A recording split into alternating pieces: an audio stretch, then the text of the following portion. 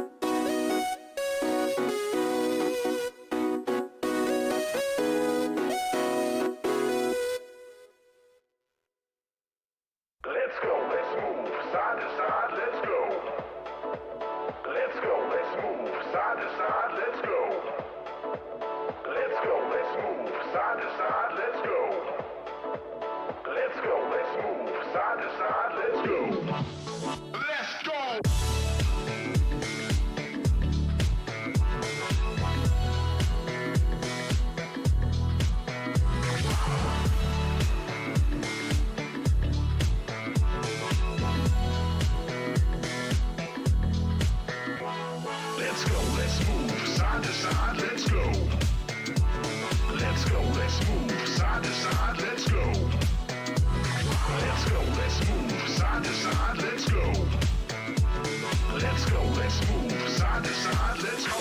Let's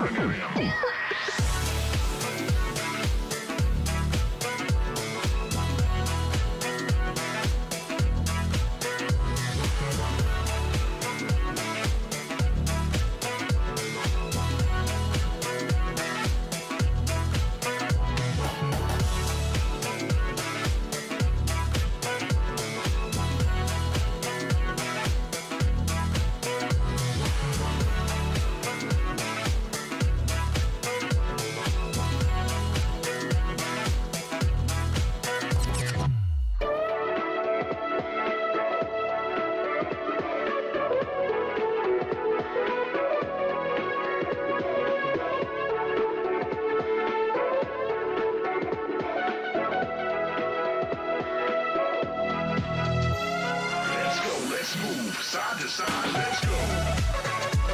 Let's go, let's move side to side, let's go. Let's go, let's move side to side, let's go. Let's go, let's move side to side, let's go.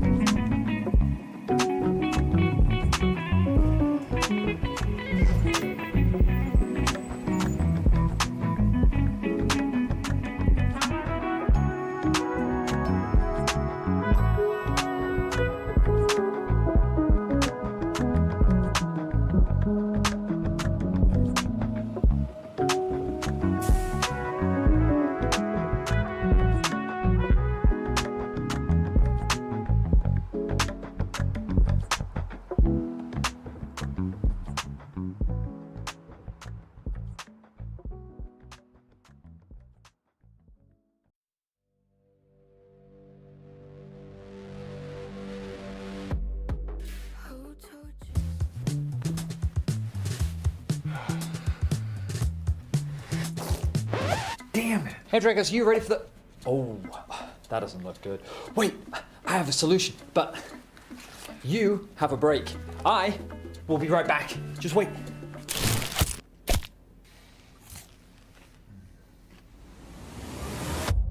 Have a break. Have a Kit Kat. See? I told you we'd figure it out. I don't think this counts. Come on, let's go.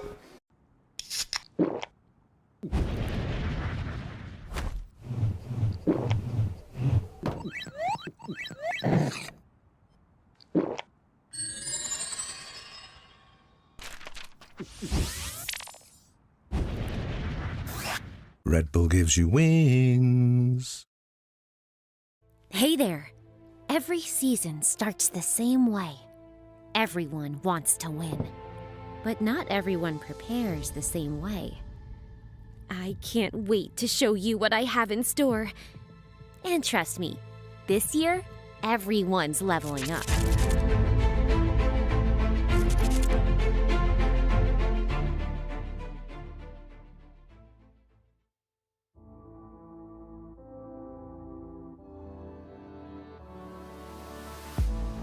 If you had it all, would you look the fall in the eyes? Could you walk away this time? Will you realize, recognize it's never over? And the flame that once had died, awaken. Will you rise above the days to come? Will you be enough? Will you walk away this time? Look to your left, to your right, leave the pain behind.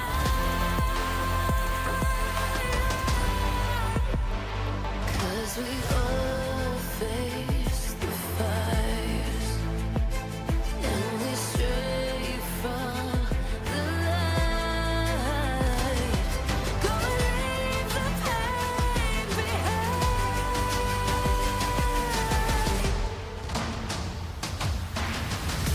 Feel that rush, feel the taste. Can you feel it? Rid the pain. Wash it away and stand again.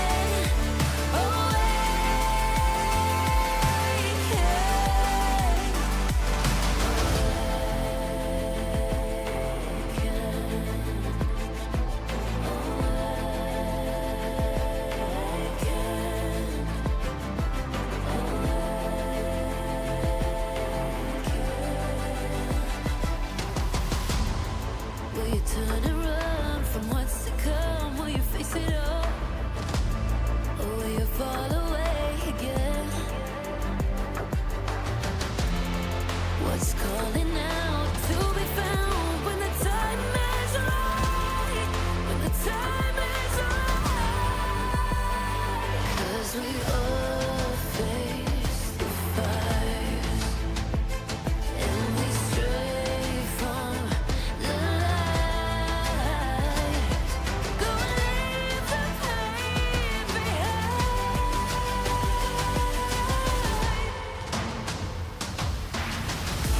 Feel that rush, feel the taste. Can you feel it? Rid the pain.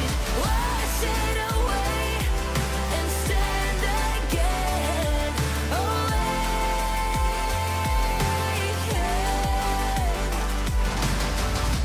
Feel the rush, feel the taste. Wash away what used to be. Will you make your stand? The world in your hands again. 'Cause we all face the fires, and we stray from the light. Turn the page and make it right.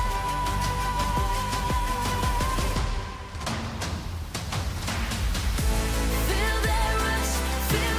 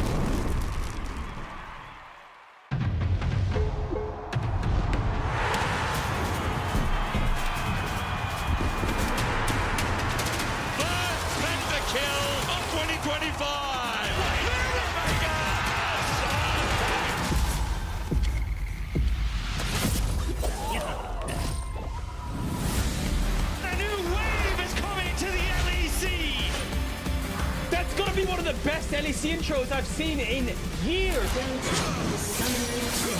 Oh, Jackies! Forbid on it.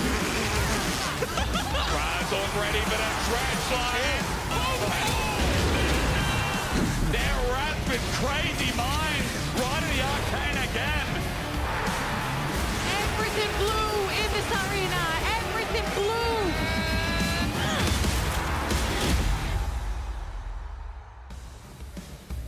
Hello everybody and welcome to the third week of LEC Versus. We're officially halfway through the regular season and we'll start looking teams soon or out of playoffs in the next few days. I'm Law and I'll be joined by Jack Spectra and Dracos for the day. How are you doing, guys? I think we're good. Yeah? You think you're good?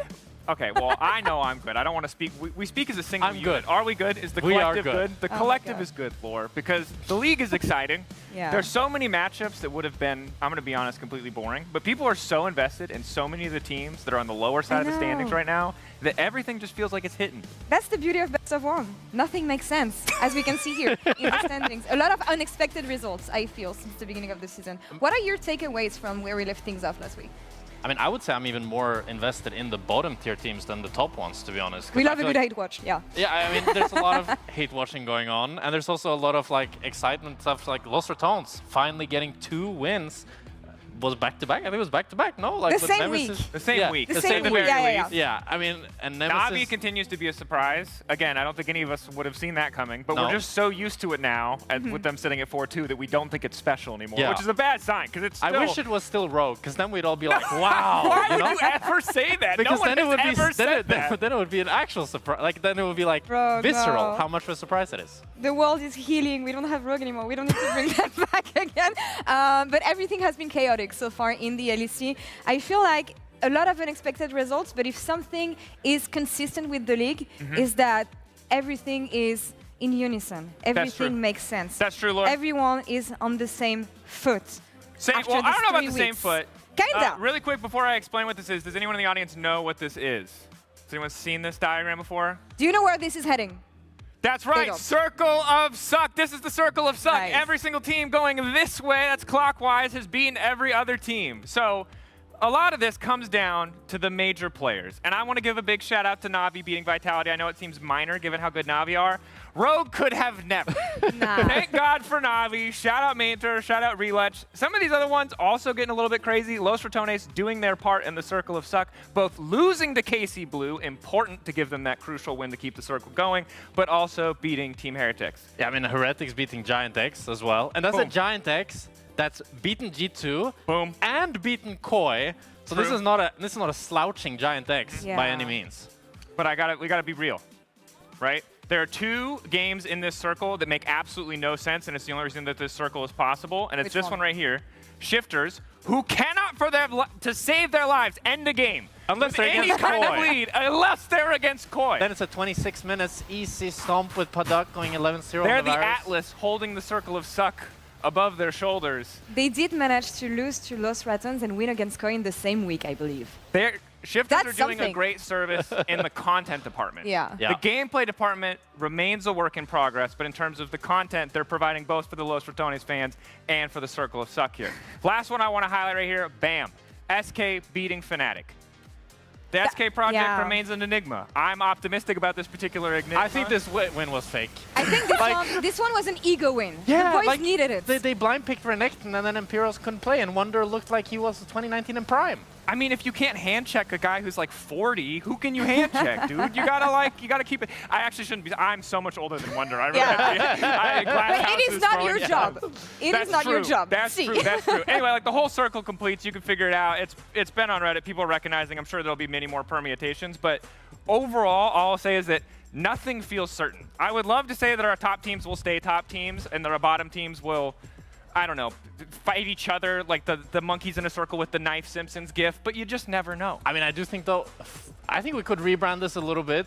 I'm a little bit more of an optimist. I think this could be the circle of strength because every team is stronger than the other. So you're just going in a Someone circle. has to be the getting loser. stronger I and mean, if we're stronger. looking at it from the viewer perspective, I really appreciate the strength of the viewers who managed to sit through some of these completely arduous If games. anything, it's entertaining, but it's entertaining until the point teams have to actually drop out or qualify to playoffs, which is True. what we're headed to here. I want to focus on the bottom of the standings here, actually, because as we said, we love a good hate watch. I want to check who can make it and how, given the games that they're going to have in their upcoming schedule. So we know for sure that like once you get to 6, you're in at Yeah. this point, essentially mathematically locked. Although we'll hold off on saying anything definitive until we know. But what I want to highlight on this graphic when you look at the bottom teams is the more teams you play at the bottom, the better your schedule looks. So again, for SK Gaming Team Heretics, that's our first game today. Super crucial matchup. But you'll notice, and part of the reason I'm kind of optimistic about SK maybe being the one to make this run is they get to play Los Ratones and they get to play Shifters to end, which are two teams fighting with them at the bottom. They hold, they hold the cards in their They own hold hand. a lot of cards, but I think I agree with one part of what you said, and that's this SK Team Heretics matchup is just so crucial. I think the winner of this one, or the loser rather, is 99% out of playoffs, because you lose that momentum that you really need to start off this weekend. But I think if there's one team that's going to make it, it's Los Ratones. And that might What? sound really crazy. Wait, because wait. you see, I'm okay, s- you what? see MKOI, you see G2, you see Na'Vi, and it's like, what? What? They can't make it. Okay, listen. MKOI, that's probably a loss, right? But when you lose to a top team, it's fine. You go the next day, and it's fine. To be fair, you go against G2. Yes, G2 has been really coin flip right now. Maybe Broken Blade decides it's round 2 with the Lee Sin. Who knows what's going to happen? But even if they lose both of those 2 matches, I think Na'Vi is starting to taper off a little bit. If you ban out Relech's crazy jungle picks, you ban out the top laners, suddenly he has to play more of a traditional jungler. I think you're looking at a way weaker Na'Vi. Mainter, already off Cassante, they figured him out. And then SK, they're going to have lost to Team Heretics, they're going to have lost to Koi, they're going to have lost to GX, they're going to be off a terrible momentum. So then Los Ratones takes the win, and then Vitality, it's Humanoid Carzzy. Who knows what's really going to happen? They're going to lose. That is the highest scope I've does ever your heard. mic drop fall apart if I ask a follow-up question? No, follow up, go. Name one strength of Los Ratones. You've Nemesis- just listed how their teams Nemesis. are going to like slip on a banana peel and then suddenly he's got a concussion and he can't play for a week. To be fair, if the opponent doesn't know what you're doing, how can they predict anything, which is something they could bet on? I know, they've been losing. That's what Nemesis. they've been doing. They've been doing that more than they've been going down in every single early game. Like, I don't want to You know- sell out the Los Ratones fans, but can we not? I have a We don't light have of to hope. play into the psychosis. I have a light of hope for you guys, and it's a team that we didn't have in this graphic, Vitality. That's a light of hope. That's a light of hope for Los Ratones because Vitality had the easiest schedule so far. The teams they have left are G2, GX, Koi. And then Los Ratones. It doesn't look good and then for they're them. going And to go Los against Los Ratones. Ratones after they've already tilted, lost all those games. Boom! Nemesis puts the banana peel and they slip right on it. I like it. I like your faith in Nemesis. I can get behind that argument at least. I don't know where this how we got started on this banana peel thing. You started this banana That was terrible. Why did I do that? Regardless, the Vitality thing does scare me. Yeah. Humanoid and Carzzy, they are magic, but not. It's your Chaos typical, magic. it's your flex queue on a Sunday night at 2 a.m. Yeah, you never know what's if going to anyone's happen ever with these played guys. Dungeons and Dragons, it's wild magic. You're rolling Yeah. a D100, which we have never had to reference in League at any time in the history of the game, and just praying you're not turning everyone on your team into a potted plant. Like, Okay.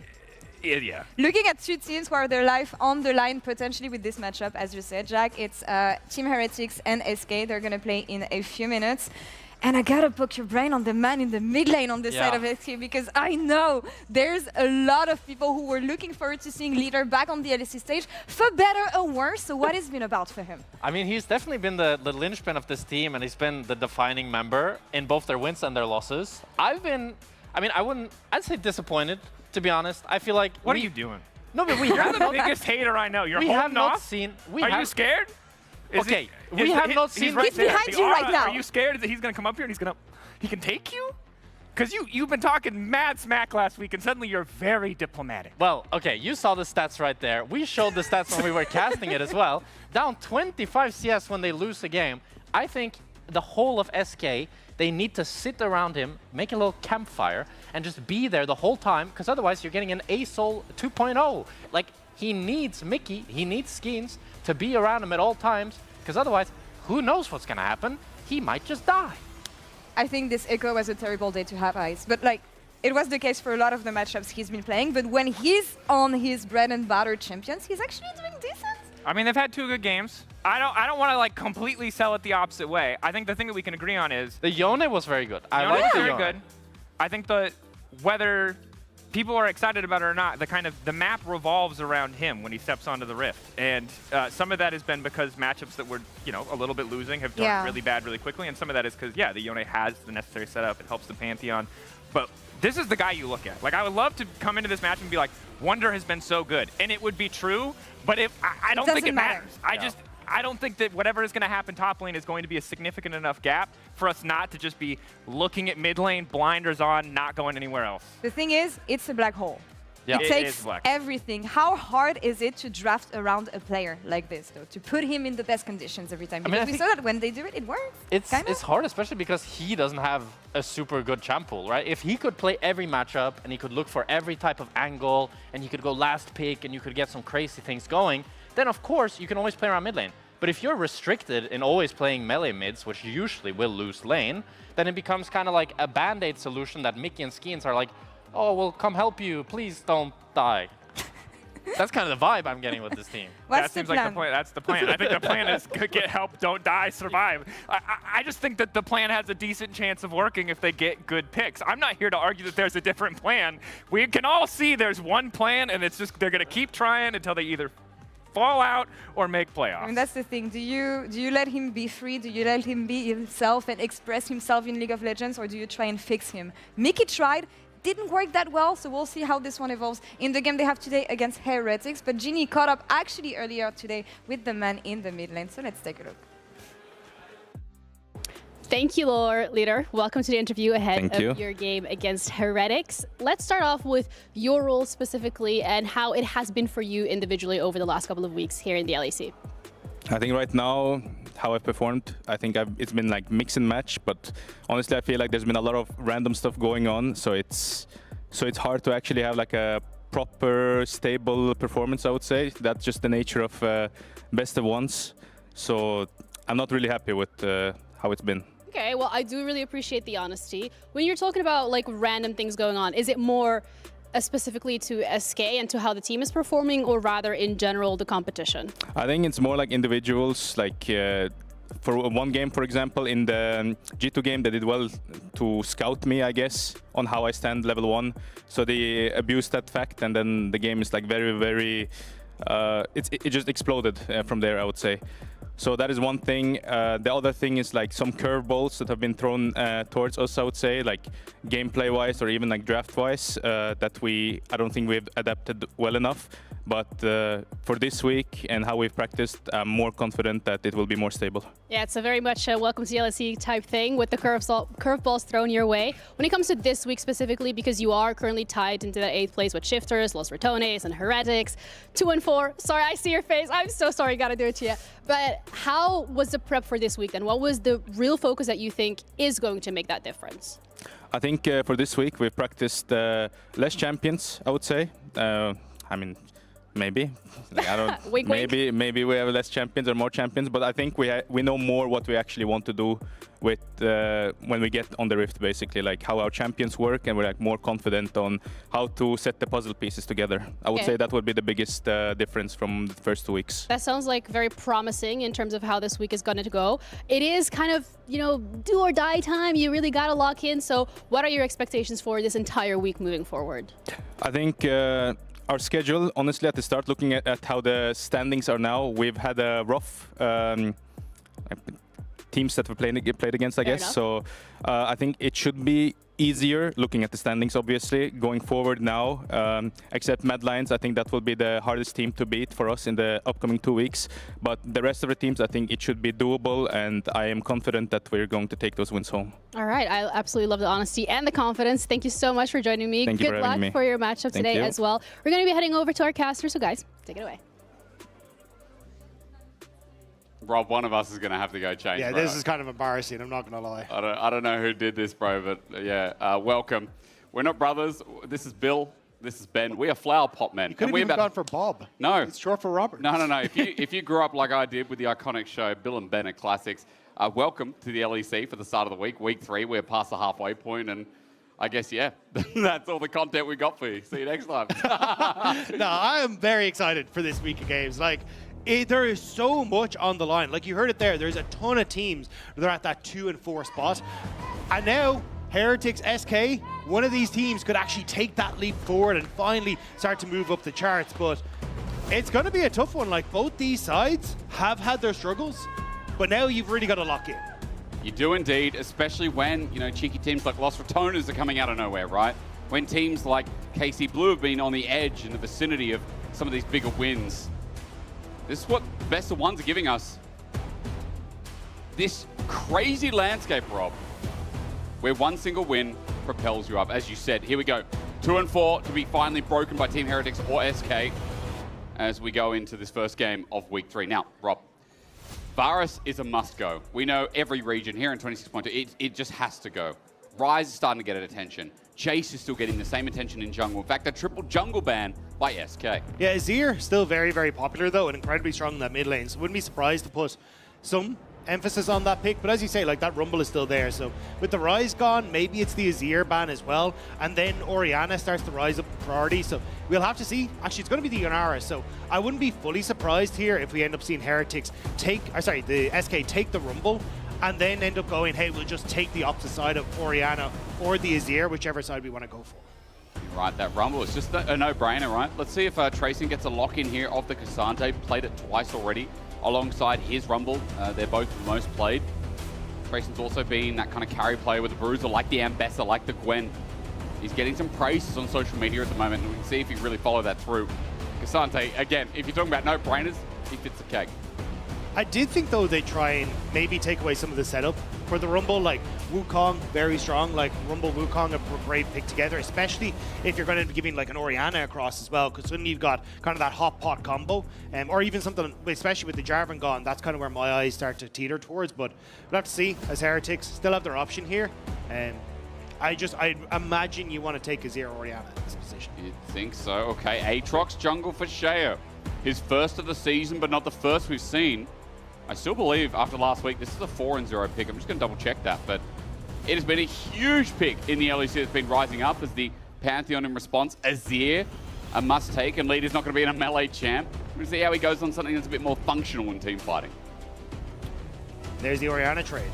So nothing too crazy. At least with the Rumble and Pantheon, you've already got a couple of melee champions that'll enable this Aatrox coming through from the jungle, which will be nice for Sheo. Especially as you imagine Mickey's going to go towards something like an Alistar or something along these lines that at least will be a little bit more front-loaded. So I think for Heretics, with the composition you have at the moment, you're kind of happy, honestly, with the way things are going. Until you get something that can really enable the Rumble in this draft for SK, I think Heretics are okay. All right, let's see what the engage gets piled on as we go to the second ban phase. Quick sidestep back to that win-loss rate. Real Edge, I remember that Na'Vi game last week that they did in fact lose. That was kind of unexpected. I believe it was against KC, but it is now 4 out of 5 with win-loss in jungle. So still a very big pick as we start banning away 80 carries. Okay, Aphelios Corki straight off the board. Dagda, we are limiting here for what can actually be picked up because I'm counting 480 carry bans so far. I'd imagine it'll probably keep going. I thought Heretics would kind of limit more the support pool, to be perfectly honest, because I think you're relatively okay with kind of trading any sort of AD carry here. Right. Like, you've still got Kai'Sa in an okay spot, and the Jinx if you really want to. Things like Caitlyn still exist as well, so I think you're okay with options in that bottom side. I thought you'd try and limit the engage tools more for SK, because if you have to rely on just Pantheon, it doesn't really end well. That's why you're so right about that engage tool. With Misfortune gone, Team Heretics seem to think that, okay, what SK are going to be able to pick as our option after we get this 80 carry is going to be gone. Or rather, is not going to be as good. Caitlyn, you mentioned before, that's straight taken off the board. So a bit of range to add into the mix. What's left?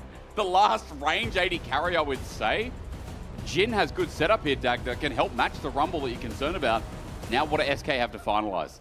Yeah, I think you're in a bit of an awkward spot. Okay, they're just going to go for the Xayah, so definitely fairly far down the tier list, but Xayah Rakan in a decent spot. Yep. You can also now take the Leona if you want to. Forest End, have a very strong bottom lane and good CC setup for like things like the Aatrox and the Orianna. The Alistar, kind of okay into it. It's not the end of the world if you want to go towards it. But I imagine like rounding out some sort of engage tool here to enable a lot of that would be stronger. You need engage, right? Okay. Oh, okay. Are you concerned about how Heretics start fights? Or do you think a lot of these ulti, but like Orianna, Jhin ult, do you think the setup is enough? I don't think it's too bad for Heretics, just in that relatively short range on SK, right? You've got 3 melees in support jungle top. Xayah, relatively short range for an AD carry as well. So in theory, they should be coming into you to take that fight, which will help out in enabling, especially with like an early Shurelya's pick up for the Karma, the Mantra Shield to speed you up as well. And plus, that Jhin does have that ultimate to kind of help you with the Curtain Call and also the Deadly First start fight. So it's not the end of the world. I think it just would have made things easier for Heretics. But at the end of the day, like, I think a lot of this is going to come down more to like how this early game goes. Because if you look at SK's wins have come when they've had strong early games, where they can play around Skeens, setting up Wunder an awful lot of the time if you look back at their game from Monday. So I think that'll be where we'll start to see that aggression from this Pantheon in the early stages to try and snowball the victory for Heretics. And it's really on Sheo to be on point and shut down those early plays. Be the same Sheo he was last year. Because it's a mixed bag, isn't it? Sheo so far this split has not been that same Sheo, that not that top 3 jungler that we highlighted. The LEC has a big bar and Sheo needs to return to it, or Team Heretics will fall by the wayside. The battle of the 2 and 4 is the battle of SK versus Heretics. It begins now. Welcome to week 3 of the LEC. And let's see if Heretics can keep their enemies at arm's length, essentially, as you were saying before. Because they've got a bit of range on their side, and SK, if they run into them, well, if they find their engage on Heretics, maybe it'll be a very different story. But you did say Skeens, and I like starting there at the point of, on this Pantheon, seeing what he can do. Especially because I think Skeens is going to be a bit more on his lonesome. One of the things about Jhin Karma is that you have a lot of push, you have a lot of aggression in the lane, and it's going to be a little bit more difficult for Mickey to try and get out of that bottom side. And maybe that's what the game plan is for Heretics here, to try and stop Mickey's roams. Hello. But so much of Mickey's playstyle at the moment has been babysit mid. Try and cover mid, right? And you've got the Orianna now who can, in the least level, the early levels, play aggressive, try and get pressure in this lane. I'm curious if it's about trying to isolate Seren versus Leader and try and bully Leader, who hasn't looked as strong on some of these control mages. Oh no, some of his lanes haven't been great, but even more so, some of his plays, the Echo game that you and I were casting last week, Dagda, was not the greatest team fighting. So Leader's copped it a little bit, to be fair, but it is a team game, as you all know, and in this environment these days, let's not forget, we're talking a lot about schedule. We're talking a lot about the scoreline. Reason being, because team strength of schedules are super important, because in a best of 1, you only face each team once, 11 games in total. And as you can see for Heretics, it's not an easy load. Like, you've got SK, KC Blue, okay, that's all right. But MKOI, Fnatic, and KC itself still to play. Like, that is going to be a difficult back end of the week. So at this stage, I think for Heretics, this is a must-need win to try and bolster up those stats when it comes towards the scoreboard. SK on the other side, I can tell you exactly what they're going through, because it does feel like they have a slightly easier end of split. Giant X are a big question mark right now, but with this win, which is potentially playoff deciding for either team, by the way, I would say that SK can round out. They have lost returners and they have shifters. Winnable matchups for them if they play like Wonder did on that Kennen game. Yeah, and I think it's, as Leader was saying in the interview with Gennaro earlier, just, they have to find their style, play fewer champions, figure out exactly what they want to do. And I think in that sort of situation, SK, we have seen moments that look good. Like, you look at SK versus Fnatic. I think the surprising one to me, though, is just how strong Wunder has been for this squad. Because you look back at Wunder historically, and he hasn't been the, go-to carry. But Wunder's been insane. He's normally He's a facilitator. been so good. Yeah. Like, look at that damage percentage for him. He's been popping off. And I think Wunder has really been the focal point. And Skeens might be agreeing with me as he's sitting up on this top side. I think it's just for Scuttle. But still, I think Wunder, he looks fantastic. And especially on a lot of these picks, like the Rumble, like that Kennen. It's a difficult matchup in some situations, but he's making it work. Oh, that Kennen game versus Fnatic, you're right. The flashback to that was crazy. And that's when you saw SK not as just a bunch of old men, but a bunch of mature men. That's the difference. When people call you old, it's offensive. But when people call you mature, It's a respect thing. What was the graphic we had? Like their average age is like 24 and a half, 25 and a half or something we had the other week. And I can't remember, our youngest team is still KC Blue. Did we decide that? It was like 17 or 18 or something. Yeah, it was ridiculous. But also, I remember our great analyst desk put together average game time, or rather time in the LEC as Ice. That face check almost cost him. Skeens was going to flash, but he didn't want to risk it. Ice had barrier and flash himself, of course, so not going to get anything there, and now they know Skeens is bot. Yeah, I don't think it's the end of the world, though, because you kind of assume it, right? The cams are starting to respawn. You have an idea that he's on that bottom side, so it was kind of implied information already. But Skeens just poking his head in to see if he can make anything happen. But again, I think this is where we're going to keep our eyes on like what Mickey can try and do, because you can see him floating in towards the mid lane here. I think it's just a cover. Make sure the leader is able to push out and get the reset that he needs, especially in low mana. But his impact, I think, is going to be sorely missed because of the pressure Ice and Sten have on this bottom lane right now. Mickey does like paying attention to mid, though, doesn't he? It's not the first game that we're talking about Mickey hovering over leader. Leader low on mana, as you said, helping get that push out as Serenus just teleported back. Teleported back with a Mana Crystal and Lucid Boots. Not often do we see that as like the first kind of rush for an Orianna. Mickey's going to be okay here.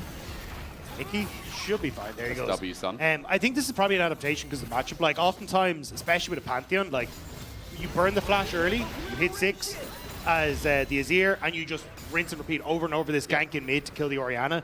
The summoner spells being back up at least can nullify a little bit of that. And the fact that this flash hasn't been burnt already, I think will just keep Saren a little bit safer in that mid lane. And he just wants to scale. Like, in this matchup, that's all you really need to do is get to that later point of the game as Orianna. Putting hope in the fact that Saren, as you said, can be part of that space creation device, for lack of a better name. I'm trying to rephrase what you said in pick ban, because it is interesting. Like, I feel like comps without hard engage Dagger, or rather, but you know, like Nautilus, like very easy supports that press Q and set up as one of the setups there. Saren does flash away. Skeens was nearby. Further to my point, a Shockwave comes through. That was one of the big devices. Now down. But a flash down from leader in response. Great trade back from Saren, though, because one of the things that makes you very vulnerable, that we just said, is Orianna flashless in this matchup, especially if leader gets to hold on to his. But because leader had to flash away, now that potential of that flash Emperor's Divide is completely nullified. And Trayson and Sheo now fighting for the scuttle. What are we doing here, though? Trayson does have the all-out. Wonder's already used the equalizer for the wave. Not up and available. Flip back from Trayson is good. But Sheo really wants that scuttle crab. They both do. The difference is it's dangerous Aatrox is small engage down in bottom. Meanwhile, Ice just gets chunked out massively. Beautiful trade from Yoppa as Mickey avoids the deadly flourish in the meantime.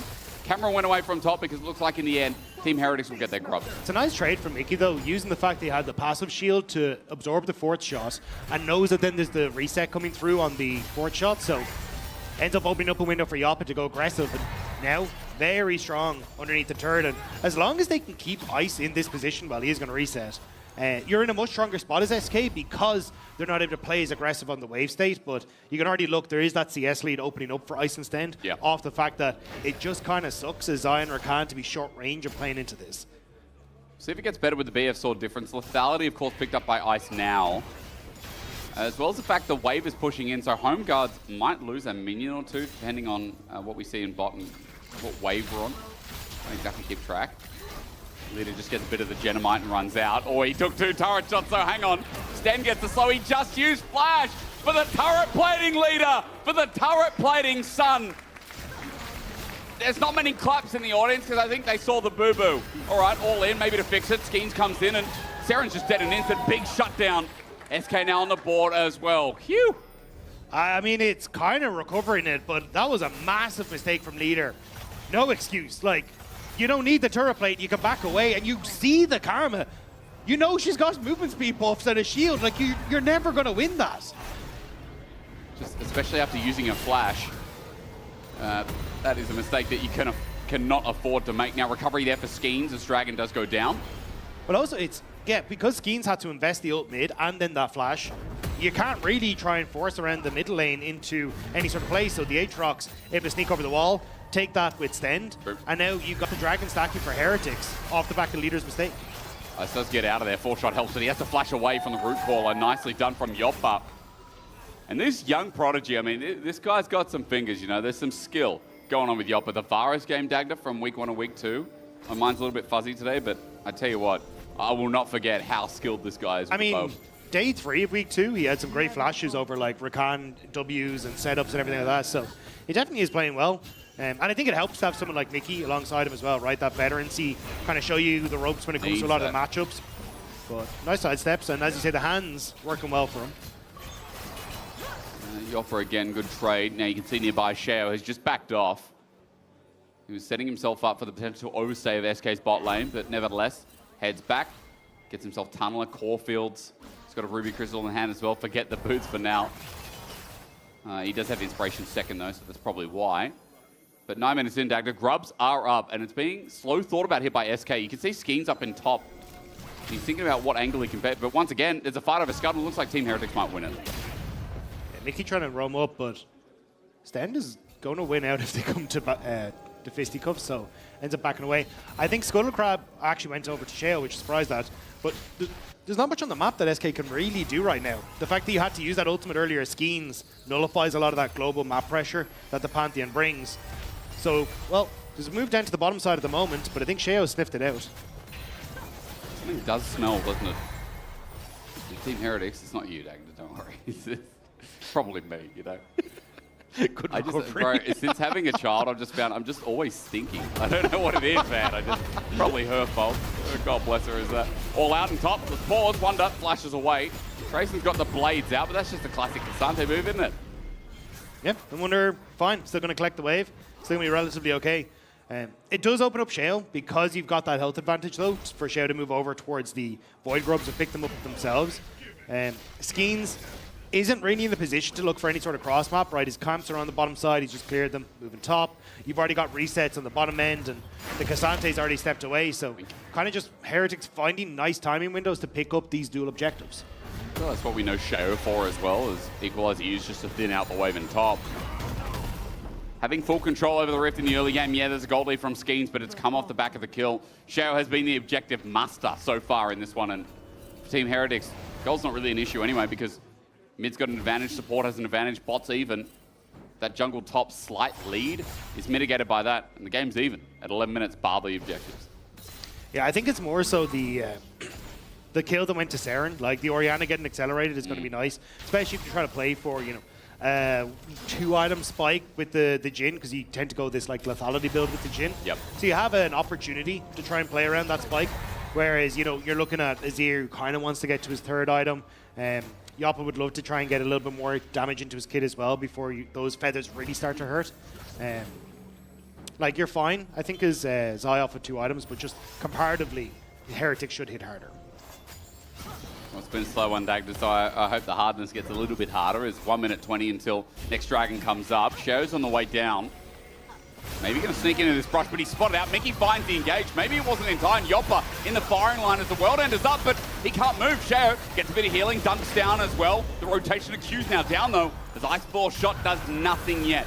Curtain call in the vicinity are SK, but moving out on the wing is Yoppa. Now Mickey onto Skeens, and that's all. A lot down for Team Heretics as the play fizzles.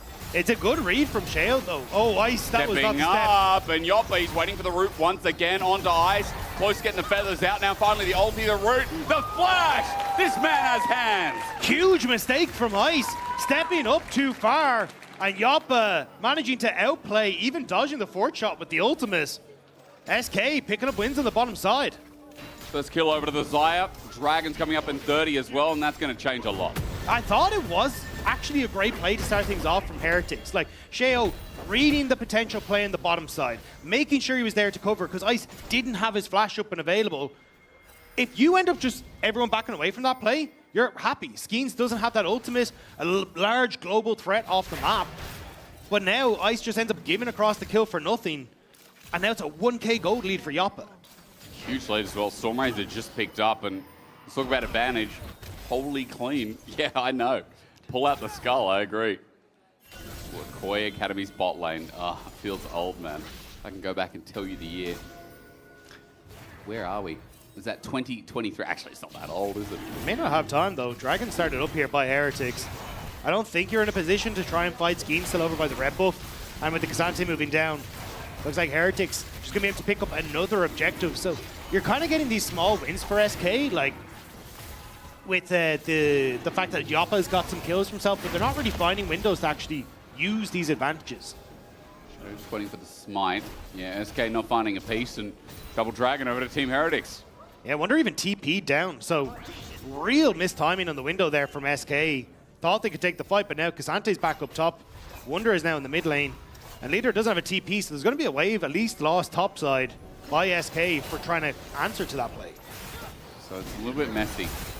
And meanwhile, I mean, Yoppa's still the one who's just chilling around, but Xiao's in the vicinity once again. Skeens is ulti not up and available, so next 10-15 if something develops, which it won't, I was going to say there could be some action down in the bottom lane, but we're changing again, Dagda. Wonder's going to go down to bot.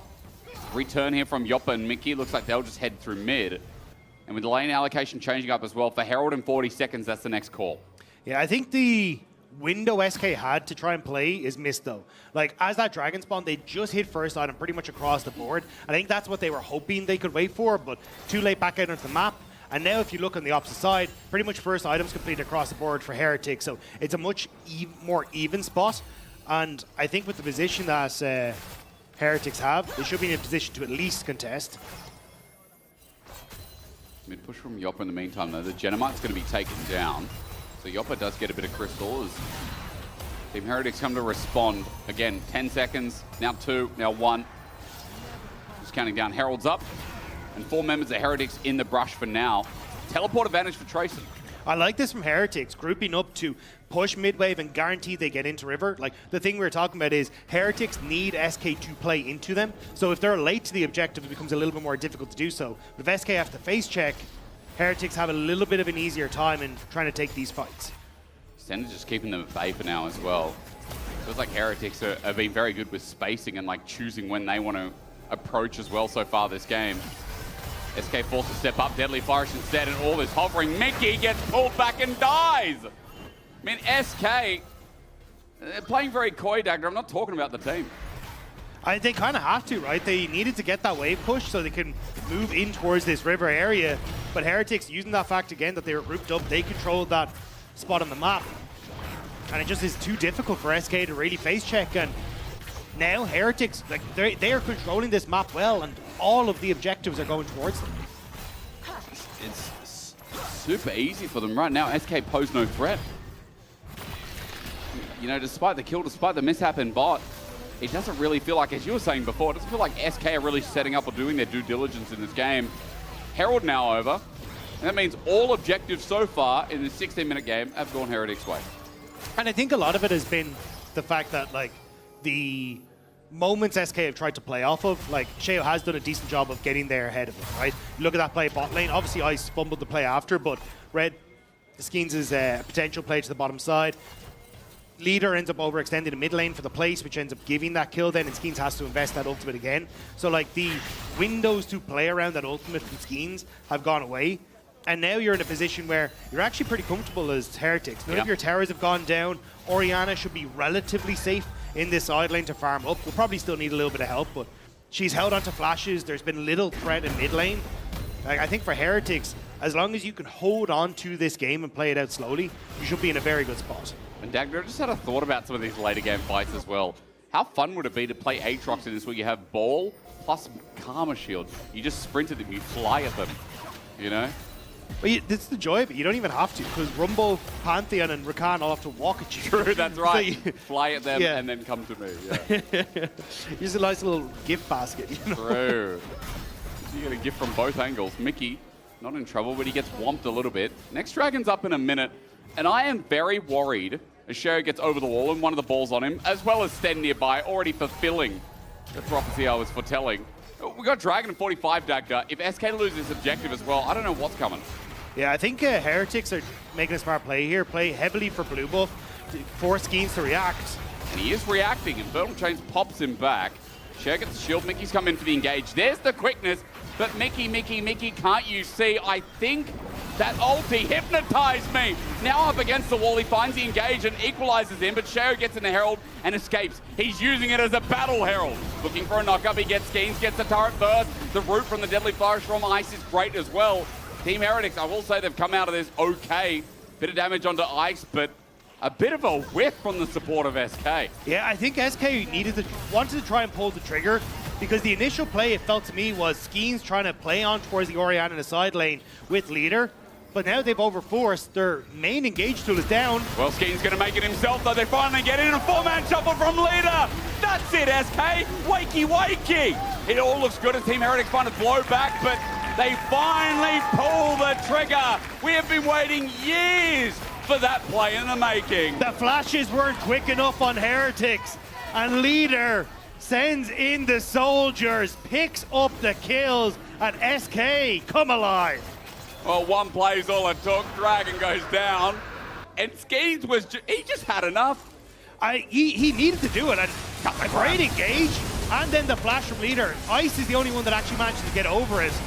And SK able to pick up the kills off the back of it. Really well played. And as you say, Skeens with the flash in. Mickey immediately with the follow-up. Heretics just pushing that a little bit too far, a little bit too confident after they saw that Mickey had no ultimate. Like playing a game with jump scares, you know, like observation duty have been playing, right? And they bring a new one out. And you think it's all chill, then the anomaly is just big spooky guy on the camera. And that person loves Yoppa. You know what? I love him too. And I will say, I mean, Yoppa has been clean, like, in the back of the fight. Look, I mean, I feel like I'm already impressed by this guy. What was more impressive to me is Leader, who's getting a bit of flack right now. That was a very clean play. He was set up by his jungler, but finally we got to see the comp come together. Finally we've been able to see what SK can do now that they're on a roll. Mickey, he gets a launching pad from Skeens. It enables the kill for Leader to pick up his first. Another one for SK, 3.3k is the lead. SK with tempo is a dangerous beast, and Sten found out about it. Nice pick from SK into this topside jungle. And that should be plates. If not, and maybe the tower over to the Azir. Not quite enough when it comes towards the minion line, but you can see Leader going to do some serious damage to the structure. All right, sidelines for now. Leader's, I guess, just chilling, and he's going to take this by himself. Cher's coming up, though. So as I say, that defense is possible. Follow-up power from Heretics is not. SK also hovering all around this. Pings are going deep into the blue side jungle. Yeah, Yoppa and Mickey have joined up with Skeens just to put some pressure here. Sheo basically trying to isolate them from getting to the tower, and Saren with that Luden's Echo has enough damage to clear out the wave, so not really an opportunity for Leader to look for too much more. But as long as you keep having to invest here on the top side for Heretics, you see the resets for SK coming through. They will be back out into the map faster. I think that's going to give them that window to take that top tower, set up vision around the Baron, and just continue to get a gold into Leader so he can hit his spike. An item soon to be on the way. Speaking of spikes, Yoppa onto the third soon. He already picked up the Infinity Edge. I believe it was before that fight. Maybe that's why he just shredded through and destroyed. Yeah, Saren needs to be careful here. He still has no flash available. And Mickey's ultimate just about to come off cooldown as well. So for SK, feeling confident, just pushing on towards this top side. A couple of autos from Leader, yeah, we'll take the tower. That's what we're talking about, like the quicker reset from SK, the TP coming through from Leader to get back out onto the map, and then at themselves their tower. Sure, does get his own blue buff, which is nice. Mickey's still behind, though. Note that Mickey does have the bagpipes, so going to feel really nice for Yoppa in the fight. I mean, you've got two on-hit carries. Like, Azir also benefits from the bagpipes as well, Dagda, so yeah. It's still such a broken item. What did they add? 200 gold to it in the latest patch? It's still good. Yeah. I think it's still, with its stats, it's still like in LCK, there's Casantes we're building it, so... No. You know? I did not notice. Shout out to Atlas and Ox, the real Vandalpipe savants. We need more musical instruments in League of Legends. The bagpipes are only the start. We need some flutes. We need some clarinets. We need some drums. Like, this is only the beginning, you know? I feel like also, I just will say, the bagpipes need to be more tuney. Like when they activate, they need to be more. There needs to be a tune that comes out. You want to hear the sound. I want to hear it. What's the point in having a musical instrument in the game if I can't hear it? Oh, this is dangerous, Leader. Leader. All I can hear is him escaping. That's okay for now. Mickey's got an angle over the wall. He's absolutely okay. Dagda Dragon's up in a minute 10. That's why SK are getting real busy in this side of the jungle. There's a huge amount of pressure from SK around wherever Leader it is in the map. We just saw it there where you had both Skeens and Mickey sitting in behind the Azir in case Heretics tried to make a play now. The walk through the jungle, nearly ended up as a bit more of a dangerous jaunt, but either way, I think SK, like, they're happy with the way this is set up. Like, you can look at the vision that's in behind the back of Dragon Pit. They're going to get the resets coming through now as well. And honestly, with both Yappa and Leader here, this Terror should just go down. Got a bit of build-up as well, so that'll help. You see one whole plate taken, and yeah, mid-turret open, all outers open. SK have the map to themselves. One simple play as Mickey tries to make it another, but narrowly misses onto Stend. 20 seconds till Dragon, and you know, perfect timing to deny Mountain Dragons from a Cassante. SK are looking primed to take the next objective. Heretics trying to contest on midway and instead move in, but as long as SK can control this spot, you can see Leader able to do some decent damage with the shoulders through these soldiers through these choke points. Hard to say, I know. I know, especially with his accent. But as Mickey now set up. Doesn't find the engage. Mickey tries to get onto a Cassante. Trayson is pretty tanky, but here's Yoppa clearing through, gets the root down. Trayson still taking a while to die. Wonder needs to get into the mix as well. He's holding midway for now as SK still a little bit lenient on the Dragon to kick things off, but you can see Team Heretics, they're committing to this 5v5. They want to fight now. Trayson wants to flip now as well. Deadly Flourish almost connects. Mickey's just used his engage tool. Wonder gets flipped around as well. Curtain Call now going to begin as well. Team Heretics getting close to the fight. The equalizer not too bad, but it's only really onto Trayson and Stend. Wonder's now lost his objective, but in goes Mickey yet again. Yoppa gets the kill. Shockwave only onto Leader. Yoppa at half HP is Trayson at half too, but I'd be a little bit scared if I'm SK. They're getting poked out. Seren's doing a lot of work, but he's low on mana. Dragon still goes down. A win for SK. Skeens gets the stun. On Stend. A 1-for-1 in the long play, and SK are the winners in the end. It's a 1-for-1, but crucially it's Shale that goes down. So SK, they call for the burn, the Dragon, and they're just about able to take it. But like, this was a little messy. Like, good opening here from Heretics to try and get the damage down. The ultimate from Wonder splits the fight, but no one in SK really wants to follow up. But Mickey gives his life with the engagement schemes to actually get the kill on towards the enemy jungler. And here SK, it's Leader and Yappa just kill Dragon, like focus it down so we can actually try and get out of here. The Heretics still trying to use some of the poke that they have. But still SK, they get what they want. And it's 2 Mountain Dragons now in their hands. 2 Mountain Dragons, third item for Yoppa. I mean, this extra bit of sustainability plus, I should say survivability to be technically correct. I think the big thing about it is Dagger's taking away from Team Heretics. Mountain Dragons for a Cassante denied. And it's delayed soul for a team that, again, was already confident with how they were going and how they were scaling into the game.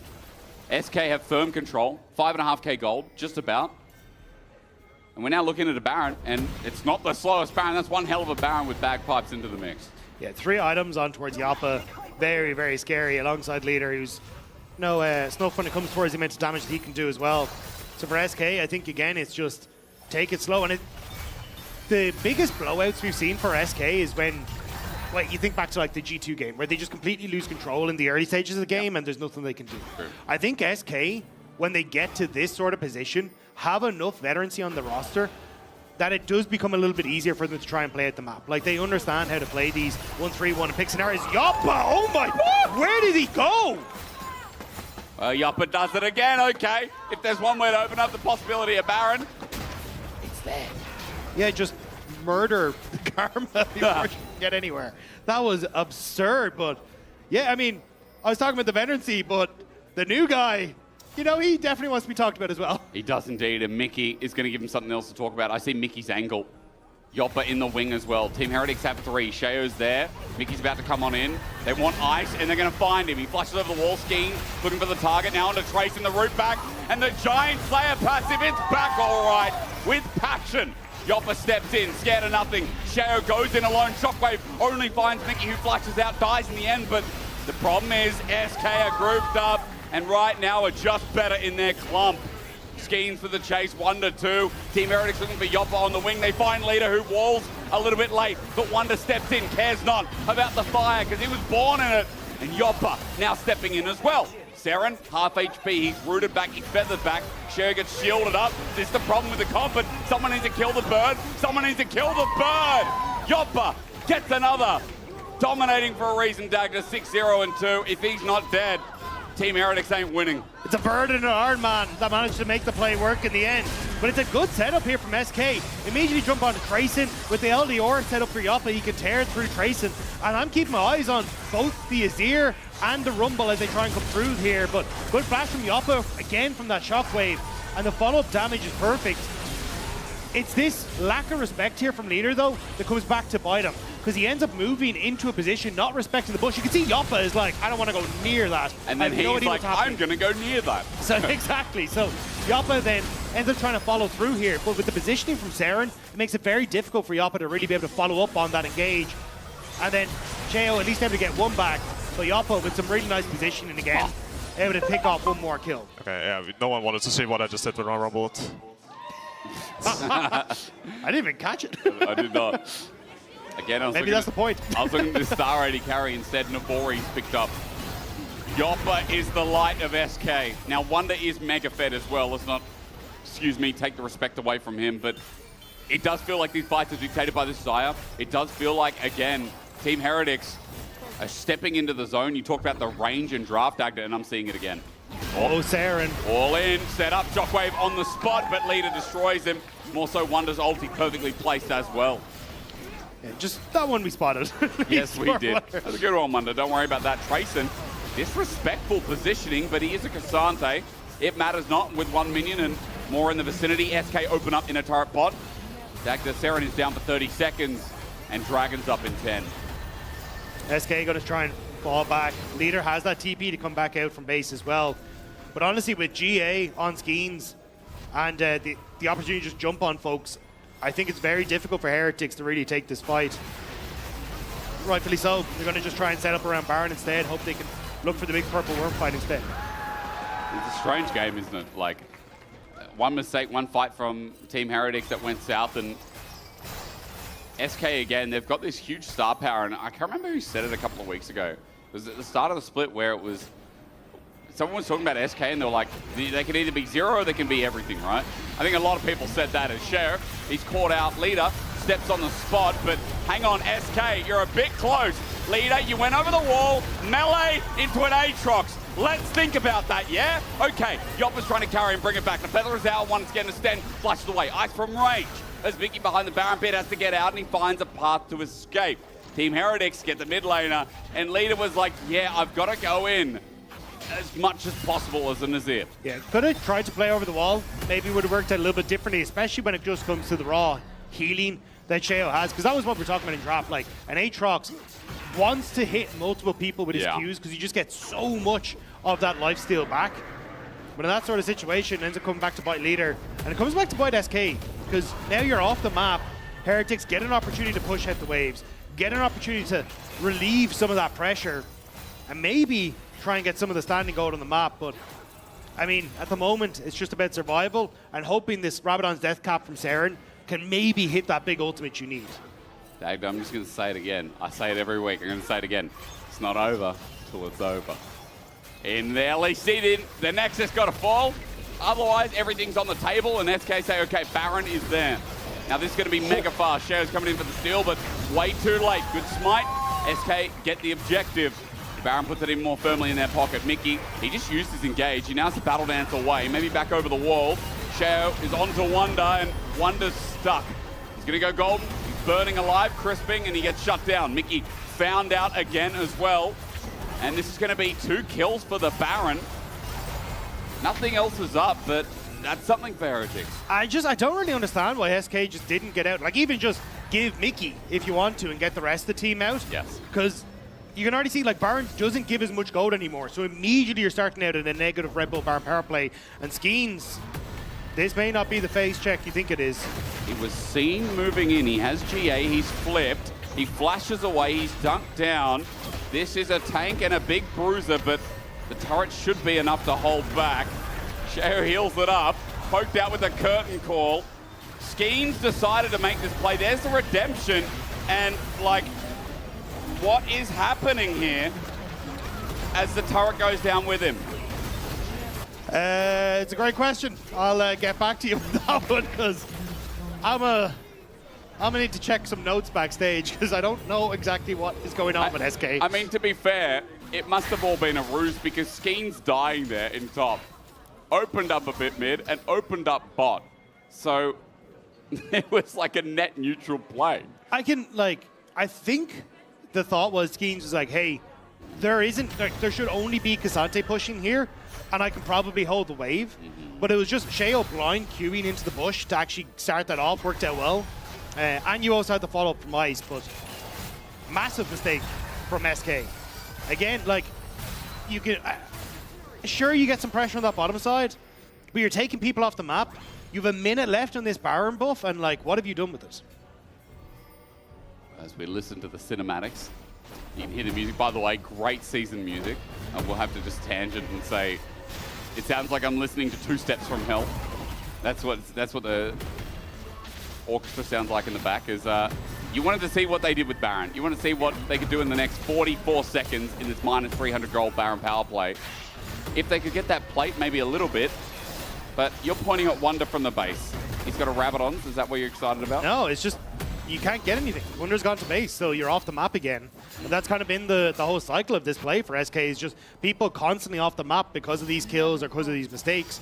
So Wonder will catch the big wave boss, but like, look at that gold in the top right corner of your screen. You were the ones that got Baron, and you've gone down gold. It's not exactly ideal. No, not the grand scheme of things as well. Dragon in 30, Soul for SK. It's all going to be on the line. This is where everything is decided. What items do you want to talk about, Doug? He points a lot. You can't see it, but he likes to point at things. And he's pointing at Yoppa's 4 items right now. Mickey just flashed. Sheo got over the wall, but Sheo went over prematurely. The whole of SK sitting there waiting. He darts back over.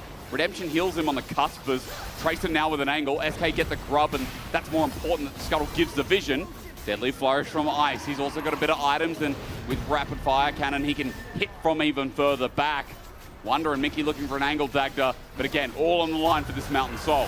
Sheo's gone into the pit, but open up on the curtain call. Grayson's getting hit by feathers as well. 6k.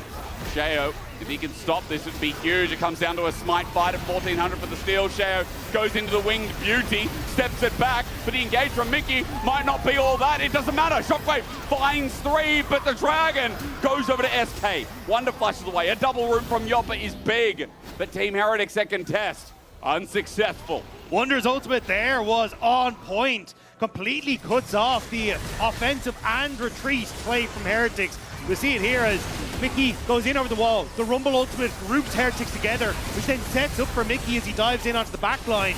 Again, Sheo gets caught off, and the Shockwave, really well orchestrated by Saren, but just not enough in the tank.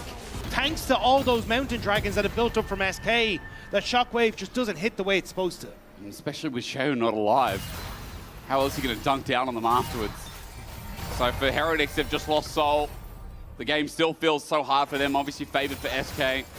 Elder comes up in 5 minutes, and I got to say, with the way this game's going, with the edge that we're hovering on, you know, the diving board we're sitting on, scared to jump, it does feel like this will either come down to the next Baron fight, Dagda, or the Elder will decide it all. I think it'll be the Baron. And if I'm SK, it's just a case of play off these 2 waves. Yes. Push in mid, yes. Control top, yes. Get all your vision down in that top side jungle. Yes.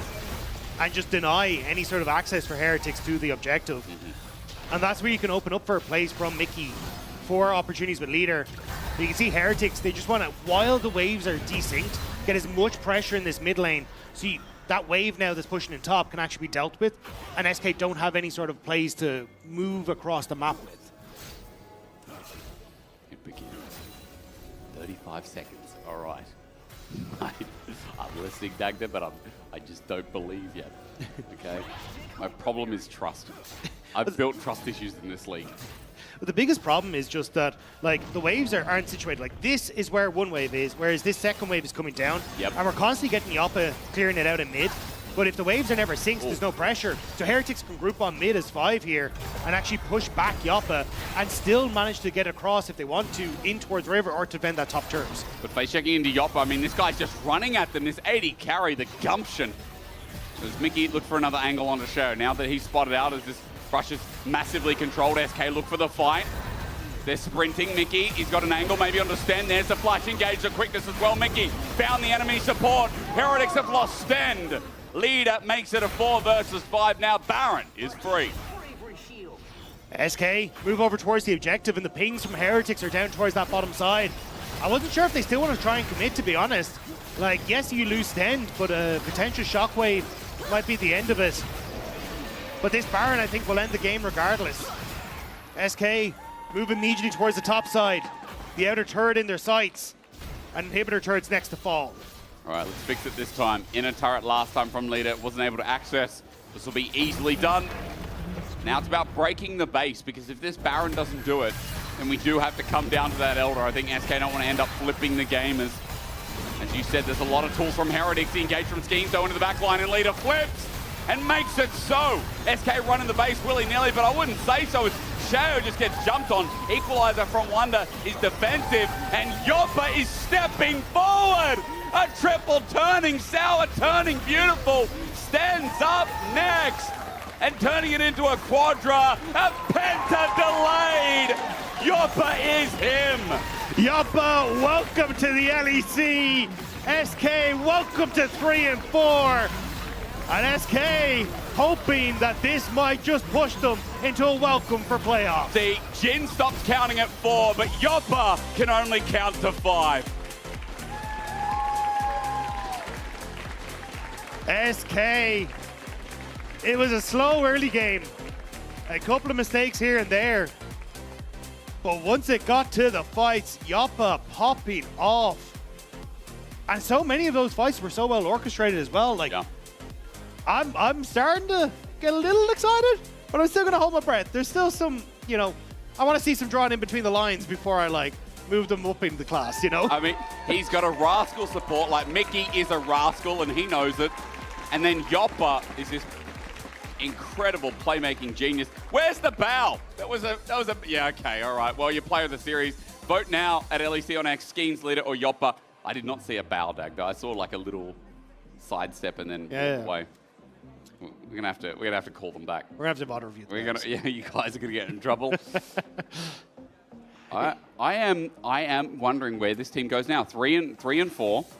We said this could be the game that is reflected upon, you know, getting into playoffs. And I do feel like SK would know that as well. The boy genius over with Ginny. Thank you guys, Yoppa. Congratulations on that incredible performance, finishing it off with a pentakill as well. And welcome to the LEC. Lovely to have you for the interview. Could you let us know what it's been like to join the LEC, but also to join it with a roster that has so much experience on it already? Yeah, I think joining retirement home was not easy. Everyone is 30, different schedules, different mentality. It's like I want to play duo queue, but Mickey wants to go to sleep at 8 p.m., so it's a bit hard, things like those. So I think I took my time to adapt. I think now I'm getting on the same wavelength as them. So you're like leaning more towards like the retirement home schedule rather than the Gen Z? Yeah. How's that been? It's rough, it's rough. Is there anything you want to say to the people that have been shouting your name here? Yeah, I want to thank fans for the support. I really appreciate it. Yeah, thank you. Thank you so much. We're going to be heading over to a break, and we'll be back with our second best of one of today, Na'Vi against GX. It's a good read from Shale, though. Oh, Ice, that was not the step. Up, and Yoppa, he's waiting for the root once again onto Ice. Close to getting the feathers out now. Finally, the ulti, the root, the flash! I'm looking up, yeah. I'm on the flank. Look here. Yeah. Ori no flash, Ori no flash. Ori dead. Lucas Santel. Yeah. You guys are so f***ing cute. That was insane. When you talk about the range and draft actor, and I'm seeing it again. Oh, Saren. All in, set up, Shockwave on the spot, but leader destroys him. And also Wonder's ulti perfectly placed as well.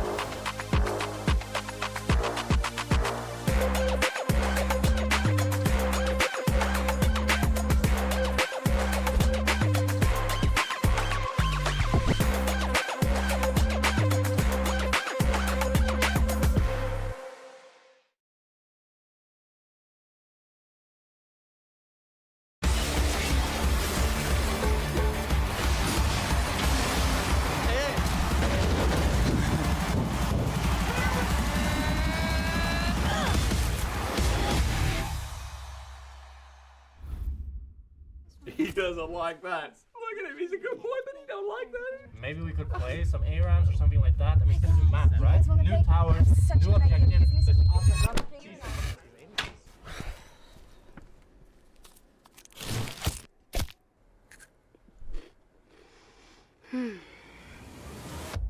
Have a break.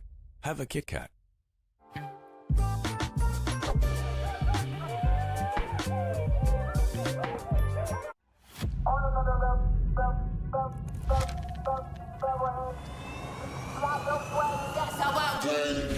On another level, step into the crowd, yeah, I'm feeling so supreme. Feeling so no one above me.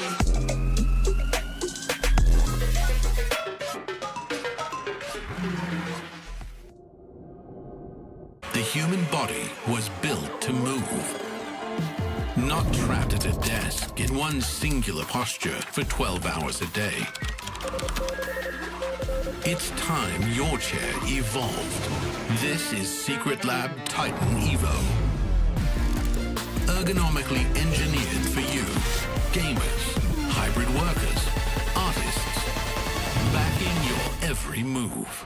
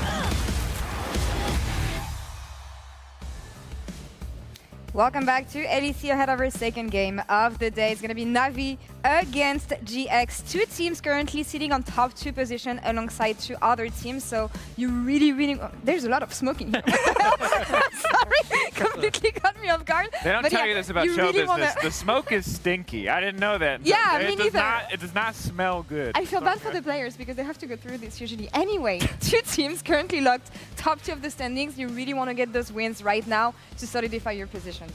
Yeah, the thing I want to say right off the bat is I think Jack laid something out earlier in the day that is really important for us to track Navi. I think there's a lot of people who are skeptical. Like, Navi is now run out of steam, you know, start a season, it's the honeymoon, other teams are learning to play, and this is a matchup that is going to kind of show us how good they can really be at the highest level. But GX have kind of been spitting recently. They've been putting up some big numbers. They beat MK. Yeah, while Navi has some questions, I think Giant X has shown a lot of answers. Oh. Especially with Noah in the bot Spitting lane. fire here. I mean, I got a little clip here of Noah and Jun that I really want to go through because All right. absolutely loved how they played against MKOI. So if we could show the clip here, then I will walk us through it.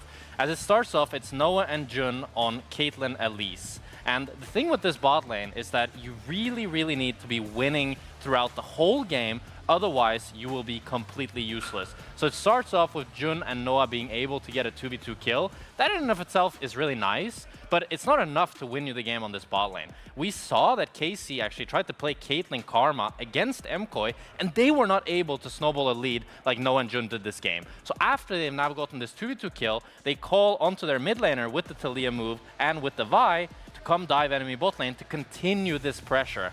That way, they're able to continue zoning super from minions. They kill Alvaro once again, and they're just continuously setting MKOI's bot lane behind over and over again. And it doesn't stop there. After they've gotten the full bot tower, they rotate the top, and they continue pressuring MKOI. And that's what you need to do when you're playing this Caitlyn Elise. And the thing is, this might not look impressive. You might think, oh, they're just doing good League of Legends. But the thing is, everybody could be playing Caitlyn Elise, and they're not. Because if you don't do these things, if you're not able to, you're useless. But if you're actually able to do it like Noah and Jun can, suddenly you got a free win on your hands up against the best team in the league. That's what makes the whole difference from the Noah that we knew previous years into the player he became recently, because he was popping off on Kai'Sa. Nobody could doubt that his Kai'Sa was actually deadly. But the fact that he's able to activate champions like this and bring the victory to his team is actually what shows how much of a different player he transformed into. And Giotto last week actually was telling us that it comes from a lot of confidence, something that was missing from him before. I feel like he's become a leader in this team. He's really come into his own, and it feels like the game is much more around him. I feel like especially in Fnatic, you could tell that even when he had good games, there was like a level of insecurity there, and he felt like his team needed to provide things for him that he couldn't himself give. While now, he's come into his own, and he's a completely different player. And I really love that GX, it feels like, have recognized that he's a player that they want to invest in terms of in-game resources, right? The Caitlyn Elise you talked about, eventually it gets that support from the jungler. That's what really brings it home in the context of this matchup and allows them to keep that snowball going, make sure that Supa never gets to play the game, and that's good. Because last year, GX were like, it's the Jackie show. And look, I'm ready if they want to make a game here or there, the Jackie show. But the Noah show... The Jackie's Yone, I mean... It was solid, but I'm renewing the Noah show for like 7 seasons. You know, the Jackie show pilot was good, season 1. I got some questions. The Noah show just keeps coming back, keeps delivering. There's interesting plot twists. It's better. And this, for me, I think is the best version of GX right now. And I think it's a meta where you can just keep going bot. Look, it worked for Fnatic. Not when Noah was there, but it's going to work for GX, and Noah is here. Got a new main character for this team, and it feels good for GX. What's about Navi, then? They also have a main character, and it's that crazy man in the jungle. The thing about Relech is we've kind of said everything that we can say. Because all the data just keeps sending the same message. The consistency, the champion pool, although we've gotten a little bit stuck on Aatrox now, but it's fair. It does just look very, very powerful. It looks really strong. I think, for me, the only worry I have for Relech is the champion pool. I'm surprised that every team has kind of just let him pick whatever he wants. Some teams have decided to ban out the Kiana, but he's gotten Aatrox time and time again. Even in their loss against KC, he had like a really good play, and he just looked really solid throughout the game. And he's been the most consistent member of Na'Vi, while Mainter I feel like has fallen a little bit off once Xant has been taken away. Relech is that key star player for them that's always going to perform. I have an argument on this because I was talking to them actually minutes before we got into that segment. I went to Relech, I went to Mainter, I was like, when are you finally going to let your top laner play Aatrox? Because I know that Mainter is a godlike Aatrox. He would love to play that champion. It's just that Relech is not even going to share. From what they said though today, they're willing to play something else and spice things up a bit. So what could we be looking at? Okay, I'm just going to say, don't spice it up. What? Yo, I don't want to throw too much. Wait, do they have their headsets on? Okay, cool. Yeah, I don't want to throw me. too much shit when they can hear me. I'm not going to let this go, and I'm sorry because this is old news. Isma Malphite ulted Mundo with passive. This is not the day. Let top lane just be 2 tanks. Give that man his Aatrox. Let him dominate his 1v1 jungle matchup. There will be times for Mainter to be off tank duty. I don't think today is that day. I'm going to steel man you a little bit, because for me the thing is that I think they need to swap things up a little bit just to have the steam continue going. I feel like we've seen them now play the same game plan 6 games in a row, and you get to a point where it's like, yeah, that works, but once teams start to figure you out, suddenly, if you haven't practiced other things, you hit a brick wall, things stop working. You know what? I trust Navi to innovate. I don't care. Don't innovate.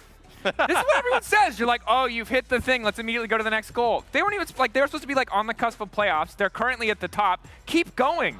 Get first in a regular season. Get top 4 in a regular season. We do this to every European team. It's like, you're good at that. Now you get no points for doing that ever. You must immediately improve somewhere else. Just It's the best of one. It's LEC versus. If you want to try weird things, it's the best moment to do it. You guys do it. It's fine. It's fine. No worries. He just said, what about Worlds? I'm like, can we stop, please? Can we just like get through one league before we're like, will you beat Faker? This guy also said that Los Ratons is going to make playoffs, so I'm completely disregarding your opinion from now on. Final question I have for you guys is from Noah popping off GX into Relech being the maestro here in the early game and in the games for Navi. Who's going to have the upper hand?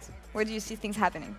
I'm going to say GX, because the Maestro in the early game is often abandoning his lanes and leaving them to their own devices. And we saw what happens when you ignore the bot lane, when Noah and Jun are set up for success. I don't know if they'll play something like Caitlyn Elise again, but I've seen what an explosive GX early game looks like, and that's usually what I'm rooting for. Where's your money? Jungle is OP roll, but Giant X, they've beaten the top teams. They're taking it today. All right, let's see what happens on the Rift finally. Casters and teams are ready. Over to you guys. Okay. We'll see how crazy you guys are. Dracos is swearing a little bit, so we're going to have a talk to him afterwards, though. That attitude has got to stop there. Look, he's not used to being down there. He bagged out Isma, you know, and to be fair, actually, the Rock game was not great. I'm sorry. He was correct there. But that man, let's see if he's right on the rest. I feel like GX are getting hyped up here, Dagda, but Na'Vi are still a pretty big opponent.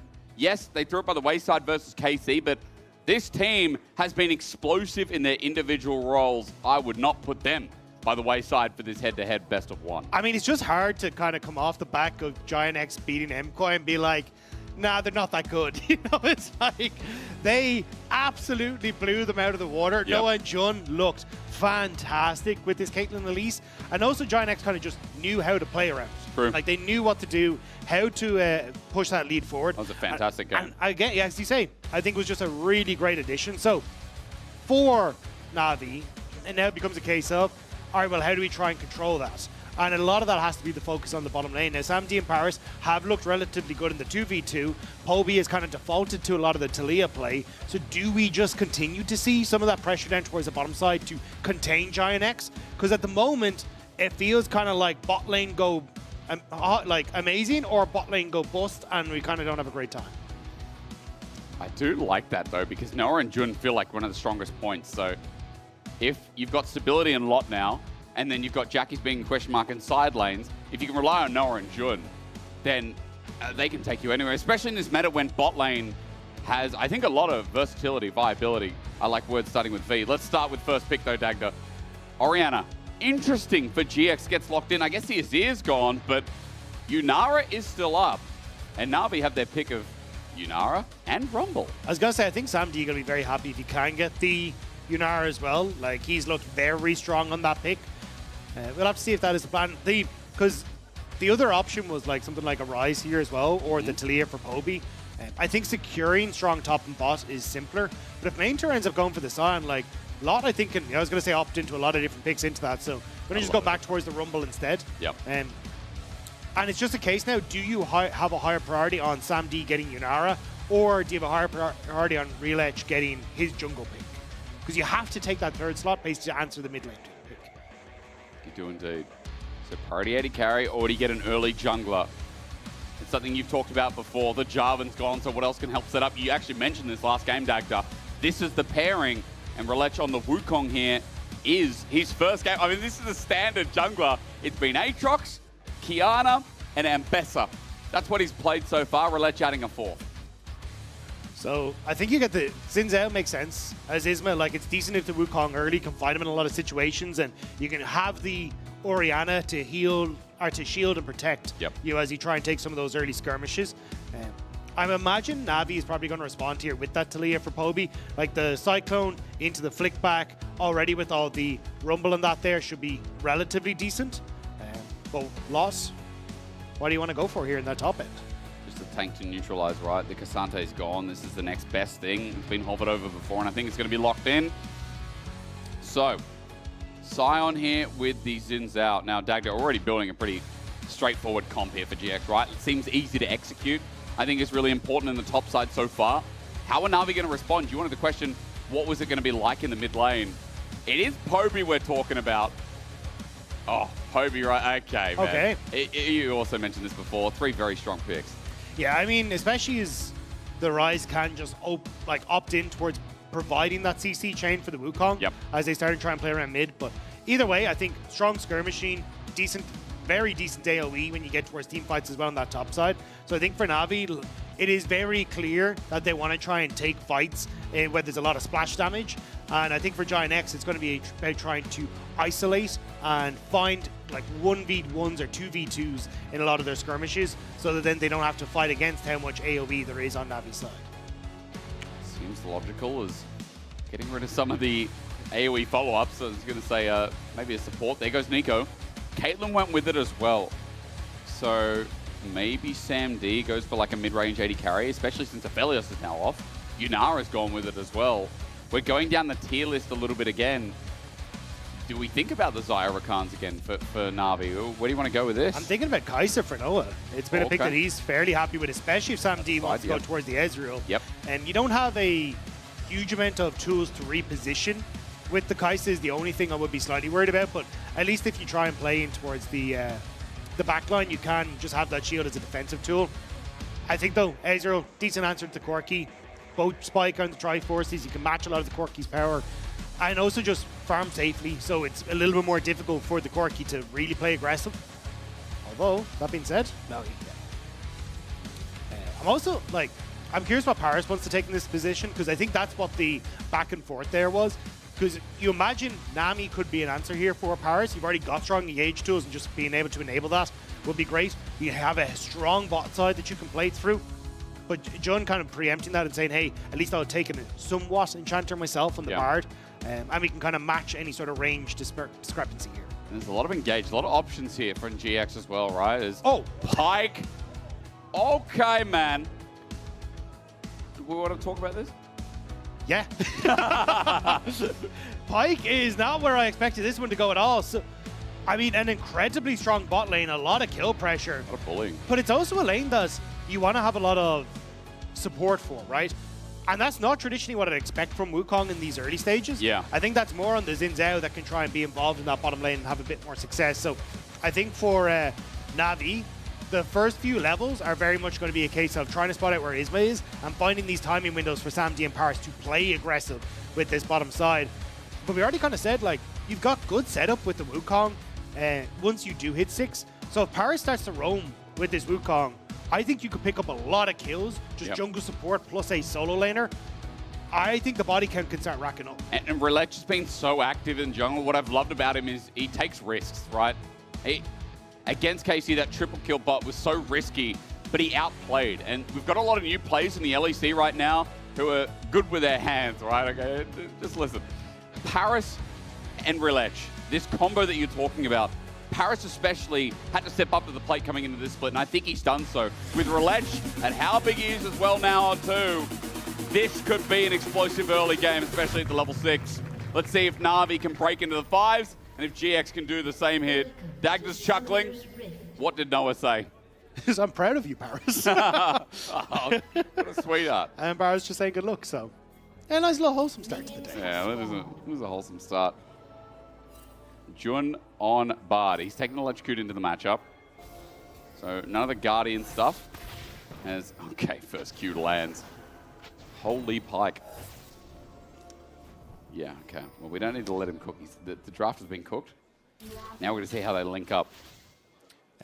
Interesting to see main drop doing towards the first strike. Definitely something you can do in this matchup, specifically because you're not under a lot of pressure. The Comet that you usually take to try and poke out, a lot is just realistically going to be able to sustain through thanks to the shield and that. Oh my God, ignite down. Hang on, Noah. He's not in trouble, but he just gets chunked out. It's about how Paris gets out of there. Now, because of the passive, Paris is going to be able to heal up a little bit. Noah got ignited, chunked down, and that's from one bone skewer landing. But look at the pathing here from Isma. He wants to have an early gank in towards this bottom side. Oh, actually, no, he still has his crab up. It's just underneath the ward. So they know that Isma is pathing away from this bottom side.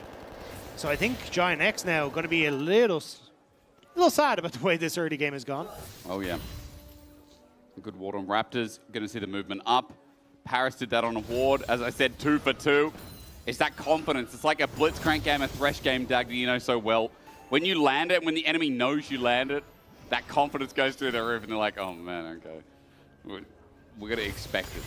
Now, Paris has got level 2 as well, so I'm not sure what he leveled up second, but I'm assuming the Phantom Undertow is going to come through with the Q. Healing, though, from Noah and Jun means that they're okay if they get caught again, especially with Ignite down. Even though, then, just controlling the push, being in a good spot, and their jungler moving towards this bottom side means that they should be able to keep up this pressure and just start to take a few pop shots at turret plates as well as Paris fish for one more, but the wave going to block that one. Yeah, the fishing, good one. So Sam D stepping back on the wave. And Jackie's been chunked a little bit here in mid. And Poby's just emoting in his face. Now, Poby on rise. Hot damn. If I don't get goosebumps from the greatest of some time. Dagda, like always with today, is Bone Skewer again. Hits. There's a Phantom Undertow. Flash. Wait. Paris doesn't need to commit his. Instead, Jun burns. And Paris gets out of there with a bit of healing again. But it's also both pots on Jun burnt, pot on Noah burnt, and Paris just able to take his now. So you're still going to have a health advantage or a health surplus for Na'Vi in this bottom lane. And as we said, Relech or in the spot lane could end up going over the wall and look for something. Isma could be coming from the tri-brush as well. We look towards top because Relech has just backing off, and Mainta is deep on the wave. The state ain't too good. He's stepping forward, Award spots him, and this is perfect gank timing. Isma has an easy angle, and Lot just has to knuckle down and press the Q. Flash away from Mainta, but Isma still coming in. The level 4 Zin's out, has a great angle. Wind becomes lightning, and here becomes the Talon strikes. 3 makes perfect. Mainta for the trade onto Lot, though. First blood, as it ends up being a trade, but Lot ran in to get crispified. You have to be so careful when you're ganking that top side. Mainter managing to get the kill. I think the first strike ended up proccing in the middle of that fight as well, which gave him just that little bit of extra damage. I'll have to rewatch again. But nice job from Mainter to get that turnaround. Kill means a lot. He has TP as well. He just got boots of swiftness. And kill for Isma's nice, but look at the replay again, because Lot's like, I'm a tank, I'll survive this. Yeah, you're just not at this stage of the game. The overheat coming through is lost. You manage to get the damage down. Doesn't look like actually first strike ended up coming through, but still, just enough damage in the Rumble to finish off. And I think Lot going to be a little bit devastated that he ended up giving that kill over in the fight. The Scion, though, maybe you'll be okay in the long term as Halo Blades comes in. Jun just gets hooked again. Paris is landing almost every hook on our screen so far, but since he was spotted out by Jun in that little escapade, I don't know if that's the right word, Dag, the English is not so good. It means that Jackie's will be safe. He knows he's on the side. Jun's going to hover him, safeguard this Orianna. Well, Paris continues to roam. 10 seconds by till Dragon, by the way. And bot right now is controlled by Na'Vi. I'm more curious about what happens with this second Scuttle Crab that's up in a few minutes, actually, because it doesn't matter. Relech is just going to end up taking this. So what we've started to see a little bit more and more is that if you full clear at least once, and then on your second rotation, don't take one of your camps, reset and come back out onto the map. Jamada did a great video on this. You can actually leave your camp. The bonus experience that you gain before you kill that camp will give you just enough as you kill the second Scuttle Crab to hit 6. And that's what a lot of junglers are waiting for now before they end up going for the Dragon. But with the Scuttle Crab spawning on that top side, it looks like instead, Relech is just like, all right, I can just take Dragon, trade that potential, and still be completely fine. But you see it in a second. Isma just will hit 6 as he finishes off the Scuttle. There it is. And yeah, I think that's where you can try and play from these timing windows. Yeah. But basically Relech turning that on its head and saying, no, I'm just going to take Dragon before you can get back down to the bottom side. On spawn, using Paris' pressure quite well. First Dragon of the game's Mountain. And remember, if Cloud's coming next, we got maybe a Boring Soul coming up. What I'm more curious about, Dagger, is that Grub's, or rather, yeah, Grub's coming up on the top side of the map in 145. And as Relech goes to clear, so we will see that level 6 regardless. That feels like when the real fighting is going to come through. Phantom Undertow, not much taken. Noah, meanwhile, getting the Valkyrie out of Sam D as the 80 carries 1v1. Isma also spotted out on a ward, so no longer is it fair for Na'Vi. I think Sam D saw the barrier burnt by Noah and was like, hang on, why are you trying to hard trade with me in this situation? So kind of just backs away, expecting something to be a miss. And it was Isma going to be there just as they come through. So Na'Vi not overextending on that bottom side. and giving a bit more time for LEC to clear out this top end of the map, hit 6 himself, and now I imagine try and look for plays on the map. Kobe hovering though. Jackie's low on mana. Hit by an overload, and that's about it. That's the Rise play. A bit of extra damage. Yeah, cool. Now, I will say, backstage, I saw Jackie's before the game, Dagda. He almost tripped looking at me. And I said to him, I said, brother, that was close to you being, having a bad game face, day. Yeah. I'm hoping that doesn't happen in game. So I have a philosophy. Okay. All right. And the way I look at the world is if I wake up in the morning and I spill my coffee on myself and I stub my toe and end up tripping over. Yep. I'm convinced that I've used up all the bad karma for that day. Really? So the rest of the day is going to be great. I'm completely all opposite. the bad stuff has happened already. What's happened with Jackie's? Maybe it only just started as he goes down to Relech and his bad karma's just beginning. And I've learned that my philosophy does not apply to Jackie's. Maybe it's still going. Maybe it's still in that little section, He almost tripped.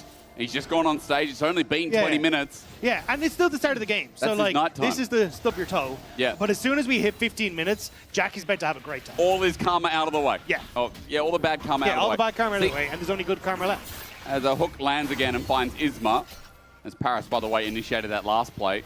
Grubs a halter, but Relech just going to go back on it. Small reset. Second one, not resetting, as Relech just gets back in the bubble. Again, set up. Isma, ulti straight away. True barrage does some damage. Equalizer down. It's nice as Isma goes golden, but still over the grubs. Relech's like, I'm going to play this.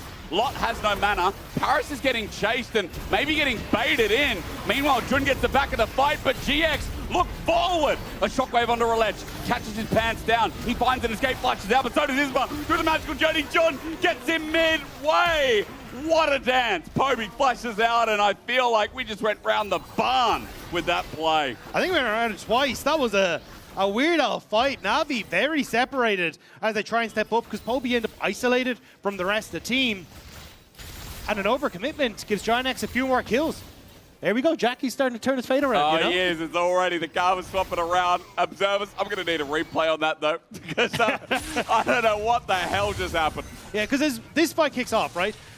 Relech ends up working here with Paris, and it works out well. But because Kobe ends up going back, he kind of ends up playing in this weird spot across here where he can't really get access to much of the fight. Right. Lost ends up finding a lot of space in this top side, and Jackie's is kind of able to work with Isma back and forth to pick off kind of the isolated members of Na'Vi. And this is what we were talking about for GiantX. Like, if you can spread out these fights so they're less clustered and more about these individual performers, well, then you actually got a chance, and GiantX playing it well on that one. Splitting to pieces. After that play, just a quick note. While Noah didn't get anything, because I believe the 80 carries just weren't involved, Isma starting to launch in this early game as well. 2 kills under the sky, and Trinity Force just picked up from Relech, yeah, but I think in the end, GiantX are going to be okay losing grubs and getting a bit off the back of what again was chaos. Invade here for the blue just before Dragon. Paris is going to see it. He found him under toes away, but Relech is here to cover with Sam D over the wing. Still fishing. Relech over. Cyclone starts it off as well. I believe there's a shockwave to bring them back in. Rather not. We waited, and we see that Jackie finally brings it in with the distance to secure. Blue buff still contested, but Paris can't do much. GiantX hold true and win the fight. Na'Vi trying to help out their jungler, but the bot lane gets put in timeout, and GiantX again fishing for kills, and this is what we want to see from GiantX. Confident play, aggressive invades, and it nets them a Dragon number 2. Split the difference with Na'Vi, and I do feel like, again, this early game is getting better and better. And Jackie's is definitely getting more fortunate here. Well, what are we at? Chemtech Soul. Exciting for all. Still, I know we're in a new season. I mean, I do feel like Chemtech still, it's not bad in certain comps. You know, we've got a bit of Mundo going around and comps that thrive on half HP. I mean, Sion, you could argue the same thing. But I do feel like, is it the weakest chat? Or Dagda, or anyone? I mean, is it, do you hate it as much as like Cloud Soul these days, or? I feel like it should be justice for all dragons, you know? I don't want to put one in the trash. That's right. I think they all deserve, they all have their own merits. They're all doing their own things. They should all be treated equally. Yeah, that's right. I mean, look. And this is what I've heard a lot of teachers say in parent-teacher meetings as well. Similar thing. All the kids have merits. All the kids have merits. They're all trying their best. But what about my kid? You know, what about my kid? The parents aren't asking about the other kids. They don't care about the other kids. Like Chemtech Dragon's mum just wants to know, like, what can Chemtech Dragon do? Chemtech Dragon, you know, helps people when they're down a bit, and like that's the kindness of what he or she does, and good for Chemtech Dragon. Everyone has their opportunities, and as you said, merits. Because when you go into a parent-teacher meeting and the teacher says, "Yeah, he's a real people person," that's what you want to hear. So we're all kids. If all dragons are the kids, an elder is like the father, right, or mother. Like that's the parent.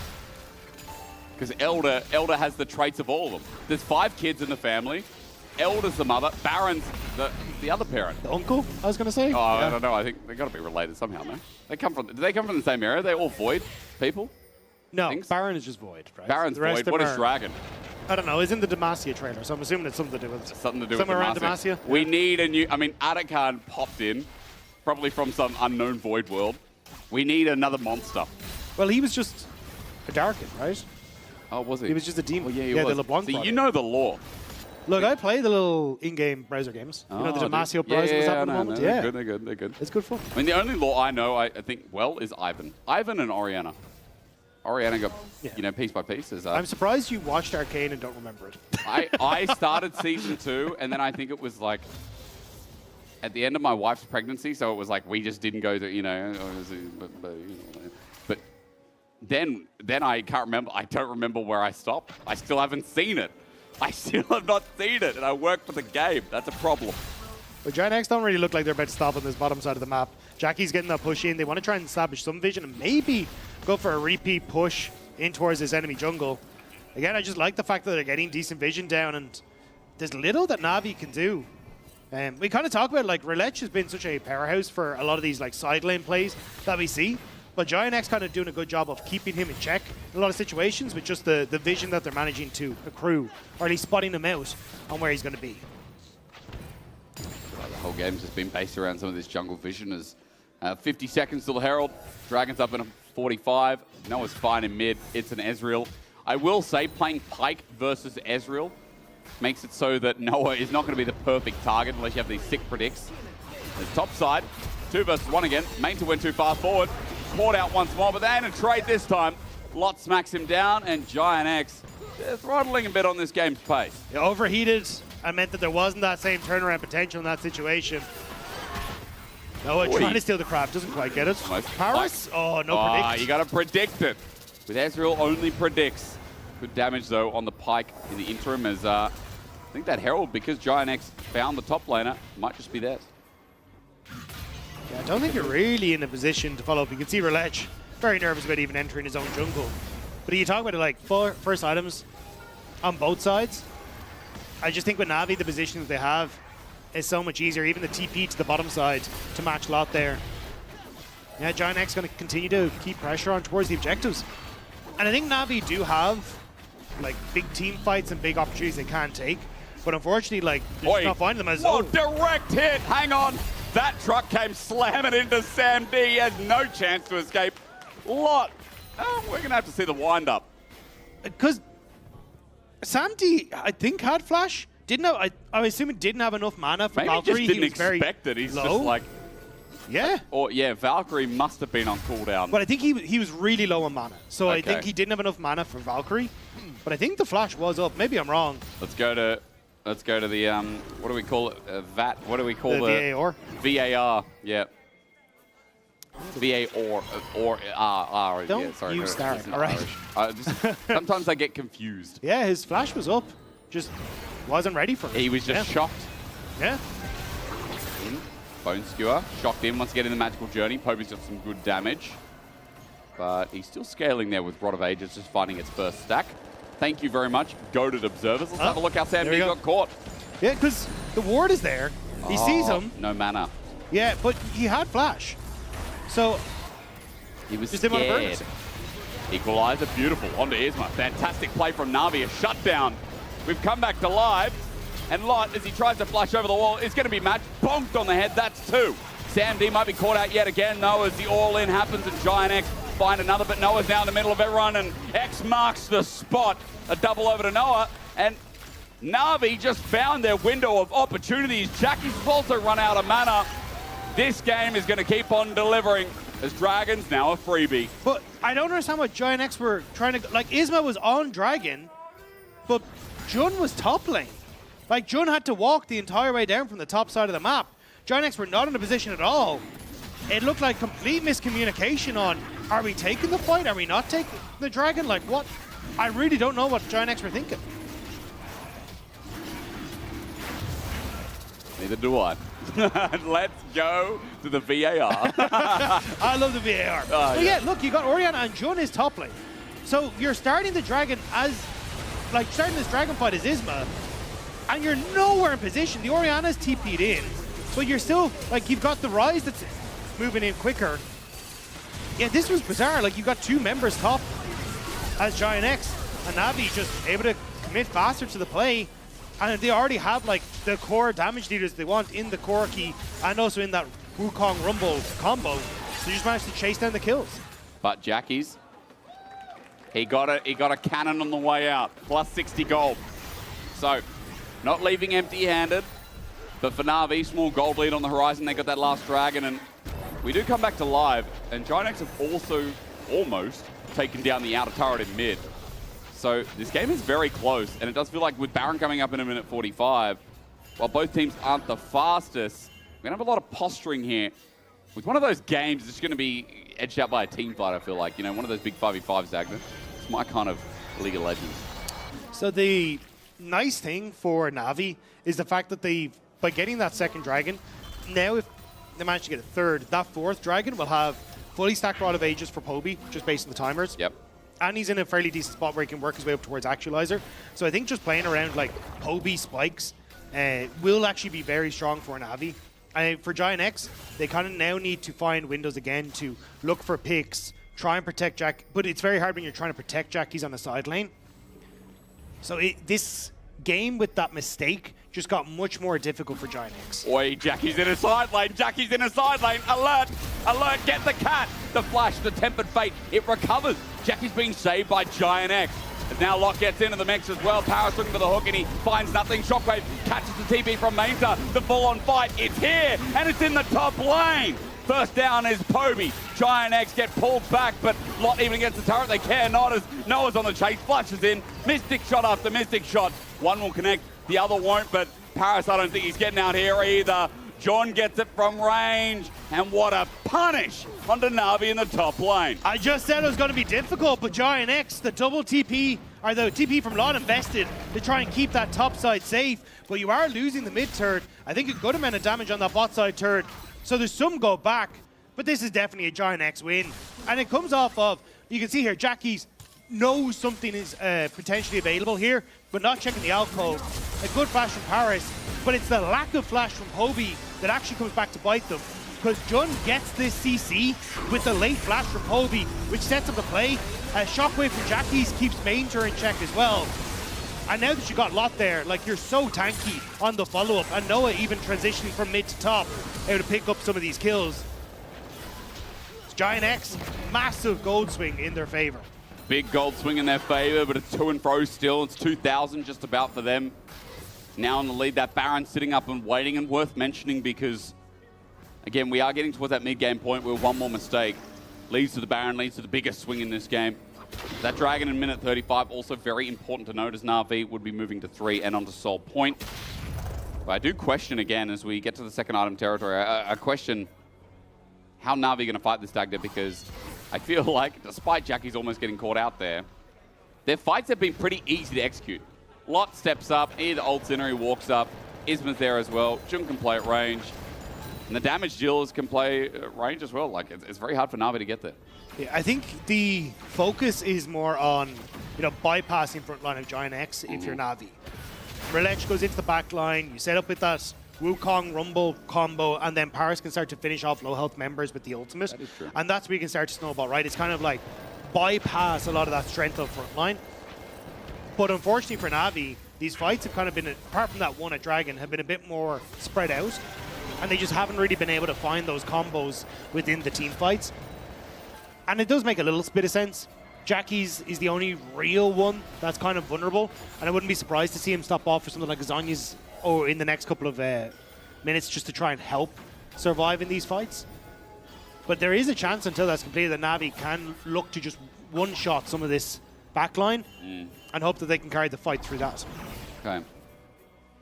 Well, I feel like then again, if we're looking at Mainter as his second item, we're looking at this Rumble to do a lot more in the fight than I feel like we've seen so far. I feel like for Na'Vi, as they approach this dragon, they've got to really think about their aspect of approach. Relech seen on a ward, clears it.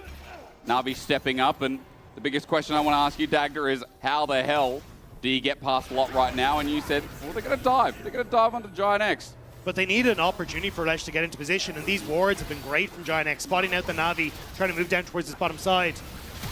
Set up, Relech just flashes in, Cyclone initiates the fight, but the hook in on the Scion is better than I expected. And CC Immune with the ulti running away, but charged out, Lot flashes out, manages to survive. Remember, the heist was all about Dragon and Giant X get it and get away. It's X to mark the spot for the first kill of the fight, and the only kill of the fight for Na'Vi, as they walk away otherwise empty-handed. Yeah, the kill is not really going to be enough to write home about, but the position on the map may be in their favor. They swapped Sam D into mid to clear the wave, and they do have push on this bottom side, but with resets coming through, not convinced that they want to try and look for that bottom tier 2. But Relech has to make this fight happen, and he does. Immediate flash from the wall, as little Jackies can do, and it kind of splits the fight here. You can see Noah and Jackie's up with Isma to just finish off the dragon, and it is the Scion Lot that gives his life. But the call from Giant X was just get the dragon and get out. Good predict from Paris there, but yeah, Giant X losing minimal. A little bit of gold to Paris. I didn't see who he shared that with, if anyone, but regardless, Dragon's down for a bit. Now let's talk Turkey. Baron in the top side of the map is the obvious focus.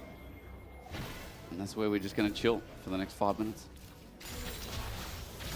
Still, Poby is in a fairly decent spot. Like, Actualizer on the way. He'll be dealing some serious damage in these fights if he gets half a chance. And Jackie's has had to go for this kind of tankier style build with the Cosmic Drive, just because we talked about, like, he's going to be the main target for a lot of these. So it does mean that the shockwaves aren't going to hit as effectively as they potentially could. Sure. So I still think you can see Giant X are fine in these fights. It's just that Na'Vi have, like, maybe some windows they can play. But as long as Giant X are kind of playing the way they are, I think they'll be fine. Play off of mid-wave, don't spread yourselves too thin, and allow Na'Vi to fish for these picks. Because you can see here, that's all the Na'Vi want to do. Find these small pockets of vision where they can combo with Relech and Paris. Giant X enabling that, or rather disabling that by grouping up. They're isolated with Paris, how easy it is for Giant X to get caught. Relech sees Noah, ward in, sees Isma on the wing, who has GA, by the way. So it makes it a little bit easier for this guy to just send it. Sam D engaging, Valkyrie in mid lane. In the meantime, Noah gets out and trying to help heal him up. Noah's a little bit low on mana though. So whether it affects Giant X for some kind of play up in this top lane, we'll see. Now, Giant X are just biding their time. They got the push in mid, they got the push in top. Great. That's we don't want to overextend here. We understand that we don't have vision in the enemy jungle, and until we're in a better spot, we can't really overextend. Especially with Na'Vi having Mainter to constantly push bot and roam mid. Like at the moment, this is kind of the safe part of the map that you get to play with if you're Na'Vi. Anything further along is actually just going to be the danger zone, because you're just constantly having, you can see it here, push in boss and these roams from Mainter to try and get in behind them. But Giant X might have overextended. Might indeed. Relech with the angle onto Jun. Is it found? Yes, it is indeed, with the Cyclone down to start the fight yet again, but Relech has no support. He's pulled back and Noah claims the kill. Blood onto Mainter next. They call for it with a decimating smash, and Lot lands it down. The setup with the ulti's beautiful, as well as double already landed in Jackie's lap. Another decimating smash, but this time Sandy has to flash out of it. Lot takes it all, and Giant X have now opened up the Baron. Giant X don't actually put themselves in any danger. That's going to be the kill. Woo! That's going to be 1,000 kills for Noah, and that'll be the Baron as well. I thought it was his birthday, but that could be even better. 1,000 kills, and the Baron and a Giant X win on the horizon. As we look at the flank here, started by Relech actually. But look at Noah. repositions with the Arcane Shift. Relech isn't really getting the value that he needs. The follow-up from the backline of Na'Vi is too far away, and a great ultimate from Jun keeps Painter in check. And this is what we were saying, like, Giant X were aware that this could be a case. That's why they're playing so far up in the lane, like, towards that Barren River, so they always had an escape plan. And they don't actually give Na'Vi that opportunity to force the fight. Giant X in very good hands right now. The setup in these fights have been beautiful, and I mean, it's another reason why in pre-season and off-season, I feel like Sion was this pick that was hovering around and since the end of last year. I mean, it's been around for a year or more, but just easy setup for Giant X has enabled them to control the map, and now with the turret going down, the push is there. But Paris is in behind Giant X, and Giant X have no idea. That's the TP for Mainter as well. The pinch is on. Game-breaking play for Paris. He needs an angle. Kobe jumping in, the shockwave's huge, but Roulette, as he starts spinning, Giant X are still so healthy. True Shot Barrage lays through the whole team, and a flank gone wrong. Mainter's going to go golden, but as Noah gets out alive, he's too far away to claim a return kill. A triple over to Isma, and it looks so beautiful, but things when they're up close are uglier than they seem. Jun will drop down, a quadra to Isma. We can't have back-to-back pentas today, so it'll end there with the ace. Giant X still going to be happy. It was a Hail Mary play from Na'Vi, but they just could not find the damage that they wanted, and that's the base opened up for Giant X. A bone skewer to try and save the game onto Noah. Halo plays the flash as well. X to mark the spot. Paris gets a kill. Under turret, he tries to jump back. It's a penta! It's a penta! Delayed! Back-to-back pentas in week 3. I can't believe you'd lie to the fans like that, Asterix. I didn't know it would Back-to-back with the pentas. I thought it was stolen. Nicely done by Giant X, but it was all you could hope for Na'Vi. They get one kill, but Noah again stays so safe. Mainter can't actually finish off Noah in the back line. Doesn't have the DPS before he escapes over the wall. And Isma is doing so much work in the front line, managing to pick up all these kills. And Giant X, this is great. Again, back-to-back solid. I'm going to put it out there, wins, because it looks like they're about to take down Na'Vi. Like beating Mkoi, decimating Na'Vi. The scrim plays starting to come to reality. It's starting to come to reality. A jungle pentakill. I didn't realize it. Yeah, neither did I, brother. For you, Isma, I died for you. Well, solid from Noah. Isma getting a penta, that's crazy. I mean, not many junglers can say that they've gotten a penta as well. This is the third only pentakill on a jungler, by the way. Inspired and Yike to the other. I assume that is in the LEC. As ulti yet again confirmed.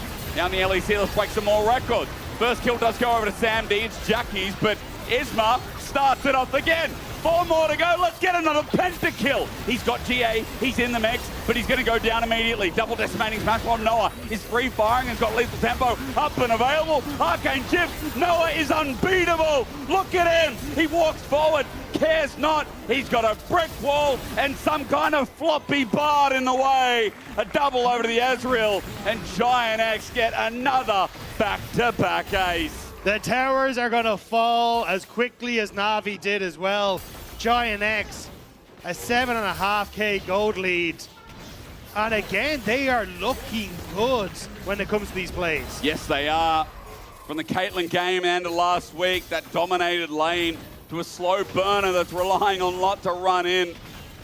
And the carries to really cement that lead. We've had some great team fighting today and a lot of hope in Giant X. We talked about how important schedule is, where these teams are standing. Moving to 5, the safety net. Giant X are now 1 step away. Hobie realm warping in so they can try and get onto Jackie's, but Jun keeping his mid laner safe. And Jackie's at least, falls after. But there's just so much here for Giant X. They have so much extra gold. Noah's showing up after this. And there's little that Na'Vi can really do. They're just outmanned at this stage when it comes towards that damage. Paris almost got a reset on the ult. I think he just used it a little bit late on the GA. So didn't get to press his R all over. As, yeah, clean play from the bot lane of GX. Really the stars. I mean, I do this often where I talk about, you know, all the great things of a team. Often it often is the whole team, Dagda, but yeah, it feels like there are a lot of stars in this game for GX. They've now rampaged over Na'Vi. It's an 8k gold lead. Forget the soul, forget the discussion of the next Baron. Let's talk about how they break the base, because there's a GA on Noah now, and that front line is unkillable in LOT. Na'Vi are going to try again. It looks like TP available from Ainter. Okay. Wukong in behind. He's going to at least cut the wave. Respect. So Giant X are where they are. It's just about trying to buy time for this Rumble. Relech on mid-wave, on full vision. As you said, Mainter trying to get what he can as a 1-7 Rumble. Inhibitor in top lane goes down. A bit of objective gold recovered by Na'Vi. But as Sam D steps it out, there's no way they're going anywhere near Giant X. Blast cone taken, and mid obviously needs to be the next directive. Ulti, that's Sion. He's going where? Lot decided, I'm just going to scare off the Monkey Man.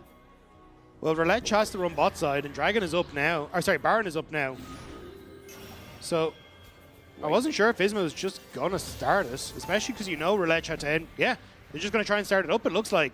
Force the fact that Na'Vi has sent their jungler to the bottom side of the map. Got one wave, Noah. He's found Paris again.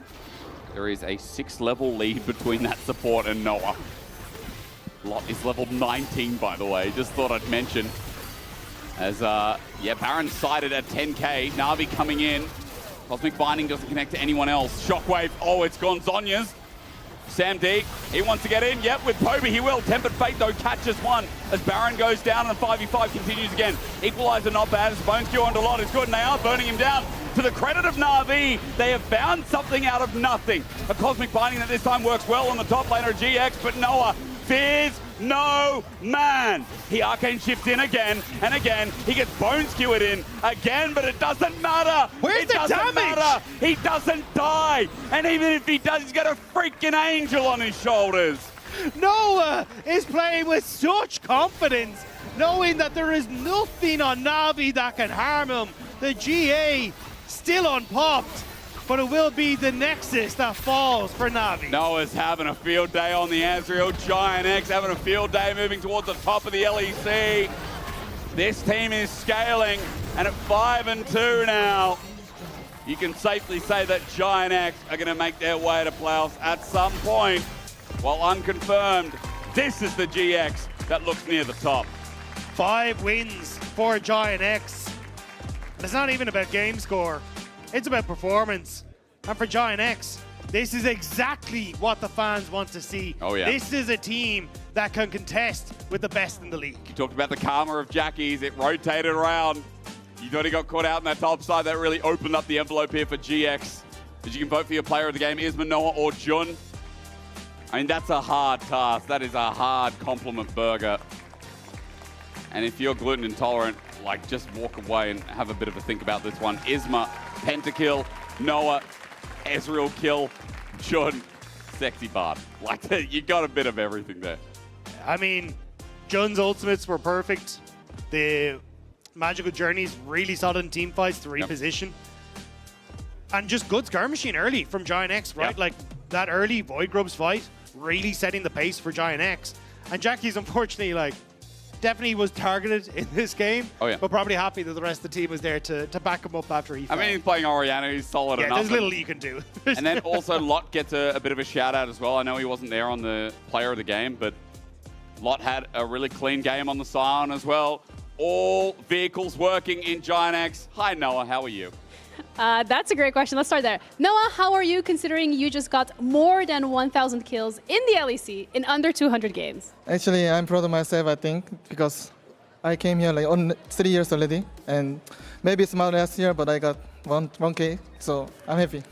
Build diff, to say the least. I also want to ask you in general, like, everyone in the team is performing so well. You guys are 5-2 right now. What do you think is different this year compared to last year? I mean, honestly, I think not that different as last year. I think we are same team, you know, but I think we are just playing better on stage than Scream, because last year Scream was really good, but this year Scream is bad, you know, so we are playing good on stage. So. Okay, so bad Scrim, good on stage, good Scrim, bad on stage. Good to know. Well, thank you so much for your time. I'm going to let you go. We're going to be heading over to a break, and we'll be back with our third best of one of today. knowing me. No, it's no. It's better. No, before we go, you need to say I'm the best. I'm the best. It was better than Okay, Isma, let's show him how to do it. Let's show him how to do it. Okay, I'm the best! I'm the best! No, I will have to. Bro, what is this music? Boom, boom, boom, boom, boom. Fiend. Fights and big opportunities they can take, but unfortunately, like, they're just not finding them as. Oh, direct hit! Hang on! That truck came slamming into Sam D. He has no chance to escape. Oh. He can't kill you, it's Parus. Oh my god, Parus might just... If he hit hook, he can this. He can. Nice. For you, Isma. I died for you.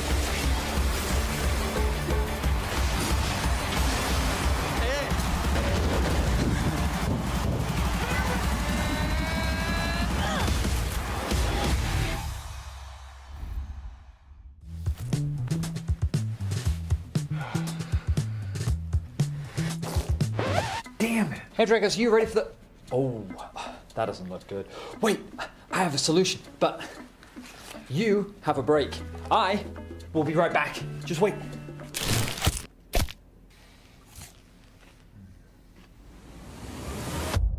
Have a break. Have a Kit Kat.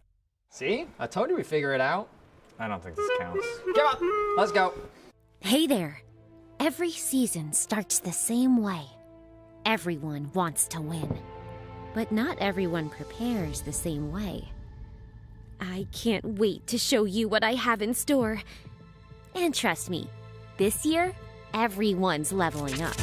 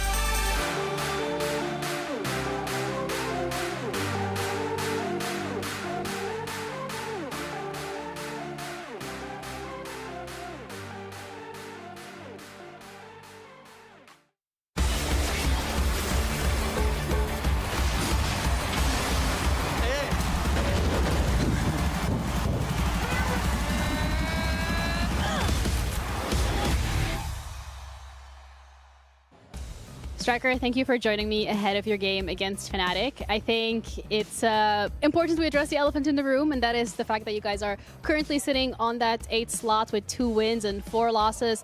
Can you give us a bit of an insight in regards to what's going on behind the scenes at Shifters? I mean, it's an ambivalent feeling, right? Because we went with 4 losses. The thing is, the way we lost was a lot of times frustrating in enemy base, sometimes hitting the Nexus even. Yeah. So we're trying to not overthink the result, but still not be cocky and understand that we could have won those games a different way if we are better. So we did put it in the work, and we'll see if it's enough today. So from the coach's perspective, when it comes to making sure that your team is able to close out those games and doesn't suffer when it comes to the losses and the way that they lost, what do you do specifically to ensure their success this week? I think the first element is to remove frustration, make sure that they talk together, and after that it's to go through replays and understand that if we implement a certain amount of steps, in voice comms mostly, we can make sure that we have a more easy way to finish the game in the same situation next time, And when it comes to your expectations for this week, are they high, low, medium? I mean, I think it will depend on the first day and what we show today. Okay. Depending on that, I think momentum can be rolling on our side, All right, well, thank you so much for your time. Good luck Thank you. in your game today, and we're going to be heading back to you guys. I gotta be honest, guys. After what happened last week for Shifters, I was not very optimistic because this is the kind of loss that can just basically destroy a whole team's dynamic. After this interview, I'm not positive about this either. It doesn't feel like they actually used this week to find a solution, but also what kind of solution can you find for whatever mistakes is happening in game for them? Like, if they win, they will feel better. That's the vibe I got, but yeah. But currently not feeling so good. I don't know. It's one of those things where it's like I get why people give the kind of generic answers, but I do want more, especially when we see the tweets. We see everything that's happening, and it feels a little bit more than like, hey, it was a little bit rough. I was like, rough feels like an understatement. You know, it just doesn't feel like we're diving deep enough into the problem. Maybe it's because they don't want to sell any particular member out. I can always respect that. Maybe it's one player who's struggling. But across the board, it's been pretty disastrous. And again, I wouldn't mind as much. It's a new year. But when it's disastrous on the cusp of victory so many times, it's hard to watch. yeah, that's the thing. I really want to look at that gold graph because it's really giving diamond slope, hard one, Olympic diamond slope here because they get things going, they get things in motion, and it's just they cannot take it to the finish line. And for me, it's nerves, mostly. Maybe method even. I mean, there's a lot of different factors to this team. One of the big ones for me seems to be the language barrier and just their macro. I have a little clip here that I want to walk through you guys with. It's Vitality versus Shifters that I think really highlights the problems that I think Shifters have been having. Because if we look at this play here, first of all, the things you can see is that Shifters are ahead on tempo from Vitality. What that really means, fancy word, legal lingo here, but it just means that Shifters can push bot lane faster than Vitality can push top lane. A little bit bad drawing there, but you can see that Humanoid has to push a lot of waves to be able to push top tower. So Shifters have the right initial idea that they just want to push bot lane and send members there and siege with their Baron Nashor. But the problem is they're going to run into Naknako's Cassante, who is really hard to dive, really hard to progress against, and they're not able to adapt. And this is where I think language barrier can play a huge difference, because normally maybe someone has this understanding that they need to base, they need to match Humanoid, but because this team is so disorganized, nobody ends up matching Humanoid, and he's just pushing through, and yeah, Shifters are still able to slowly siege this bot tower, but Humanoid sees that they can't end the game, they can't do anything, so he just continues pushing and gets this full top tower for himself, trading the Baron Gold completely equally. And then we have a second play after this one, which is just exactly the same thing all over again. Shifters, again, just try to siege into this Cassante, they can't make any progress, and Humanoid gets a free tier 2. Yeah, it really just feels like this team cannot play on more than one lane in so many of these late game scenarios. And I think language is a fair speculation on what the problem is. Regardless, the comms are not there, whether it's language or structure or whatever. Like, you can't be slam dunking on a guy and then somehow, again, slip on the banana peel we mentioned earlier to lose the game. Like, it's really embarrassing, and we can tell it's doing damage to the mental. So can't play on more than one lane. It's a make or break week for Shifters here, given the amount of games that they have left. Front to back, team fights. Let's keep it simple. That's what you want to see here? Yeah. All right. Well, let's keep it simple and see if it works. First Shifters here again.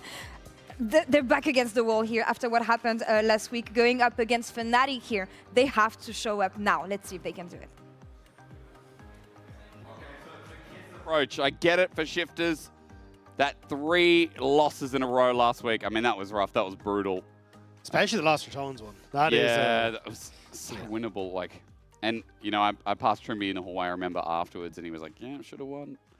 He was a bit disappointed, and, you know, when you see Trimby sad, it makes you sad, because Trimby's such a nice guy. Yeah. So, you know, for Shifters, it's a tough hill to climb. I mean, Fnatic kind of scaling a bit as well. I don't know where you stand on Fnatic, Dagda. They're always like this enigma, but... I mean, I think they had a great week. I think Lospa, I mean, 2 back-to-back MVPs, like, looking pretty good. I think his Nautilus performance was really strong, so yeah. I'm excited to see what he can do. Especially if he can continue to grow with Fnatic, because I know, like, you looked at interviews from Grabs at the start of the year, or sorry, start of the split. Yep. And it was, hey, you know, these guys are going to need time to grow. We've brought in a bunch of new players, hoping that it'll all kind of click later on, but you're starting to see at least the inkling of that. And it's just a hope for Fnatic and their fans that can continue. Well, as soon as we get into pick and ban, okay. I just want to know, as we're on normal sides, again, Fnatic chose first pick on blue side. I just want to know what gets left open, because for now, I see Varus. I see Varus wide open. Rumble's there as usual. The Rise is there. The Azir is there. Like, that's some interesting bans this time around. And the Ori goes. Okay. Fnatic have just been given Varus. Will Upset take it? I mean, I think you'd be crazy not to, right? So I think you'd be psychotic not to, yeah. Yeah, Varus, an incredibly strong pick. So, I mean, Shifters had to have a game plan. They knew that it was going to be left open. So, what's the response? I think, at least for Shifters anyway, you can still end up taking the Azir for yourself here. Yep. And maybe you want to go with Jhin, try and match some of the range. But I still think Varus is just so potent on this patch. Varus really has no equal at the moment. Adding a bit of range in for Paddock. He's going to go for the Jhin for his first time in LEC. But I think that support pairing is so important. You saw last game, it was a Karma that got sent beside it, but didn't really do... Well, I shouldn't say too much there. We got to see the AD in Italy. Don't need to see any more. We're okay walking past that again, yeah. I think he should just take the Azir here. Like, it's such a strong pick. Nuke looks good on us. Like, there's no need not to. And with the Orianna already taken off the board, a lot of the answers that we traditionally see are gone. So maybe Vladdy just wants to go towards the Talia here for himself and just kind of look to play for a long-range poke for his side, but we'll have to see. Does mean there are options to run into the Azir in the mid lane. Now, Echo is being hovered, but I'm very doubtful that Vladdy's just going to have some kind of leader glow up. He's got Talia available, boom, locked in. I was going to say it's his second most played. Has a good matchup into it, and Vladdy's Talia has been smooth. Yeah, just a nice pairing in the mid lane. Yep. They end up with an easy point-to-click CC to follow up with the Unraveled Earth and the flick back. So I think Fnatic already, a lot of global assault, a lot of synergy. And for Shifters, I actually don't know what Picado wants to pick. That was not on my That was not bingo on card. my bingo card. That was not on my to-do list. Okay. That's a Skarner. That's the first Skarner of LEC versus locked in. Just like that. I don't get it. So when I think of Skarner, it's like people running into him. I wanted to get value from the ultimate, and it becomes a lot easier as a Skarner when people are jumping in on top of you.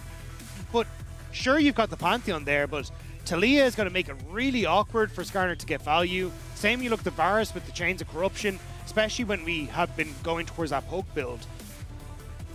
So I'm not 100% sold on the Skarner at the moment.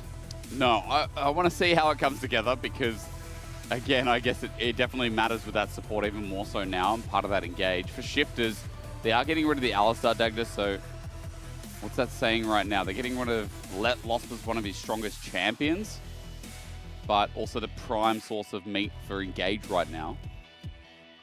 Yeah, because Nautilus as well. So maybe it's a Leona. Like, yeah, they just want to go for the all-in on the bottom side. Other option is Rel. Like, both Alistar and Nautilus kind of answer for the crash down from the Rel. But Rel into, again, like, long-range Varus, into Talia, Unraveled Earth. These are kind of difficult. So... There goes Maybe Fnatic are thinking of putting Empress on Renekton again in top. I'm assuming this is basically long-range Leona, Ultimus. Hope that buys enough time for Skarner to close the gap and you get the Skarner ult off as well. But it's very single target focused if that's the case. So you got to hope that you hit either the Varus or the Talia, but Varus will take cleanse 90% of the time into Leona. So Yeah, I'm not sure. Right. Rel gets Rel. locked in. Okay. Okay. So we lose a bit of the range, but the AoE engage is still there. What you wanted to see, the pairing with the Skarner is there too. I think Braum goes kind of hard here if you're Fnatic. Yeah. I don't, like, you've already kind of got Pantheon for engage. You can probably take engage from Paris, but again, you're just going to go for the Rakan. But yeah, at least Rakan providing some engage, and yeah, Cassante just for the beefy front line. So at least the Cassante kind of gives you some angles for the Skarner, because Cassante wants to try and get in close and personal. But just the range from both Taliyah and Varus means that you're kind of okay to just play this thing slow. I want to see how this rounds out. What has Rooster got to surprise us? Today in the LPL, we saw like Rek'Sai tops into tanks. Yeah, that still exists, by the way. So Rek'Sai gets locked in for Rooster, which will have a good matchup in the Cassante eventually, but... Yeah, I think if shifters don't hard win the early game, this becomes really difficult to play.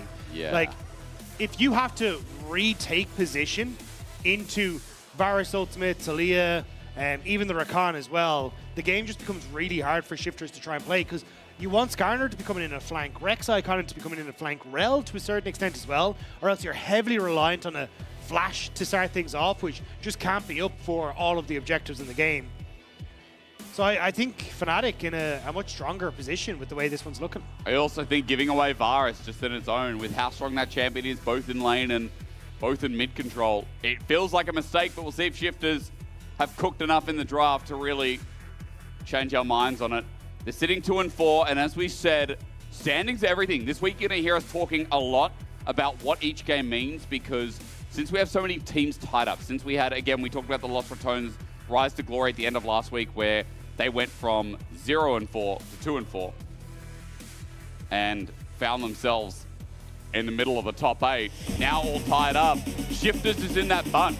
If Shifters lose this, they move down just on top of KC Blue. And with halfway already done, with us moving into the later portion of games, I know you all hate the cop-out, but every win does matter. It does matter. Fnatic obviously in a much more comfortable position now. Razork and Vladdy, the 2v2, Dag, you already pointed out. I mean, that is a very proactive 2v2. Fnatic have a lot of tools in this early game. And the biggest fear is, as you were saying, like, shifters need to get off the ground, but Fnatic's cop is very anti-ground, you know? They own the ground floor, they've got security, they've got gates, you need a card to get in. But shifters left it at home. Yeah, it's about trying to see if you can find a side entrance for shifters. Yeah. Like, look for the flank, The emergency see if you can set stuff up, but... Scouter like, in the big 26. Frisky Wells, funny. Whiskey or whatever your name was. Frisky Whiskey. Frisky Whiskey. Good brand. Good name for a brand, actually. Heel burnt by Lost Bay. There's no way that doesn't exist. There's so Frisky many Whiskey? producers. Sure. True. Well, if it doesn't, sir, I would trademark that ASAP. Specifically with the numbers afterwards. Yeah. If you want a business partner, we can talk. Okay? We can talk. I'm okay to invest. Now, where do you want to start, Dag? The top is just going to be, as Jack Spectrum put it, he did say Sausage Fest last week, we mean the Tank Fest. You know, those are the words. He said it, not me. But it is going to be a Tank Fest up in the top lane, right? Yeah. And so we're going to ignore that for the time being. I think my focus is definitely going to be on what you talked about at draft. Again, the mid-jungle 2v2. And just how Paddock and Trimby try and survive this lane. That's me personally. Like, I do think you have a lot of pressure from Paddock and Trimby. It just is very reliant on Trimby finding really good engages. It would mostly need to be from the Shattering Strike into Crashdown, but it's also kind of difficult when you've got the cleanse for Upset. And also Upset has a decent range, so trying to get these 4 shots onto Varus can be a little bit tough. So across the board, like, you have strong lanes in both top and boss that should push and should kind of net themselves advantages bit by bit. It's just the transitioning that into advantages I need to see what they're going to do. Especially as you start to teeter over to 6 and, you know, Razork and Vladdy can start to make plays on the map. I just feel like Razork is going to be fine in that regard as a Pantheon in the early game. Curious to see what Bukata can do as Emperos just gets his grass, gets his trading. Yeah, Ruse has a bit of sustain though. Remember, it was minimized. That's why Rek'Sai top fell out of favor a little bit. where it used to be a little bit more broken, now less so. But still sustain exists. It is a D-shield start here with TP on the Rex side. The one thing I've noticed, Actor, is like top laners, they're not really getting super adventurous. Now, Razork, he is adventurous, looking for a gank at the bottom side of the map. But with Deadly Forest missing here, and the wave kind of being a bit stuck with Paddock and Trimby, I don't think there's going to be any adventure at all in this lane. There was a transitional gank, though, in the mid lane. Bukata ended up burning both the flash and that ghost as he made his way up towards the top side. So Bukata, advantage on the lane for now Nuke, and also getting both Scuttle Crabs. So giving himself a nice little buffer here when it comes towards, you know, things like that level 6 for Razork. Going to be delayed at least a camp or two as he tries to get himself back in check. Not missing anything, though, from Flighty. And as you said, it's a good pickup. Both summoners down. I was complaining about top lane is still taking TP, despite the upgrade. You know, because it gives you that 50% shield that lands 30 seconds. We'll see a little bit more aggressive summoners, maybe aggressive plays like this. Trimby, good engage onto Losper. 4-shot connects. Getting low is Fnatic's Rakan, but he gets out regardless. So Shifters, nice little engage, and look at where the wave is now going to be reset a bit. Paddock was holding it quite nicely. Yeah, it's not the end of the world. Upside should still be fine to clear out this wave as it gets underneath the tower. And Losper will be able to get back. We'll lose out on a little bit of experience, but Upside should be fine to pick up the wave. So, not the end of the world. I think it is more going to be a case of as we teeter over to level 6, like, can Nuke now set up with Bukata to punish the flashless Vladdy? I think that's going to be the repeat pressure from Shifters. And imagine why we're kind of seeing a little bit of movement here from Fnatic, with Losper moving mid just to cover Vladdy. I like that Vladdy goes into Fog of War. Best thing about a Talia is, you know, especially as they start approaching 6, obviously he's level 5, but just because of that rock surfing passive, you never know where she is. Is she moving bot? Is she looking to find something in jungle? Like, you question. You always question. That's always nice. Questions are good to ask, Actor. That's the point. Level 6 is going to be hit soon. Vladdy actually just moments ago. Trimby now on the roam as well. Going to see this control ward spotted out. So, of course, one mid laner having 6 is more impactful than the other. And as we said, what Vladdy does in this early game, he's going to have to be up to Shifters to respond to. Dragon's up. And Trimby just clearing out wards. Maybe Bukata starts his question mark. Yeah, the Scuttle Crab is going to be on the top side. So looks like Bukata just going to be happy to start up the Dragon. I think he's one camp off of 6, so not quite in position to actually hit the level 6 beforehand. But with the push on mid, the also push on bot should be fine, or at least the control over mid, I should say. Because again, Vladdy having no flash makes it very difficult for him to really contest. Razork moving across now, though. Fnatic aware that this is going down, but I don't think there's much they can do about it. He's got triple longsword. Bukata is a little bit low. Razork steps over a control ward, and he goes round a little bit. Nuke has his ulti, and Razork just clears through the mid lane. Walks up. He's going to get Scuttle in response, but free Dragon, as you said, for Shifters. Not a bad start to the game. Vladdy's thrown down the Unraveled Earth. A bit wary that there may have been an L swoop coming through from Nuke. But yeah, I think Shifters happy with the way this early game's going. Especially with, I was going to say, with Paddock holding CS and bottom lane. Getting bullied for the meantime, though, but another lane we talked about, doing fine, actually. Paddock holding that wave for so long, I think had great impact on these first couple of levels. BF Sword also picked up by the Jhin. The fact that CS is even versus the Varus, I don't think many people can say that. As engage, cleansed away, Upset. He's not hit with the 4th shot. It's Paddock who hits again the support. Curtain Call comes out, and Upset, he ain't level 6 yet, so he can't respond in kind. 4th shot coming. Ooh. Flash! No! Losper just killed Upset. That hurts his KDA. That was huge from Shifters. Paddock just hit level 6, so not only does he get the ultimate, he also has that triple tonic, so ends up getting the extra 18 AD off of popping that tonic, which just gives him enough to shut down the bot lane from Fnatic. Great timing window from Shifters. That was clean. I mean, unfortunately, Losper flashing away at the wrong time meant that Upset copped it. As you said, I mean, Paddock's played this early game beautifully. Now watch this again. Yeah, so they're basically just playing, because as soon as this cannon minion goes down, that's 6. Trimby hits it to proc the level 6. And then, as they chase down here, Paddock, you just see there, hits the triple tonic, then immediately opens up with the ultimate, and Losper doesn't end up blocking, flashes away, doesn't tell the AD carry. Nice. And I think that might be reportable. Yeah, I mean, okay. Glad I censored that one. I mean, Trimby also, clean play from him. And I think this is what we've really highlighted out of Shifters.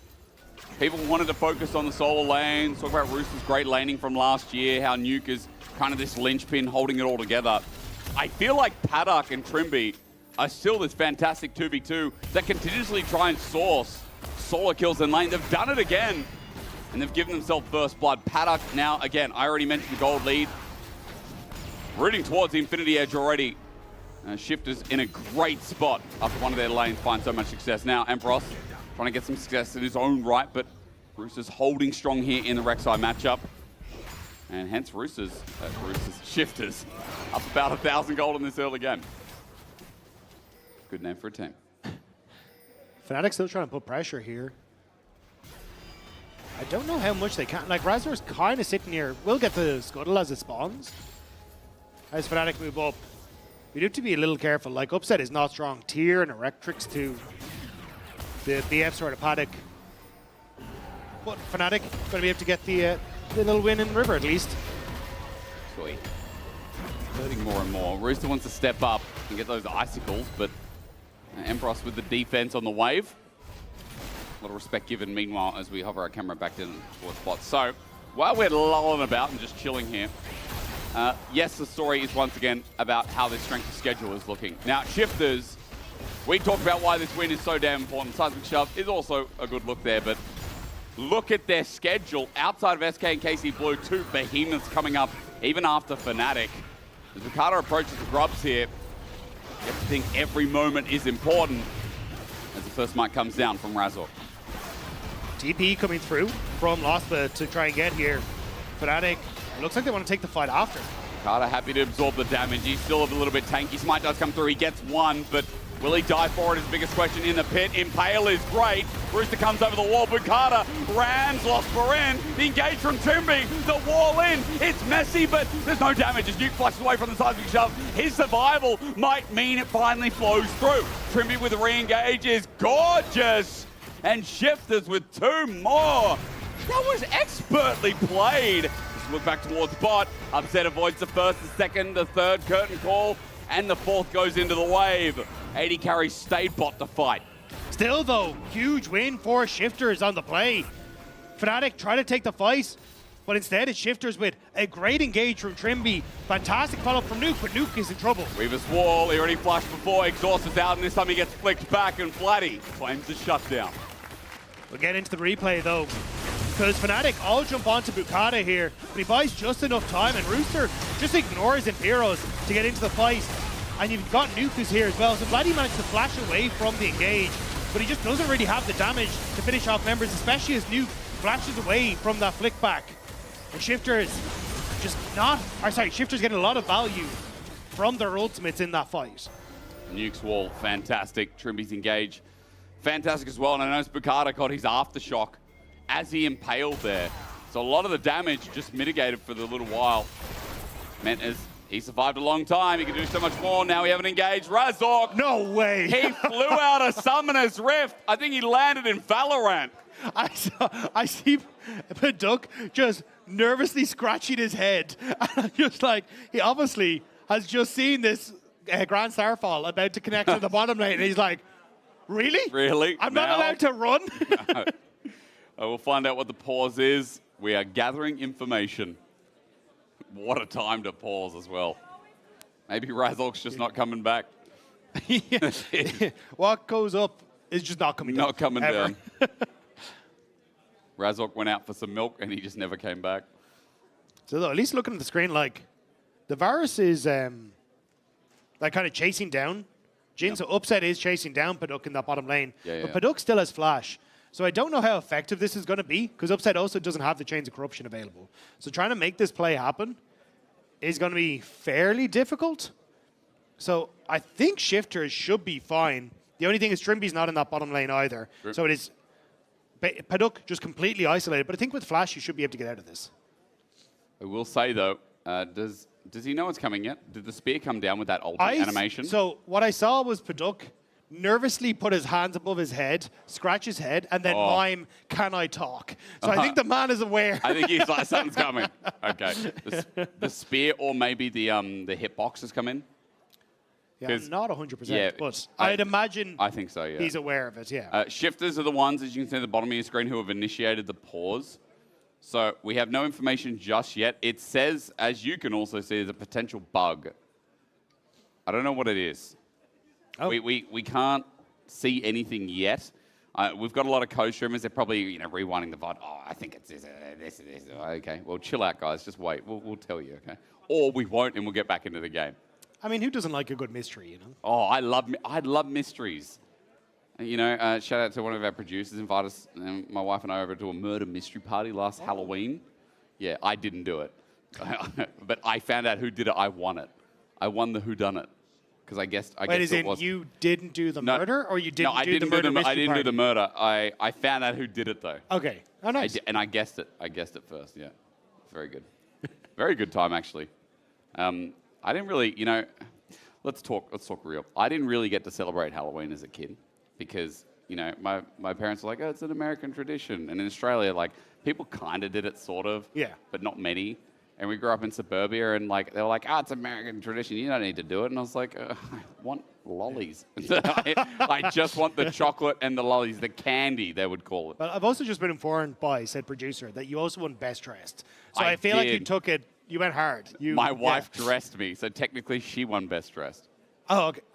I mean, at the time, she was also a pregnant vampire, so she was pretty convincing. And what were you? Not pregnant, and I don't know, just a vampire, I think. I can't remember what it was. In comparison, just if you wanted a comparison. I don't know what I was.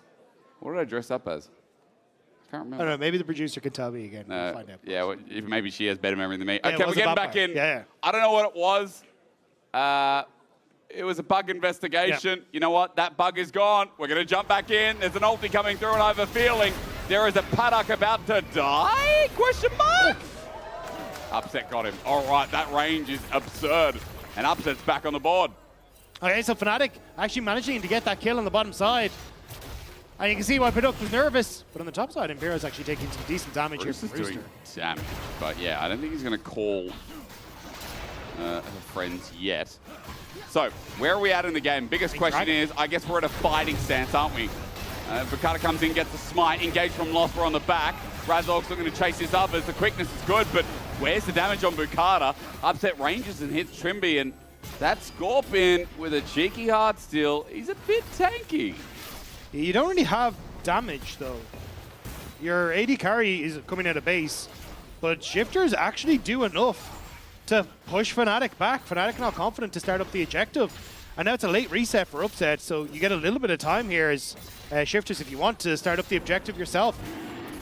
For Bukata would be the second. Dragon so elusive, lost the health bar. We have no idea. The Dragon's actually immortal. The Dragon doesn't die anymore. That's what happened. Y'all gave some crap to the Chemtech Dragon, and it was like, all right, I'm just going to infinitely buff you. I'm just going to not die. Well, there we go, eventually. Chemtech goes down second. Third maybe has a health bar. But Shifters have two Drakes, and yeah, their early game, despite Paddock just getting ganked there, still pretty good. Paddock is dead. Ooh, flash. Yep, Paddock is caught out again. And the problem is, as a Jhin, when you have no flash and you get caught out, you just stand there. Yeah, well, I don't think he should have been standing there. Not exactly I think if he stood, not that way. 500 meters back. back. If you walked the other direction, I think he would have been fine. Agreed. But look, getting caught out.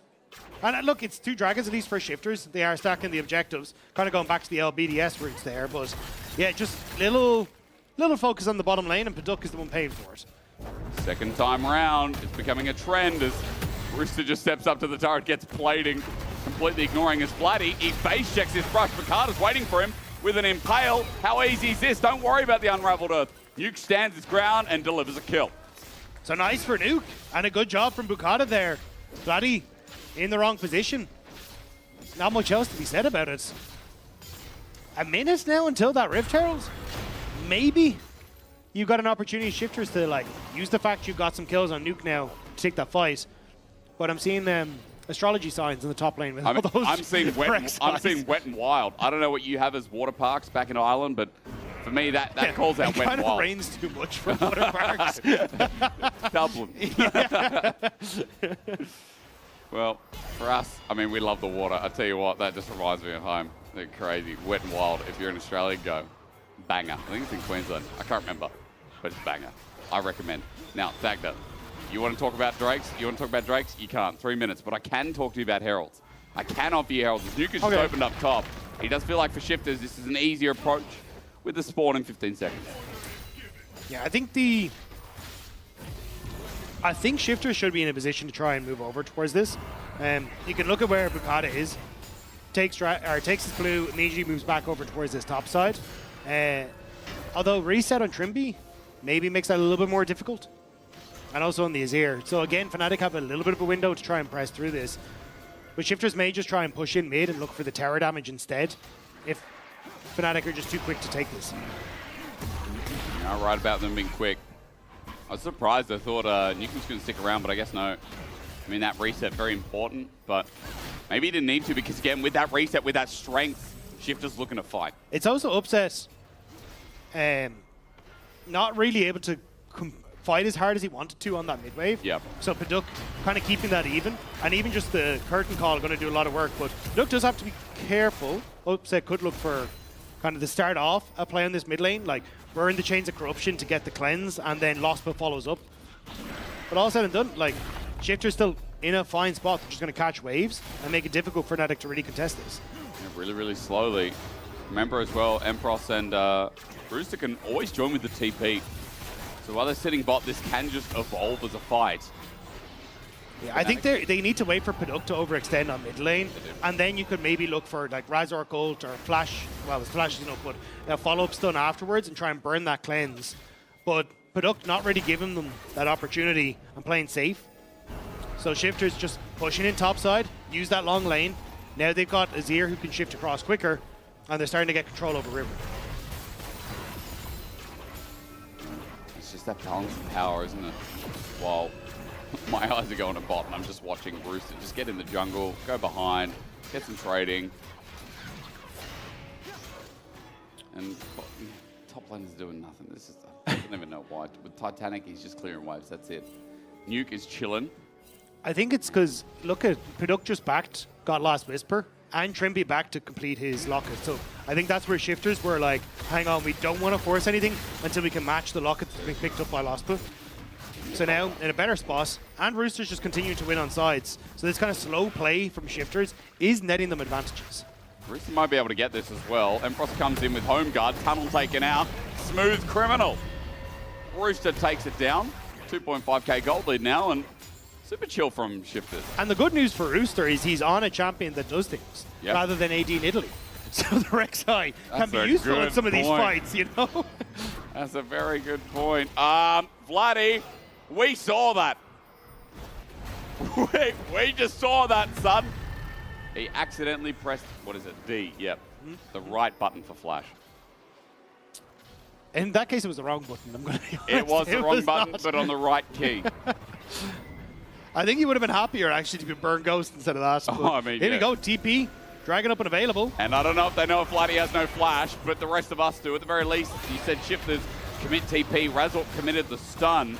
Vladdy's coming in. It's a 4v4 through mid.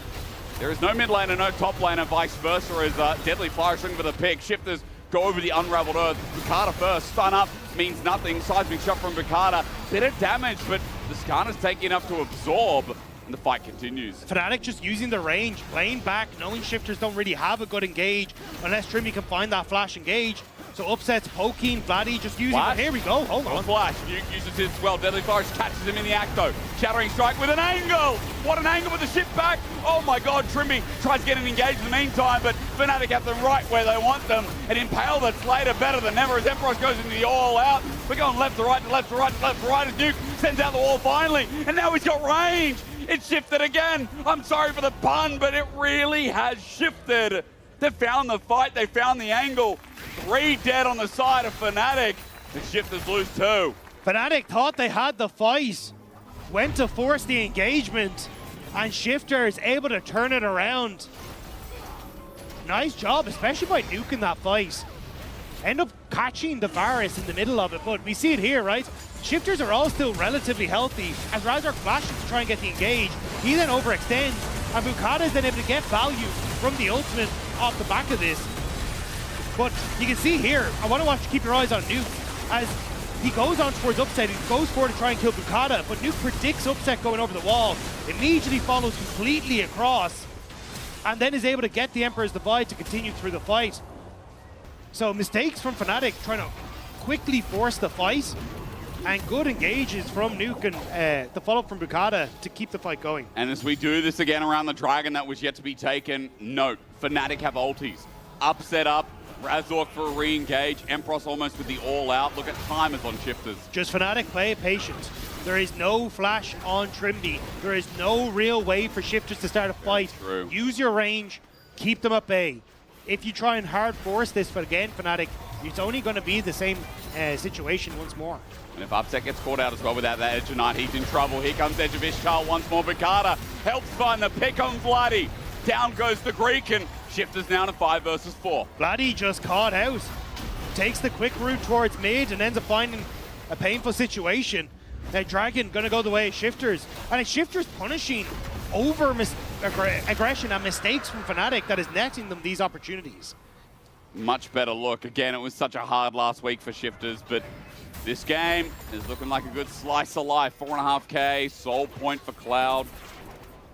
And, you know, a lot of these fights have, yeah, obviously been on the back of Nuke, but like Bukata in this Skarner has been involved in 6 out of 8 kills. And I really think he's making this Skarner look worthwhile. It's the fact that Fnatic are playing into his range that is helping, right? Because we They kind of are. got that engage that ran in towards the blue side red buff. Yep. And you can see that, you know, Bukata was just not able to get anything. Ends up overextending. Vladdy gets the flick back, and Fnatic are certainly winning the fight. But in the last 2 engages, we've had Razork trying to force an engage, which gets him caught, and then Vladdy taking the wrong side of that wall to bypass mid and into river that ends up catching him as well. So Shifters now in a much better position, and Trimby fishing, but won't be able to get anything. Big blast cone, maybe thinking about it with Ward over the wall, but you're right.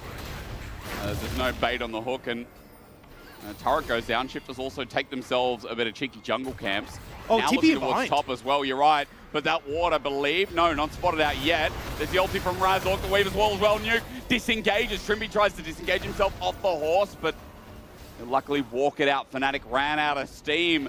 Used a little bit there to get cheeky on top of Baron. I mean, great disengage from Shifters. Nuke timed the ultimate perfectly, so there was no follow-up.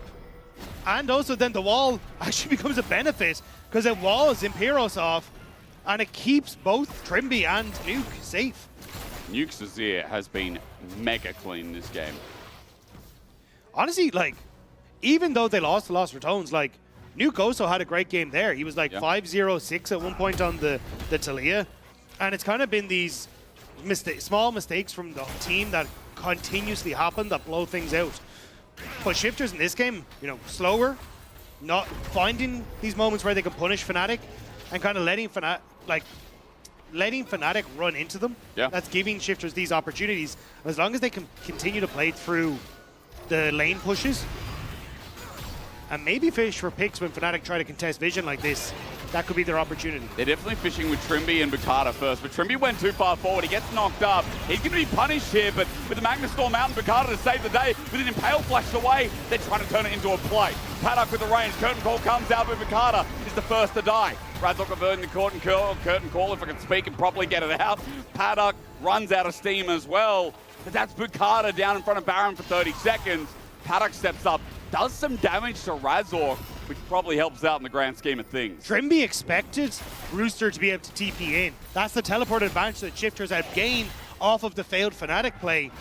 But Imperos chased them out, meant that Rooster couldn't TP as quickly as he'd like. And it all goes south. I mean, even then, it was still an overextension from Trimby. Like, there was no need to go back for that ward. But these are the kind of mistakes that we saw from Shifters against Lost Ratones, and it came back to hurt them. Doesn't matter how far up they are, it's always in the back of your mind, isn't it? I think against Lost Ratones, it's like 6,500 in the base. The game looked like it was over. I'm not saying the line again, but you know what I'm thinking, everyone at home. A Baron still up, staring them in the face. 1:30 till the Dragon. This game is getting more and more interesting by the minute. And at 24 here, Weaver's Wall's going to come out. I think Vladdy was caught out top potentially, with Vladdy moving up, or rather Nuke moving up towards that top lane. So that is the Weaver's Wall down, for what it's worth, with that next objective on the spawn. It should be back up for Dragon though, and I think it was more about, hey, I can fully push in this wave top, reset, and buy some time before Shifters can really threaten that top turret with the wave states. So now we actually get to en masse go mid, push out mid wave, and control the Dragon area. Because you can see now, right, if that wave hadn't been pushed in fully, Nuke would already be in a position to start now getting on towards that tier 2 in the top side.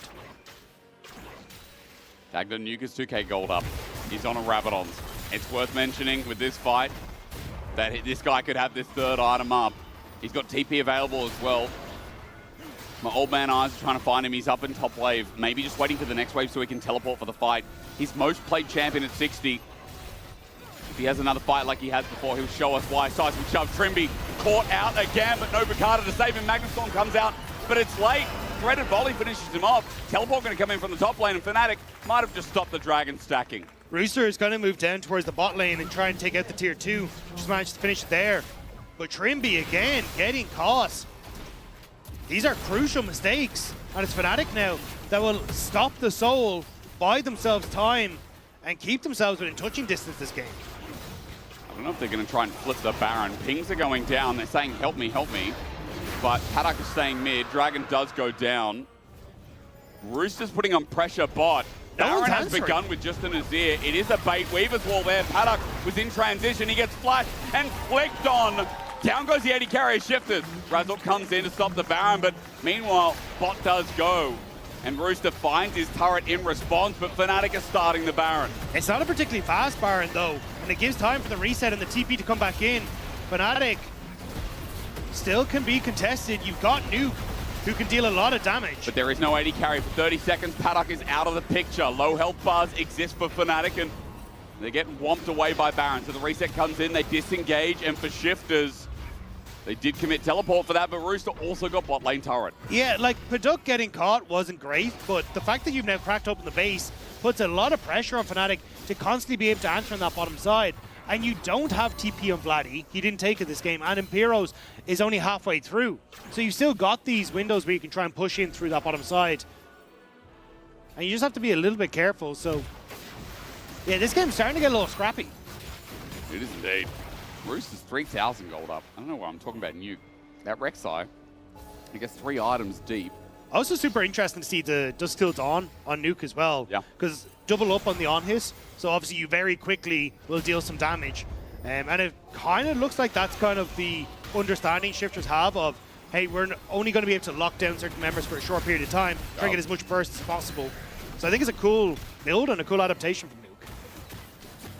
And again, we've seen a couple of Zers in the east as well.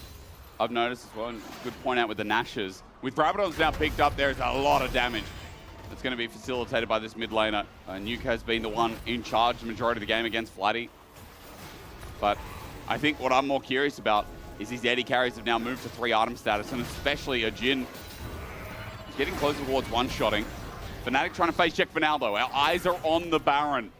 Shifters hold the control, and rightly so, they're a team that's still got so much more gold. But as Nuke gets poked out, you start to see that upset.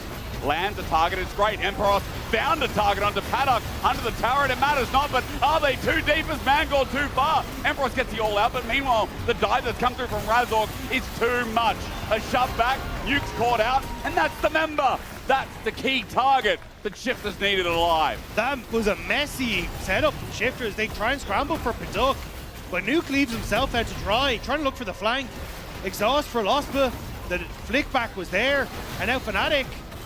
Rooster's in, flash knock up, it's good. Under the turret, they're using the damage onto Emperor. He's getting low, but the Bruiser Rek'Sai needs to heal up, and now they'll re-engage. But Carter sets it up in a 3 versus 4, sort of winning. The tanks do well, Trimmy gets a re-engage. Back in goes Rooster. Sterix Gage comes out, he takes tunnels out, but it's matched nicely. Nah, you're not them. Shifters get knocked back, and Eschal's impact going to be interrupted midway, but Shifters lose their turret with it. and Fnatic equalize the goal. Shifters all in on the tank with a support, a tank, and a bruiser. Like, that was always going to be difficult. But you see here, like, Paduk gets jumped on, Fnatic gets a kill, Imperios ends up ripping Paduk out, which gets him to safety. But Nuke, this was kind of crazy. Like, you're walking into Rakan, who still has ult, has exhaust, against the 2 carries from Fnatic. That felt like an insane job that you were trying to achieve. And then here as well, like, you're jumping onto Imperios, who's the tank, has the shields, has his W to reduce the damage. Like, who's doing the killing here? Yeah. It's a good question. I mean, Ambition love it. But a 4 versus 3 with no damage is, yeah, kind of rough. They got close. They got close. They got close to bursting that wide open, but gold is now even. Dragons up in 50, still soul point for Shifters. But as Empross takes this, gold now in favor of Fnatic for what feels like the first time this game. It's just so difficult for Shifters to play. Even this next Dragon fight, like, you've kind of lost control of a lot of these positions. They're trying to force it by moving Bakata into position, but Fnatic, happy there you can see the damage onto Nuke. Just play the long game, poke from range, deny Shifters that opportunity to take the fight they want. Bakata looking for an angle for Ishtal's impact. We are A-ramming, and we love it. Fnatic are relying on their poke as always. Blooddy's gotten some good flicks alongside upsets damage. That's the goal really, is Empross continuing to step up. Midwave under control, teleport burned by Nuke. That dragon now spawns and Fnatic have River. Rooster has been pinged out unceremoniously in that bottom side. There was so much happening there. And they know he's in that position, so Fnatic just baiting Shifters, calling, taunting in this mid lane, hoping they look for the overextension. Deadly Flourish gets a connect. Trimby looking for an engage. Nuke just got poked out though. Meanwhile, Curtain Call starts the fight. Rooster's found out and he's so far away from the rest of Shifters and he just dies on the back end. Empross pulls the all out. The quickness comes in from Lospa. Interrupted nicely from Trimby, but he'll die for it. A double over to upset. And Shifters are just moving their heads all over the place at once. And now it's just a scramble. See if you can catch these waves for Shifters before Fnatic go back to base and set their sights on this Baron. But Rooster went over a ward, and I don't think he realized this.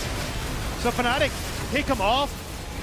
You've just got to tank your member in Imperios to be that front line. Trimby basically saving what could have been a disaster if that knockup had actually connected from Lospa. All right. But still, there's that Baron. And still got 3 members only on the map for Shifters. Bukata was attempting a steal, maybe still thinking about it, but on a ward he is now. Slow Baron is helping him out at 7,000, 6,005. Bukata has to get in for the miracle steal, but Fnatic turn on him instead. The flick is there, Deadly Flourish from afar, trying to do something as Paddock, but the Baron goes down to Fnatic. Empross is going to be the first to go. Shifters turning it into a winnable fight. Rooster has an angle, and he has a tunnel system as well. The knock-up interrupted. Seismic shove, another tunnel. Lost, but perfect angle. Trimby flashes, Shattering Strike. There's Ishtal's impact, and there's the Impale. Bukata giving up his life for a double, making it into 3. Set up perfectly. Shifters give more of a dive. It's Rooster who's found Bloody, but the Pebble's on the way. Annoying as anything. Bloody still found. Flashes away to save his own life. The Curtain Call back up. Bloody found. An ace for Shifters. They have a wave. They could actually try and end here. They can get the push through. 4 members on the turret is giving a lot of resistances, which is slowing it down. But as they move towards the Nexus turrets, that could be it, Fnatic. It is it. Fnatic just lost the game. The Baron looked good, but the chase from Shifters. 3 and 4, they will move. I am stymied how Shifters won that game. Fnatic grouping on the Baron ends up being a disaster. But just somehow Shifters find the fight. The wave is there, and they can immediately run through that top side. You both be a player of the game, Rooster, Nuke, or Trimby. I feel like also Bukata needs to be on there. Nuke had some great moments. Trimby had some good early game. But that Skarner Impale at the end. Honestly, I think the ability Rooster opened up so much of the map in this game, and it was really kind of the amount of work that he did, even in the fights as well. Like, this was a tough one, but Shifters, they managed to pull it out. I don't know what happened. That game seemed like it's Fnatic's in the bag. They took the Baron. They were turning for the fight as well. And Empros, he was so used to going by himself, I think maybe he's too far as well there, Dagda. That's one for the VOD books. That's one to just go back and just ask yourself. I mean, for Imperos, it makes sense, right? Give your life, buy space for Fnatic and hope they can try and escape, but there just wasn't room. Shifters managed to get the chase down. Big smiles from Bukata. I think he knows. I mean, look, this is the one you get back for lost returns, right? True. This is the back on the scorecard, and it does push them up to 3 now as well. Like, it's a pretty sizable win against Fnatic now. That 4 and 3, they still have 1 in the lead, but definitely going to sting for Fnatic. This is a huge win for Shifters that came out of left field. Nuke's going to have to explain how that game turned into a win.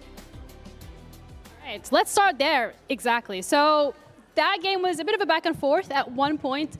I think a lot of people thought that Fnatic was going to be able to take it away and we're going to have a reliving of last week, but that wasn't the case. So can you talk us through, I would like to hear the comms specifically when it comes to the moment of where you might be worrying that the game is tipping in Fnatic's favor.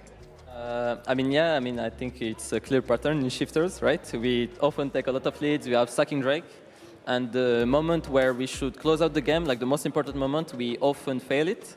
The comms, I'm not sure. I think there's for sure pressure, right, because of the last week results and everything, but I think it's just we have some struggle to, I think, all link together in communication to have a good plan. So I think that's the main issue, right? What do you think, besides like the communication, you said that there is this pattern that you're struggling to close out games. What exactly is the reason behind that? Is it still communication? I still think it's communication. Okay. I think communication is a big issue. Like we have 2 Korean, and to link everyone ID and to be all on the same page is really hard. I think, we just need to work on to make those things automatic. No need to voice, in the game to make it happen. So. And how exactly are you moving forward with trying to make those changes? Like in training, putting more, I'm not sure, actually, I will not lie, I'm not sure. But just keep putting as much as effort as we can to all link together and, close out game more cleanly. So, okay, well, thank you so much for your time, and congratulations on your win, very much needed here. We're going to be heading over to the analyst couch, I guess, with Lor, so take it away. The analyst couch. Let's not keep that name, please. I love seeing Nuke smile, especially after last week. And you know what I like? Eating my words, because we were trash-talking Shifters right before this game, and turns out they still had it in them. The dream of strikers alive and well. Yeah. In one game, everything will be fine, and they did win the game. There's all no arguing with all that. they needed to do was get a gold lead, throw it, and then win. How scared did you guys get? We're like, no, there's no way. There's no way they do it again. Come on. I thought Fnatic was going to win. Yeah, I think the Shifter fans were scared. I think we were nervous when they started winning. We're like, wow, we just made a lot of really bold points about how they need to work on things. And they're just, Bruce was just Goomba stomping in the side lane. Everything seems to have come together for this team. So, I mean, credit to them. It was still messy. Honestly, it was still sloppy. But this is a step in the right direction. And again, right now they're in the bracket of will they make playoffs? So a win is a win. Progress is progress. I think the optimism is justified. I think, it's a confidence boost win more than anything, and just something that's going to help them moving forward. What I'm wondering, though, is did we see any glimpse of hope for them, given the expectations we had ahead of this game, Jack? What do you think about how they plan, maybe coming from the draft and the way they executed it? Yeah, I think we saw a lot of hope, especially around Nuke. I have a little clip here on a little team fight, and I think just if we look at how Nuke played this team fight here on the Azir, you see a lot of good things that allow his team and set him up for success. So it starts off with Razork. You'll see him now looking to flash onto Nuke to get that flash W, which then Lospa would follow up and Nuke would just get one shot. But he flashes that incredibly fast and will just continue to pump out damage, dodges the Cassandra Q3 here as well, very nice, and just showcases a really high level of mechanics that allows his team to continue going forward and continue playing the team fight. And then he finds the angle onto Upset, dashes onto him. Now Upset is completely isolated, and he pretty much just solo carries the game for his team. Obviously, they do throw after this, which undermines your point a little bit. But this is really what puts them in the driver's seat. And I think those confidence in those early game moments, we've seen them before. But it's nice to, again, see them so consistently, especially against a team like Fnatic. Adding on to that, again, the difference of Rooster being so far ahead and being able to be a side lane pressure point instead of a stack 5 and pray for the best sort of game plan is good. I didn't like the draft. I was really skeptical, but they really did make this Rek'Sai pick work, and it shows in the numbers. I mean, that's the thing. We had some doubts, and you expressed them actually, Jack, whether or not the language barrier maybe could be an issue. So when you see Rooster like this playing on the side lane and being able to join team fights against Scrappy at times, but still made it work with the Rek'Sai, he's the key player of the game here, and I do feel like it's deserved given the time that he doesn't quite shine the way we expect him to. But I think it was Vladdy at the beginning of the season who said Rooster really undervalued, one of the best top laners we have in the league, and that's what I saw here this game. I think his macro this game was much better. I love that he was willing to side lane and willing to actually pressure the game on his own. That comes with some mistakes. You could see him getting caught out, but I think that's what shifters need to level up their game plan and finally take a win. Are we hopeful for shifters? Things are beginning to shift. Things are going to shift. I think, yeah. I mean, that's the best you can hope for this team. So far, shift in one direction or the other. Today it was towards a win. We'll see what the rest of the weekend has for them. But for now, we're going to take a break. We'll be right back in just a couple minutes. G2, KCB behind me. You see them. They're the next game. Upset, he's not hit with the 4th shot. It's Paddock who hits again the support. Curtain Call comes out. And Upset, he ain't level 6 yet, so he can't respond in kind. 4th shot coming. Flash! No! Lost but just killed Upset. That's a very good point. Bloody, we saw that. Oh. They're going on. Fight here. Don't flash. Help here. I'm fine. Look at the rail, guys. I can look. No, Anyone? No, Don't flash there. Go Drake on us. Guys, we can end, okay? Yeah, that's right. Don't put his target. No, Yes, we can end.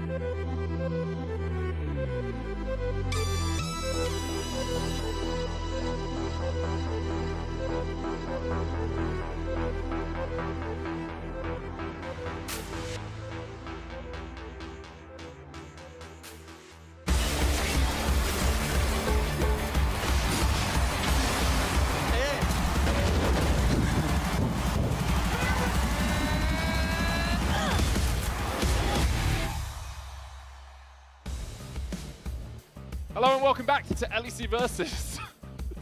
Betty is injured, so he has to sit down. Yeah, Gravity won its battle yesterday, but it hasn't won the war, okay? Still winning the war I'm against still Gravity? here casting. It hasn't defeated me just yet. But yeah, we're getting ready for G2 versus KCB. Do you think it's better if I'm like down here? I mean, I would have. Yeah, it would have been do- nicer if you had. That's better. Thank you. Okay, That makes me. this is as far as I can do the splits, man. I'm a Well, you're off 34-year-old camera man. now, Oh, so thank it's goodness. fine. I can stand up again.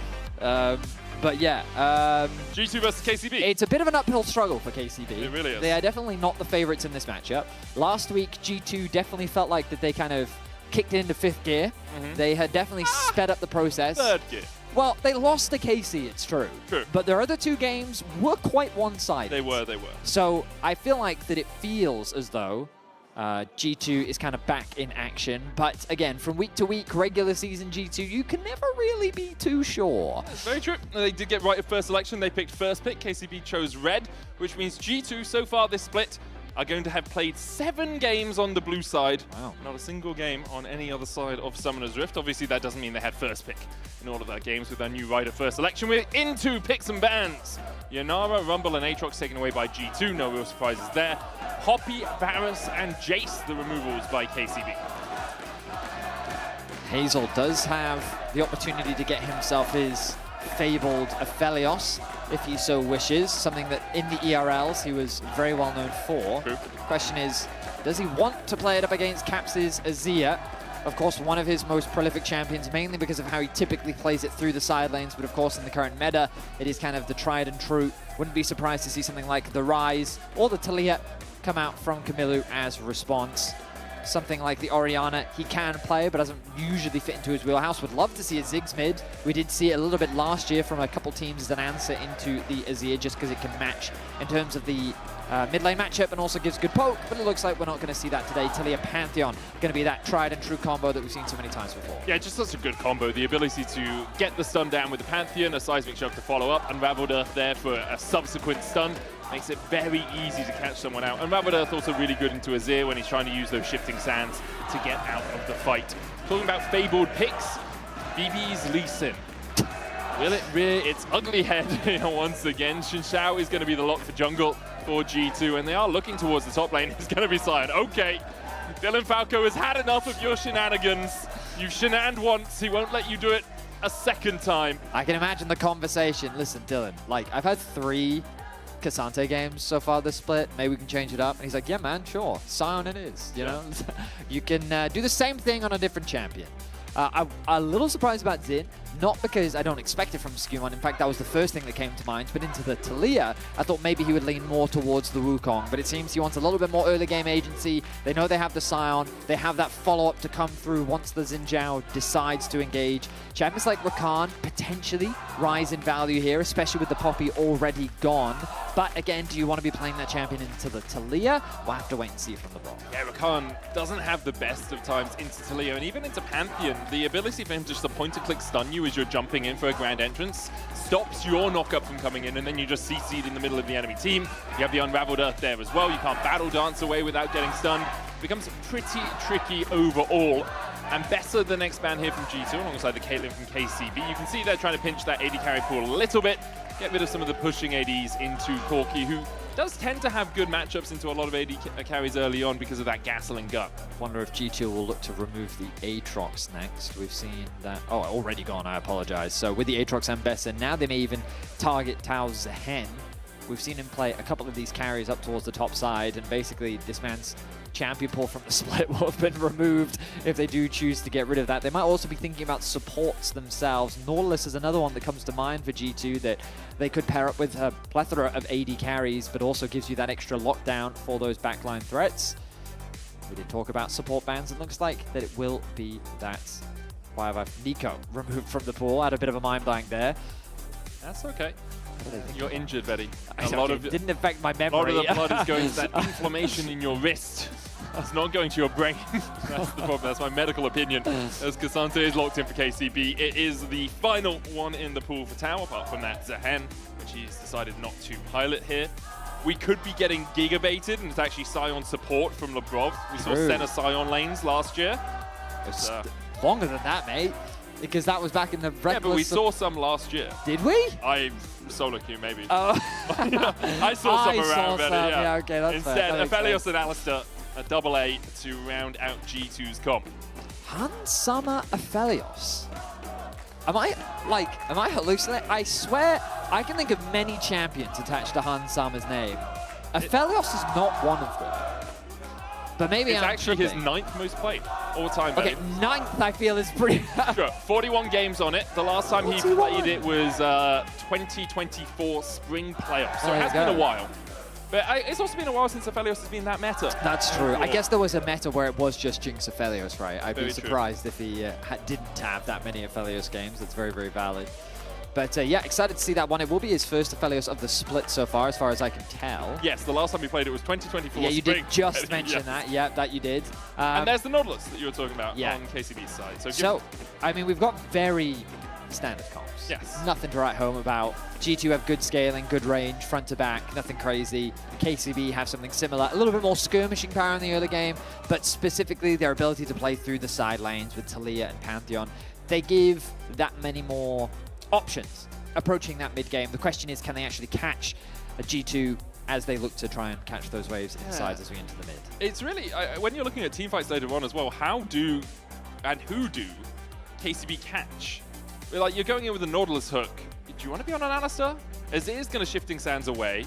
Well, Xiao maybe, or an Aphelios perhaps? I think you have to think about it similar to what we saw from the SK game at the start of the day, which is Pantheon, flash engage, everything, all the bells and whistles immediately Full on come out, pick. full on, full up. You try to assassinate one of the two carries, and then you're like, oh, I mean, you've only got an Aphelios or a Zir left to deal damage. Sure. We're going to win that war of attrition. Whether or not they can pull it off, of course, is a different question as they go up against G2, our reigning LEC champions after winning in summer. Had a bit of a slow start to the split, finding themselves at 3-3. But last week definitely felt like that they were more in the driver's seat compared to what we saw from them compared to week 1. Yeah, they went 1-2, 2-1, and on social media they're talking about how they expect this week to be a 3-0. They have KCB today, Lost Returns tomorrow, and then Vitality to round out the week. KCB on the other side are going to start off with this match against G2, and then Heretics and Fnatic on the horizon. Love the chat. Baus molding over seeing Sion open. Poor man. Maybe one day he'll get his Sion. Like, here's the thing. Yeah. Say somehow, and I know you're a Lost Returns hater, obviously. Okay, not true. I but- learned it from Jat, man. He taught me as the Okay, hook goes down got it. onto Lebrov. And Lebrov going in with a heal here as well. Hazel just out of range of the pulverize. Prime using his own heal, flashes forward for those staggering blows, gets another one to Lebrov, who is forced away. You see what the G2 support was trying to do there, but Prime and Hazel coming out trumps on the top side, on the bot side, in fact. Yeah, and you can see Lebrov trying to get a base off. Hook. Oh, great Ooh. hook! Threads the needle there. Nice connect, and now I feel like alarm bells need to be ringing. Where is that Pantheon? Yukino has to be contemplating a bot lane dive. Of course, G2 don't know that he's on the top side of the map right now, but they have to be fearful of that potential play. Looks like Skewmont not making any immediate moves to try and rotate down towards that bot lane. Prime's walking. He's still walking. He's still walking. The flash from Hansama perfectly timed. Hazel able to Valkyrie on the spot, but just gets to the right pixel to get over Lebrov's knockback under the tower. Hazel and Prime will be able to walk away, but it's a summonerless AD carry in the form of Hansama now. I feel like that was a huge win for the KCB bot lane. They've gotten all the summoners out from Hansama. He did lose a decent amount of farm there as well. That wave is pushing underneath their tower, and I think they should arrive just in time based on the wave's position, because another wave is going to connect with it, stop it from getting underneath the tower, and that's going to force Hansama and Lebrov to stick around for one extra wave. So the timing, the execution, everything coming together for KCB. You could argue the only downside is that Hansama's not going to stick around for a potential gank as Yukino's on the bot side of the map, but huge win from the bot lane 2v2 of KCB. Yeah, able to catch this entire wave. Will hit the level 3 off that wave as well. There is a small weakness perhaps with Hansama backing now. If he can pick up a cull off this first couple of waves, he will have a slight item advantage over Hazel, who went refillable, and Hansama and Lebrov actually staying around. Oh, I don't see what they're going to get, because this wave is just kind of frozen here. I think the idea, as they saw the Nautilus walk towards mid, is perhaps we can set something up onto Hazel. And that is what they're trying to do. They'll get the next wave in as well. In the end, it's much ado about nothing, even with the root and with the cover of Skewmont. Hazel able to hold the wave for now. Labrov should be able to punt him away. Had the trample going. Caps hooked again. Prime. Okay. Truly, Angelina Jolie bending the bullets in this game. That is an old reference that most of our audience probably won't understand. Hey, if you haven't watched Wanted, you need to give that movie a watch. Hazel here needs to be careful because there's a flash from Labrov, and there's the root follow-up. Hazel trading back onto Hunsummer with the barrier. Needs another auto, gets it in time. Valkyrie's away and will be punched by a cow. He's sent home in a coffin, but he gets the 1-for-1. Well played by Hazel, taking advantage of the additional summoner spell that he has to turn that situation into a 1-for-1. The wave is a little bit awkward for him, but still, I think he's going to be pretty happy getting what is effectively a 2v1 solo kill against Hansel. And getting that Hex Flash out of Labrov and the... well, they got his flash out too much. Didn't Was he? it the full flash? Yeah, that was the full flash. Oh, Labrov just getting the flashed flash out over of a Labrov, wall. yeah. That's really big for Hazel. Goes back, gets himself a tier on a longsword. Cull, a double dagger on the side of Hansama, and a 300 gold lead for the Corki for KCB on that bot side. Meanwhile, on the top side, it's two tanks punching each other, guys. You've seen this one a million times before. But also, note Yukino with a small camp lead. He was actually able to re-clear his topside camps before getting the base off, while Skumond is only just now succeeding in that clear. Of course, Skumond did go for an earlier base, so he's going to now make his way back towards that bot side of the map. So in terms of items, but who's ready to contest that? It's none other than Yukino himself. Prime is level 2, just covering for his jungle as he looks for the contest on these Razor Weeks, gets the smite down, and secures it. One less camp for Skumond. The lead for Yukino will build as he goes back towards his own side of the jungle. I do like that play from Yukino, though. The fact that he did clear his top side, then was in a position, utilizing his push from his laners to set up a small invade onto Skumond. The level of confidence is stuff that we always like to see from young players participating in the LEC.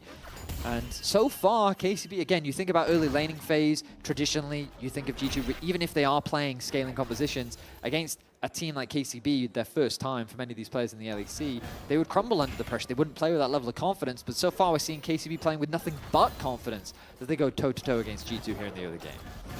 Hansama and Labrov definitely on the back foot in this 2v2. Prime does only have the boots. There's a Ruby Crystal on Labrov. This Alistar pretty tanky as well. Running the Unsealed Spellbook has that heal, so doesn't have something like the Aftershock or the Phase Rush to get out of a fight, but does have their ability to be a little bit more mobile on the map generally. You can get the teleport, you can get Ghost out, you can move around a little bit more and influence other lanes. Caps going in. Camilo flashes away from the Emperor's Divide, gets the seismic shot back and will chip away at Caps' health bar well with that threaded volley, but Caps got what he wanted. Labrov was looking for this in case Camilo stepped a little bit too far up, but Camilo wisely backs away. Meanwhile, Hansama stepping in. Flash hook's gonna land. Valkyrie in from Hazel as well. Hansama, red, white, wants to fight. He really just wants to get underneath the tower. Doesn't have the Moonlight Vigil for the Severum healing, so needed just to back away. I mean, the roam from Labrov really costing Hansama there in the bot lane 2v2. He's already down about 10 CS. Of course, he would have been able to recoup some of that difference from this next wave, but he can't afford to stick around now. He's isolated. The threat of a dive is real. He just saw the dragon go down. He knows very well that Yukino is on the bot side of the map, likely with level 6 as well. So if he sticks around to that tower, he is just going to hand over a free kill. So he's forced back to base. An even bigger advantage being gained for Hazel. I mean, look at this Corki lead now. 700 gold lead between the 280 carries. And the reason that dive was so effective, as you said, was Labrov's roam. And it's something you talk about a lot as a support player, is showing on the map. Like, Labrov looks for the Hex Flash towards mid. Camilo was never really in range. There was a possibility that you could find him, but it was very unlikely. And because Labrov shows, Prime can just flash in, land the dredge line, knowing there's no threat of a headbutt pulverize. There's no threat of me getting knocked back under that tower. Perhaps just a little bit of over-eagerness. Ogre-eagerness. It's Shrek'd for Labrov at the bottom side. A little bit of over-eagerness there for Labrov. Or perhaps, you know, realizing bot lane isn't going that well, feeling he needed to do something somewhere else. I mean, the moral of the story is support has many layers. Like a cake. Get out of my bot lane. Oh. Great movie. And one somehow, probably a lot of our viewers haven't seen. Somehow, that movie comes up in conversation every week, and I do blame Daniel we're Dracos millennials. for that. No, I mainly blame Daniel Shrek Dracos. 2 is the one that comes out, because that is a masterpiece. Right. Again, though, this same conversation happens every week, and so, at some point, someone's going to say enough's enough. we're just going to have to watch it all together here. Yes. Little LEC viewing party. I'm going to do it after we get eliminated from Worlds this year. Nice and quick, right, we're setting up 4 objectives, of course. Grubs are available. Right now it is Yukino that's in the better position with his mid having just pushed in. Skewmond hasn't been spotted on the bot side of the map. Observers showing that for us now, but they're suspicious. They are suspicious. You saw that cue from Hazel going into the brush. Actually, did he see? Yeah, he definitely saw that because I see the pings coming down. And because of that, grubs are easy. Should for be KCB. easy, yeah. Got themselves a Drake. Going to get themselves the grubs. Yukino is spotted doing these, but he doesn't care. Skewmon kind of snuck away and snuck back, but like its cover, it doesn't really do much. It allows the bot lane to push out a little bit easier, and I guess that's what Hans Sommer and Lebrov wanted in that moment. I mean, they should definitely be aware. I mean, this is a risky ward play. Lebrov's got a flash. Good hook from Prime, but he's still getting a knockback with a headbutt. And now Prime needs to get out of there, but with 3 members of G2 around him, he is food for worms. Hans Sommer claims the kill. It was a good hook out of Prime, but he just couldn't escape in time. I will say that's a little disappointing from the KCB bot lane. They are basically making fun of Skewmon this entire time because they have full information that he's in the area, and then they still try and contest the ward. I guess they didn't track that Lebrov had snuck his way behind them to set up for that play. I thought they saw the silhouette with the oracles that they were using. Now, it could be a spectator thing, but it did look like he had been silhouetted by it, and they were just playing for it anyway. Camilo has no flash here. TP coming in as well. That's Lebrov joining the Fragrance. Starfall in, knocked back with the Crescent Guard well by Skewmon. Yukino couldn't get in to do any damage, really. Okay, Skewmond now making stuff happen on the map. Gets Hans Sommer a kill, gets Caps a kill. You can see the gold starting to mount the way of G2.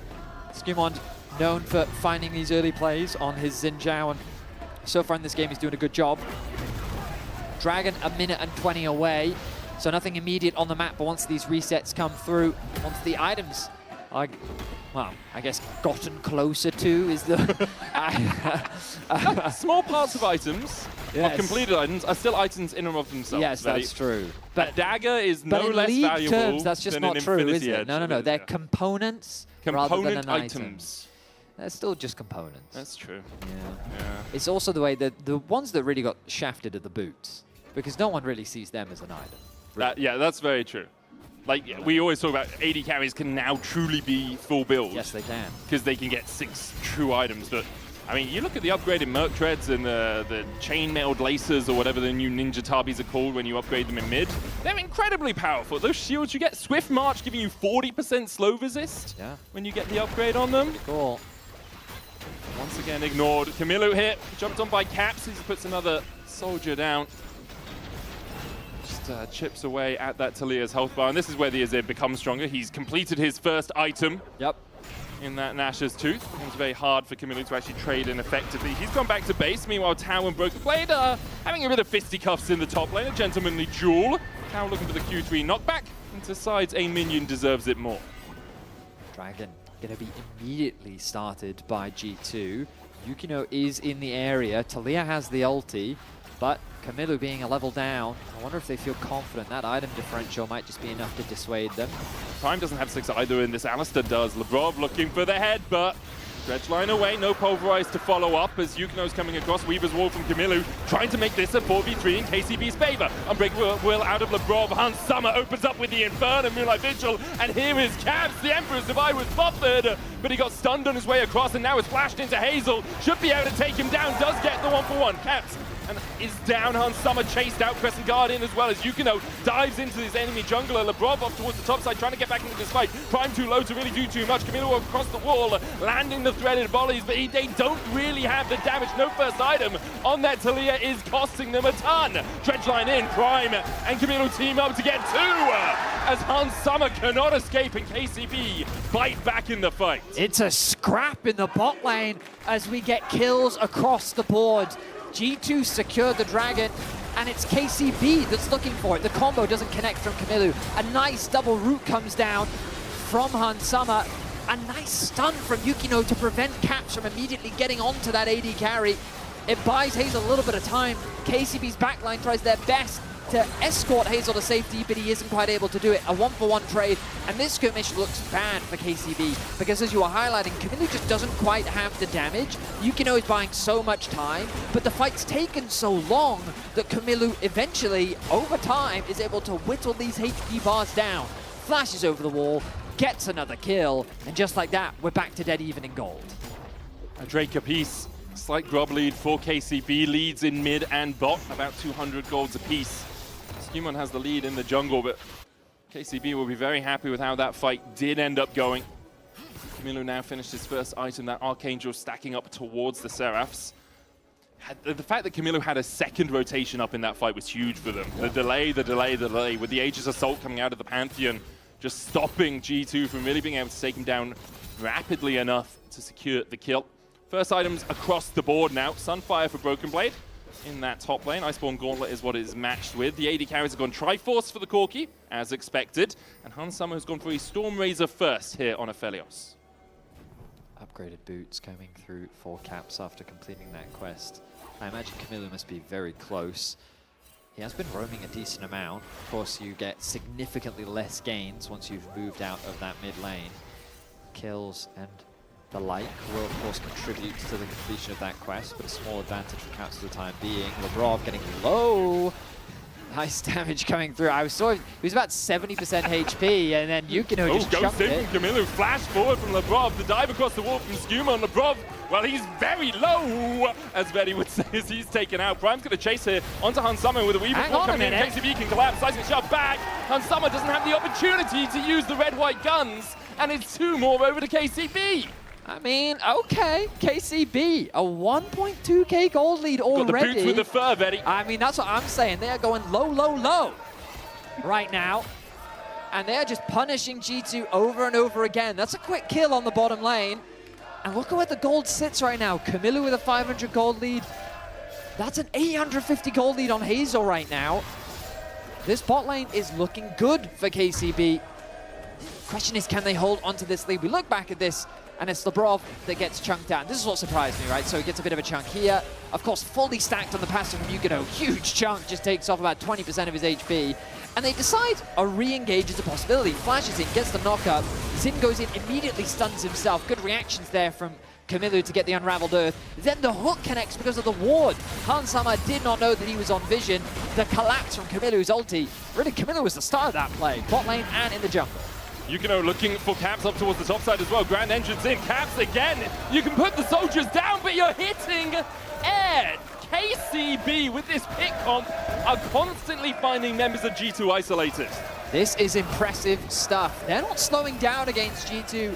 Confidence is what you need to have in a matchup like this, and they're playing with so much confidence as they continuously punish their opponent.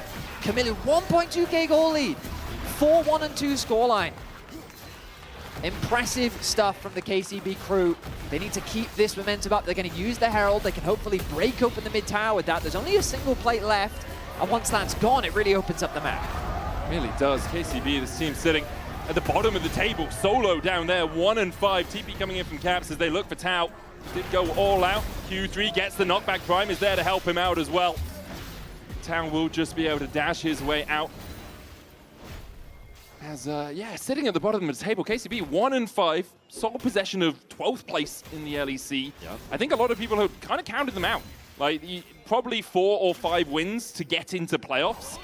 You only have 5 games left, and one of them is against G2, which they were expected to lose coming into today. But so far in this game, they have shown expectations be damned. TP's coming in. Labrov trying to get onto that backline again. Pops the Unbreakable Will, trying to avoid as much damage as possible. Broken the plate, joining in with a decimating smash. Labrov still healthy for now. The Drake has gone over to G2. They'll dive onto the Scion, but he's damn tanky. Moonlight Vigil Inferno not going to do too much as Hans Summer still only have 1 item. Yukino still chasing forward. KCB unable to find purchase on the fight. Caps is down in the bot lane pushing in, and Camilo has to answer. Ultimately, a well-executed Dragon secure from G2.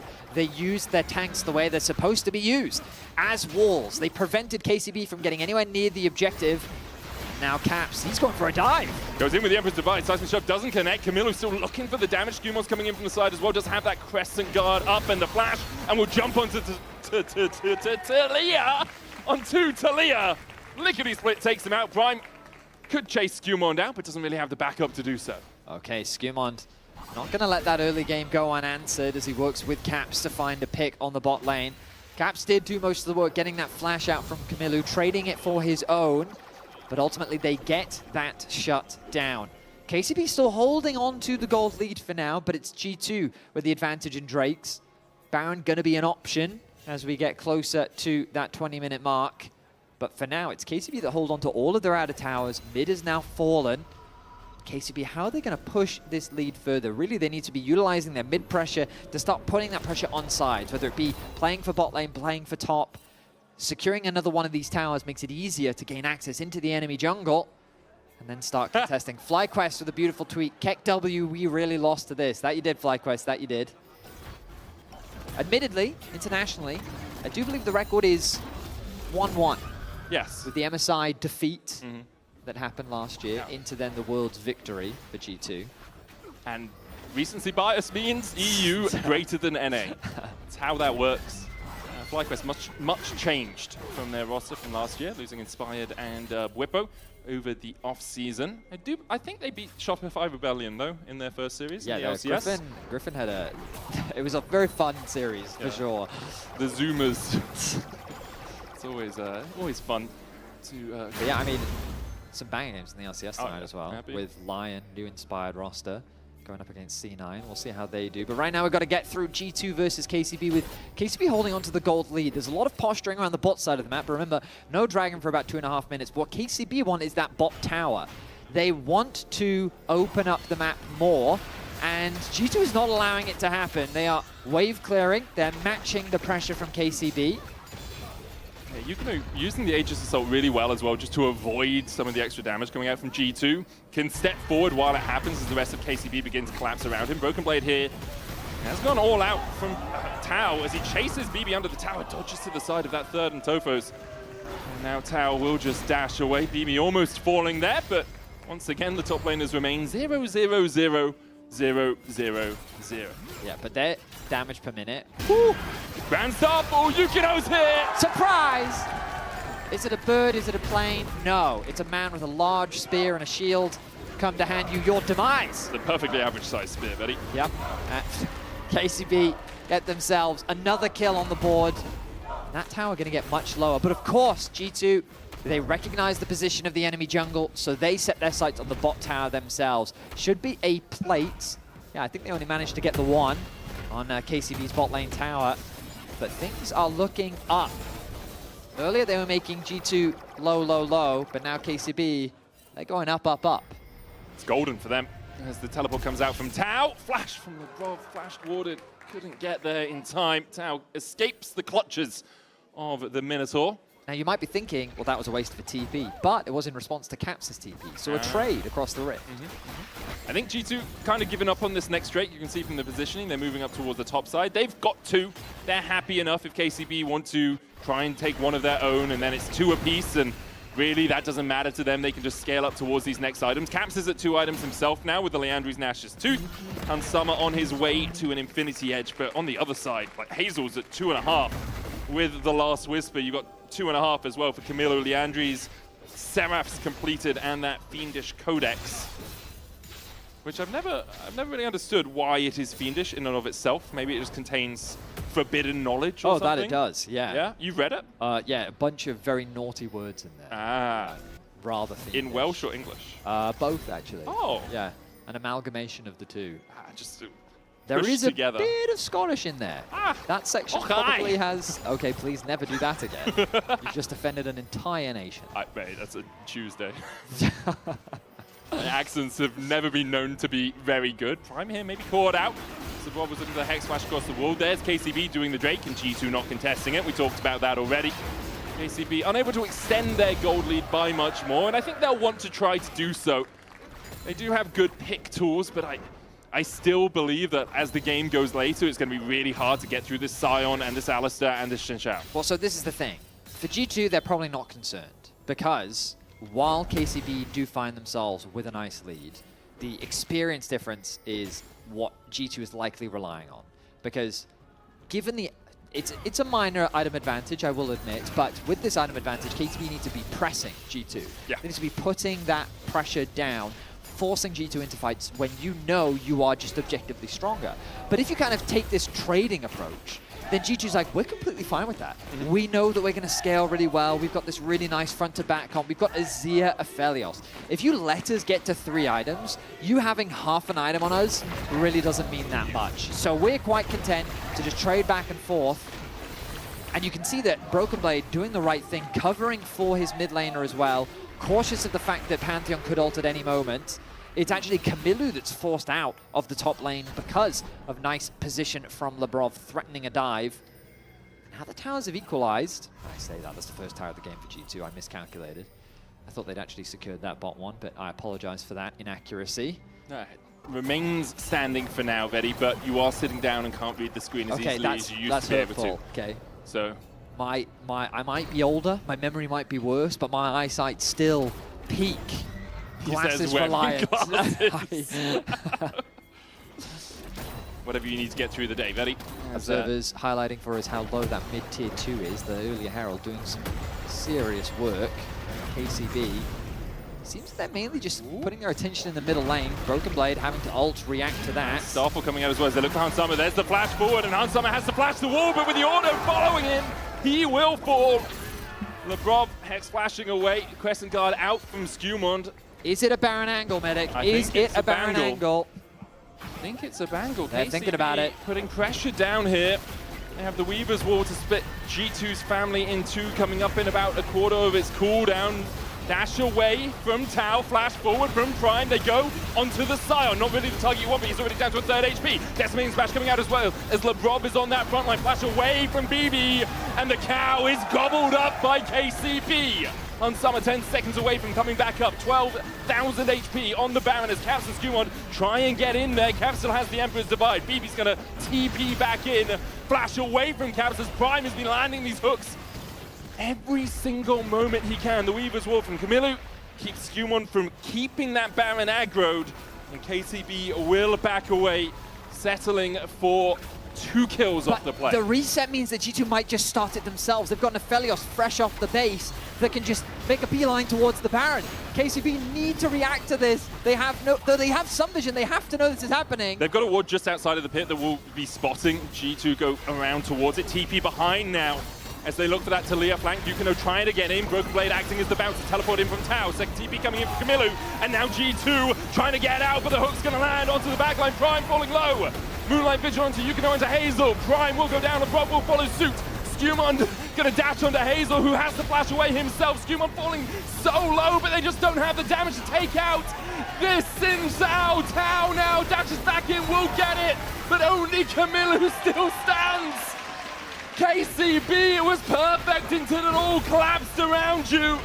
And Caps will top off the collapse with an Emperor's Divide. BB will take the kill, and it's an ace for G2. So KCB did so much right, but the moment they peeled off the Baron, G2 punish. And look at the positioning here. Caps and Hansama have so much space to work with. This is their ideal front to back. No threat on the Caps. Hansama is a little isolated, and it's a bit awkward for him to get involved, but the fight has basically already been won. Skewmond and Broken Blade on the front line, getting rid of the carries on the side of KCB. They converted into an ace, and it's so sad for KCB because they were genuinely so close. They got that pick onto Lebrov, but with Skewmond in the area, they're like, we don't have any tools left. We might have to make a 50-50 situation. But once you've committed, you kind of don't have any other choice, because the moment you've backed off, you've created this perfect opportunity for a fresh Aphelios to just walk up and melt that objective. Was cringe. Did he just steal the blue? He headbutted him away and then smited the blue. Yes. I mean, he'll be happy. He denies a blue from the enemy team, but if you're Yukino, you are ruining the day. That cow made its way onto the Rift. An unsealed spellbook was added to the game. Camillo here looking for a Weaver's Wall, trying to split G2 in twain if he can. Guardian Angel now on Skewmond, who does step forward and spots out that Talia. Double cannon minion here for G2. Means they'll slowly chip away at the tower. Next wave, probably about 10 seconds away from reinforcing their teammates as Hazel is forced away. And because of that, the tier 2 is going to fall. G2 will take it, and they'll extend their gold lead to about 5K, whereas 3 minutes ago it was nothing. I'm a little surprised that G2 committed 5 members to the bot side, but I guess given Dragon is alive, they'll just use that pressure and immediately convert it into mid. Someone has to go and catch that mid wave. And speak of the devil, there goes Hans Sama and Labrov to go and catch that. Now at Soul Point. I wonder if G2 is even going to need that.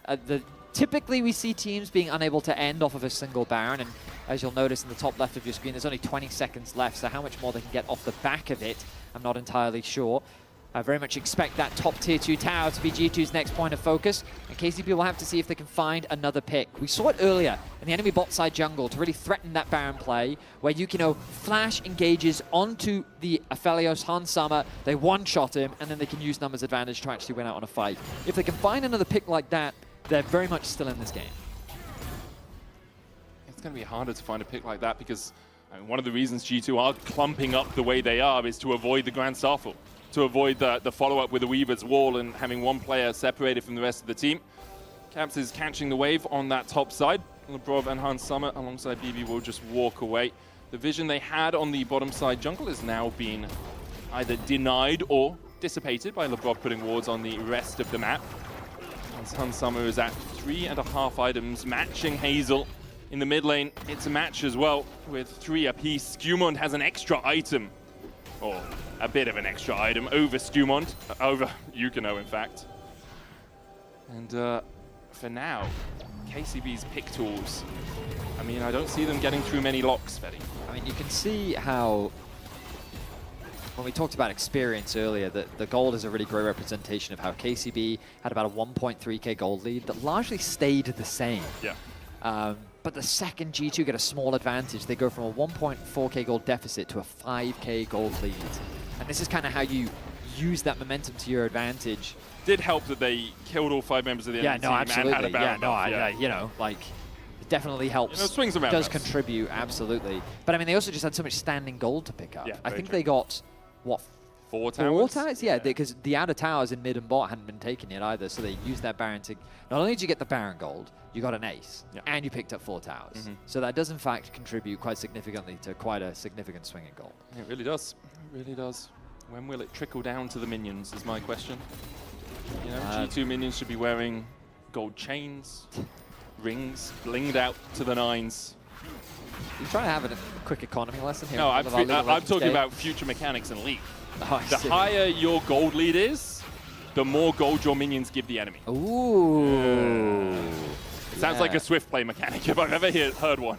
That would be, yeah, that sounds about right. Now, LeBron has to be very careful here because there's a Talia. Seismic shove back onto him. Unbreakable Wall coming up, but he's already down to a 3rd HP. Hazel looking at the damage with the Cannon Barrage. There's the Weaver's Wall's going to knock LeBron back, but has the rest of his team to help him out.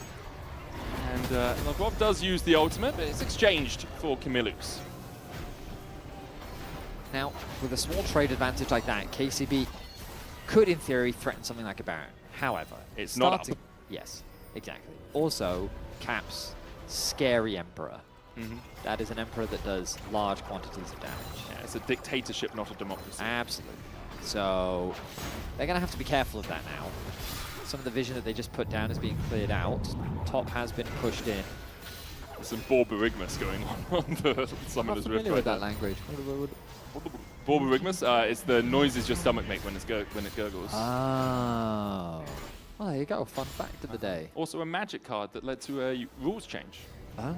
Yeah. Fascinating. We're not going to get into that right now. I'm more fascinated about the fact that stomach making a sound specifically has a name. It's medicine. Everything has a name. Fair enough. Most of it's just 3 Latin and Greek words shoved together to that makes sense. Conglomerate into something. Yukino is trying to flank. And unfortunately, the minions are ruining that plan of his. I mean, he's succeeding at flanking. It's just not an effective one. Yeah, and now Labrov is shutting that down completely. He has said, nope, you've been spotted. Off you go. G2 can try, but the wave clear from Hazel is still enough to stop them from securing any access to the base. I do like what Camillo's doing. Like, he's like, G2 in the mid lane, let's just get another wave shoved in. Let's try and get some gold for ourselves. It can be very easy in this sort of game state to actually just lose out on a ton of gold. And you can see G2 investing so much time in the mid lane that bot wave has crashed, top wave is going to crash. They are losing some gold on the map that they could be getting. They absolutely are. One thing that they could consider doing right now, just start off the Baron in order to try and force the TP out from Broken Blade and immediately disengage. The only problem with doing something like that is that, number one, Dragon spawns in 10 seconds, and number two, G2 would probably just actually start the Baron themselves because they have a Scion and an Alistar. The fight over the mid-wave has begun. Here comes Broken Blade. He's looking for something. Runs in, Unstoppable Onslaught straight away, lands onto the Valkyrie away. Hazel, who flashes away from the headbutt, followed by Moonlight Vigil coming out as well. Crescendo from Hans Summer will have a lot of damage. KCB very split. They'll try and dive onto Caps on the backline, but look at the damage onto Kamilu. Already they've lost one, and now G2 can just collapse. The Emperor's angry, and he's had enough. A triple for Hans Summer off the back of an Emperor's Divide out of Caps. Yukino will fall for the Quadra. Hazel not going to give his enemy AD carry the joy of a Penta. Instead, he'll go towards the bot side, but G2 are marching out of mid. We've already seen 2 pentakills today. Looks like Hans Summer's not going to make it the third as they set their sights on the Nexus and look to get another win on the board. Prime has respawned, and he will be back here trying to defend Hans Summer. The Calibrum hits Skumon diving in as they go for Prime, who tries to flash away, but he will live to fight another day. Hazel escapes to his fountain. The Nexus has no escape, rooted to the ground and now raised to it too. G2 claim the win in 34 minutes. Definitely a slow start to the game for G2, as we expected from their composition. What I didn't expect was KCB to have such an aggressive early game. They mounted some very nice early advantages. They punished the bot lane of G2 very, very well. And that play around the Baron was looking so promising. It really they was. just couldn't quite close things out. The experience difference really being the thing that ultimately allowed G2 to get the victory here today. But you're seeing more and more impressive stuff. Prime, I mean, some fantastic hooks coming through from that Norland. Really was, really was. I think KCB continue to impress and go from strength to strength, even if they still haven't been able to pick up that second win. You can vote for one of the G2 players and you play of the game. Vote at LEC on X. Broken Blade, Skumon, and Hans Summer are your 3 options. I mean, as you mentioned, now G2 will go up to 4-3, joining a couple other teams as that pack gets closer around the 4-win mark. KCB, unfortunately, yet to find that second win that they so desperately need if they want to stand a chance of qualifying for playoffs. They're running out of opportunities. Only 4 games left of the regular season. They basically need to win every single game from this point to really stand a chance. Yeah, we're not sure on the exactitudes of whether 4 or 5 wins is where you need to be, but they definitely need to win as much as possible. Up next, we have Vitality versus KC. KC with the opportunity to really distinguish themselves from the pack, 6-1. If they take that win, Vitality could join that amalgamation that we talk about of Fnatic, Na'Vi, and G2 at the 4-3 scoreline. And it does help lower teams lower in the standings for teams to be close. Yes. It means you can actually make your way into those playoff spots. We're going to hand it over to the analyst desk, who is sitting, standing, something with Skumon. We are sitting because that's the kind of discussion you want to have sitting down. Skumon, bravo. Thank you for joining us. Thank you for winning this game. What the hell was this? I mean, I don't know. I'm not really sure yet. I mean, first of all, I really do think that they played pretty well. They so did. props to them. But yeah, I mean, I don't know. Like, the game felt really hard. I mean, I think I have an idea why, honestly, but there will be a lot of stuff to review, and I guess that's the most important thing here. Can we get a preview into the idea why? I know I don't want you to drag any one person, but come on, you gotta give us a preview. I mean, I think we kind of like fell pretty behind on bot lane, and Yeah. I think we weren't really able to get controls from it through bot, which made the game really hard. And honestly, I think our draft is like a bit rough in terms of like early game, which makes sense. But I think we made it harder for ourselves. So Yeah. it wasn't that easy. You have a lot of scaling champions, and it's funny because I was flaming your admin on Twitter, and I was like, oh, it's G2 again. They could have fun, but they're playing boring front to back. Haha, we're gonna scale and we're gonna win. And then you made the game interesting, but I want to skip to the moment you actually made the game interesting and got it back in your favor. The Baron. The Baron throw? I don't know, actually. Explain this sequence, because they had it and then they didn't, and then you just go there. Talk me through communication and everything and how you made it happen. I mean, first of all, I really thought that we would lose Nash because like we died, right? And we didn't have our sign, our tank to face check the Nash, which is very hard with our comp. But somehow we managed to like stall as much as we can. And I think they made a mistake by just not committing into it. I think they really could have finished it, in my opinion. And once they just leave us with the Nash, when they use like everything, Pantheon Flash, Pantheon Ult, I think we're really able to take it over. So at least it was a good decision by us to go back into it. It's gonna haunt them though, because it really like they had you. It feels like you're down the ground. They're just like, oh, there it goes. Oh no! And like credit to you guys with the Azir, you have enough damage to kill it, but this is where, like obviously once you guys have a lead, you play like demons. We know you can be this top level team, but I think we have to talk a little bit more about the early game because you mentioned the bot lane was falling a little far behind, but it felt like you guys lost control of every part of the map. Let's right? put you on the spot, Kimon. A lot of this was just not super clean. You mentioned some mistakes in the bot lane. You mentioned some things you could do differently. But what was going through your head in this moment where you guys are really just getting torn apart in some of those early skirmishes? I mean, like, obviously, like, even before going to the game, I knew personally, like, I just made it clear for our team that it's going to be hard early game because we're getting pushed in, like, most of our lanes. And they have, like, kind of stronger jungle, right? So it's, like, kind of normal in that sense. But once we just, like, lose our sums, and we are not really able to match our tempo together to actually get vision through mid, I think it just becomes way harder, and we just didn't really find our timings to actually just like breathe a bit. And against the comp, it's really like punishing as well, right? Like they have double like global ult, Pantheon Talia, which is like really punishing if you do one misstep. And yeah, I mean, at least again we got the dub, so I'm happy. But for sure, like a lot of things to watch again to learn from it. G2 obviously has had games where you've drafted spicy stuff. The most recent memory is Lee Sin. Sorry, BB, it's not supposed to be. We don't talk about this. We don't talk about Lee Sin. This was the most like cookie cutter scaling draft in the current meta. Because of where you are in the standings, were you guys just trying to be as respectful as possible just to get a win? Because I feel like in years past, if you were like 6-0 against a team lower down in the standings, whether it's KC or anyone else, KCB or anyone else, you guys would have been drafting wild stuff, trying new things. This felt really safe. Yeah, for sure, right? I mean, like we don't want to disrespect anyone, first of all, and second of all, like we are 3-3, right? So I don't think we should be able to just like troll draft, right? Again, I don't think the listen top was troll, obviously, as you guys may know. But yeah, I mean, I think we just need to respect everyone and obviously just focus on like winning the best of one because that's the format, that's how it is. And when it comes to best of 3, hopefully, if we qualify, and best of 5, we'll have like way more room to look at spicy picks. If we qualify to playoffs. Yeah, very taking it slow, very humble. I like it. It's the least G2 version of G2 I've ever seen. Closing thoughts on you, Skewmon. You have your top laner stealing your quotes, making them its own, and then revealing it 6 months later. You have to do the heavy lifting to take the victory in the end. You're the key player of the game today. Anything you have to say about...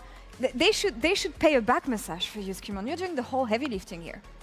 Yeah, I mean, I'm just happy with this game in general, and I just hope that we'll be able to keep scaling because I'm definitely not happy with how we performed today.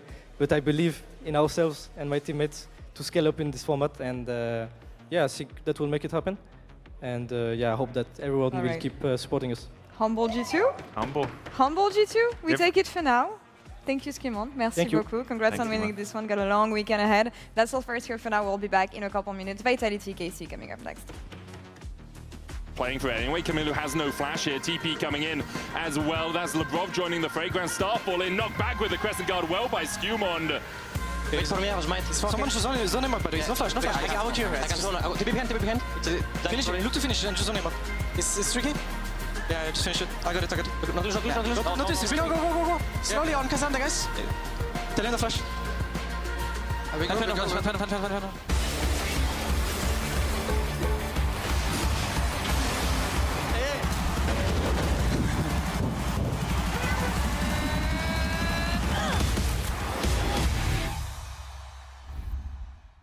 He doesn't like that. Look at him, he's a good boy, but he don't like that.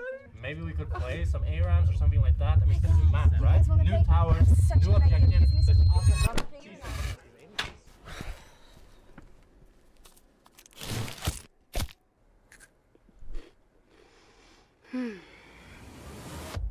Have a break. Have a Kit Kat.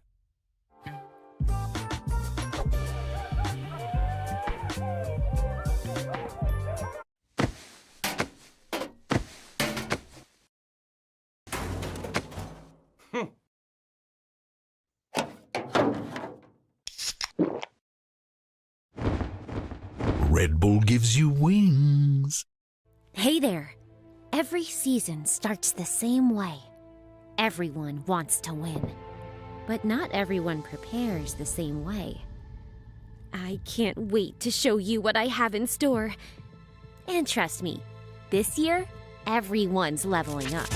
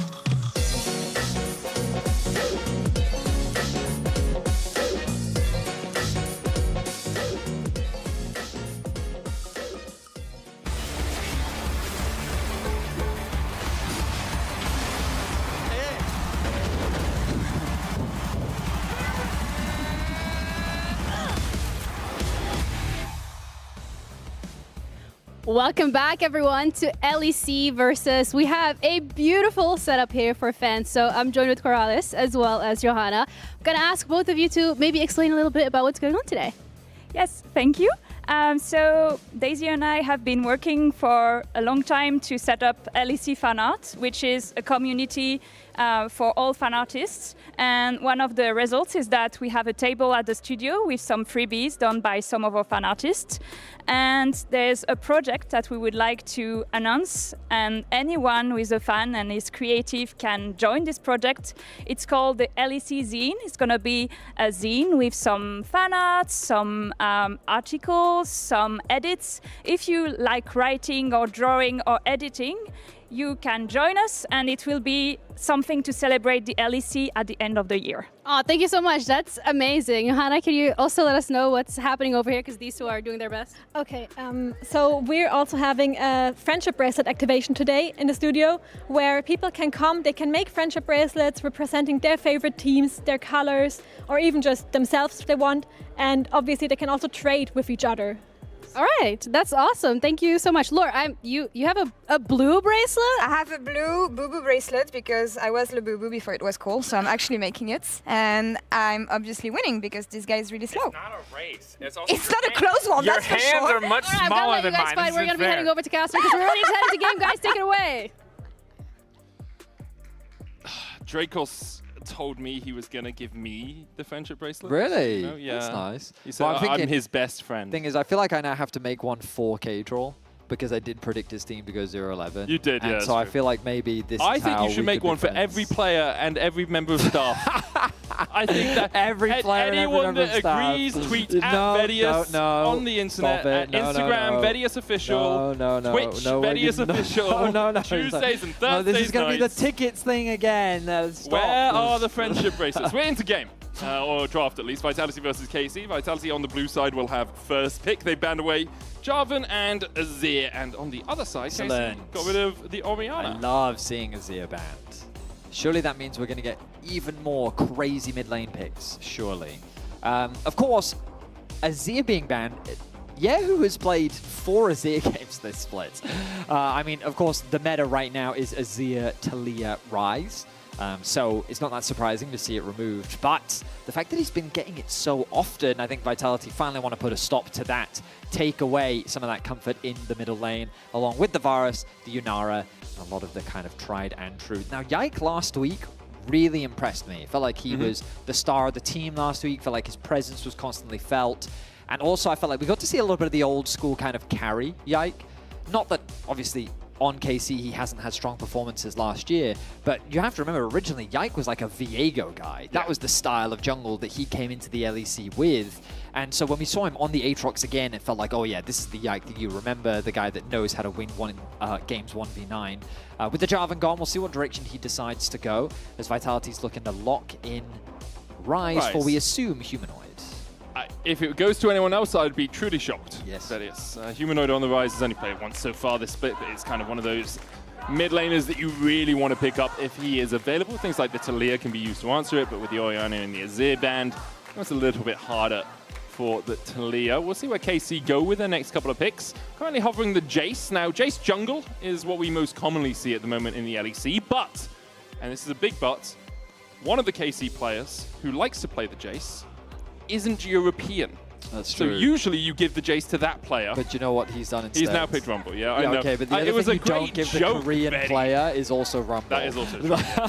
Or Aatrox, or a champion generally, that goes if he's, with the first letter A to he's Z. a good Scion player, but generally people like Kana's on Scion. Okay, that's nicer. One thing slightly neutralized. Yeah. But there is the Rumble for Kana. He's played it 2 times so far this split. I will say Jace jungle I think is still good. I think the pros overreacted a little bit to the nerfs. Oh yeah, it's only very small now. Yeah, I think that he's been...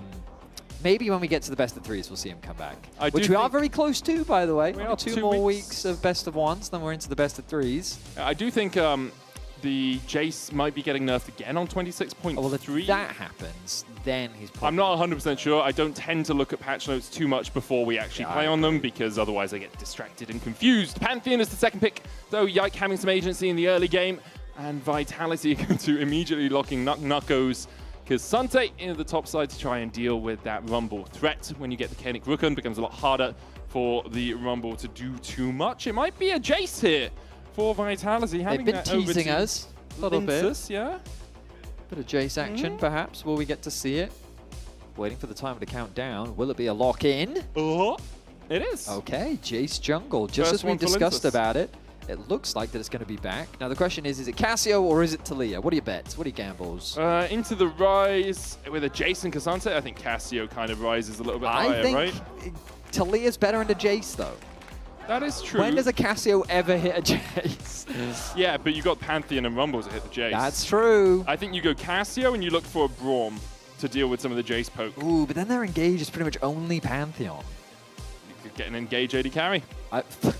Varus is banned. Ah, yes. Yeah, okay. see? I feel like, isn't Alistair the I mean, Alistair's solid as well, yeah. I like Braum into Jace because you put an Unbreakable up and he's like, oh, accelerated shock blast. And you're like, ha.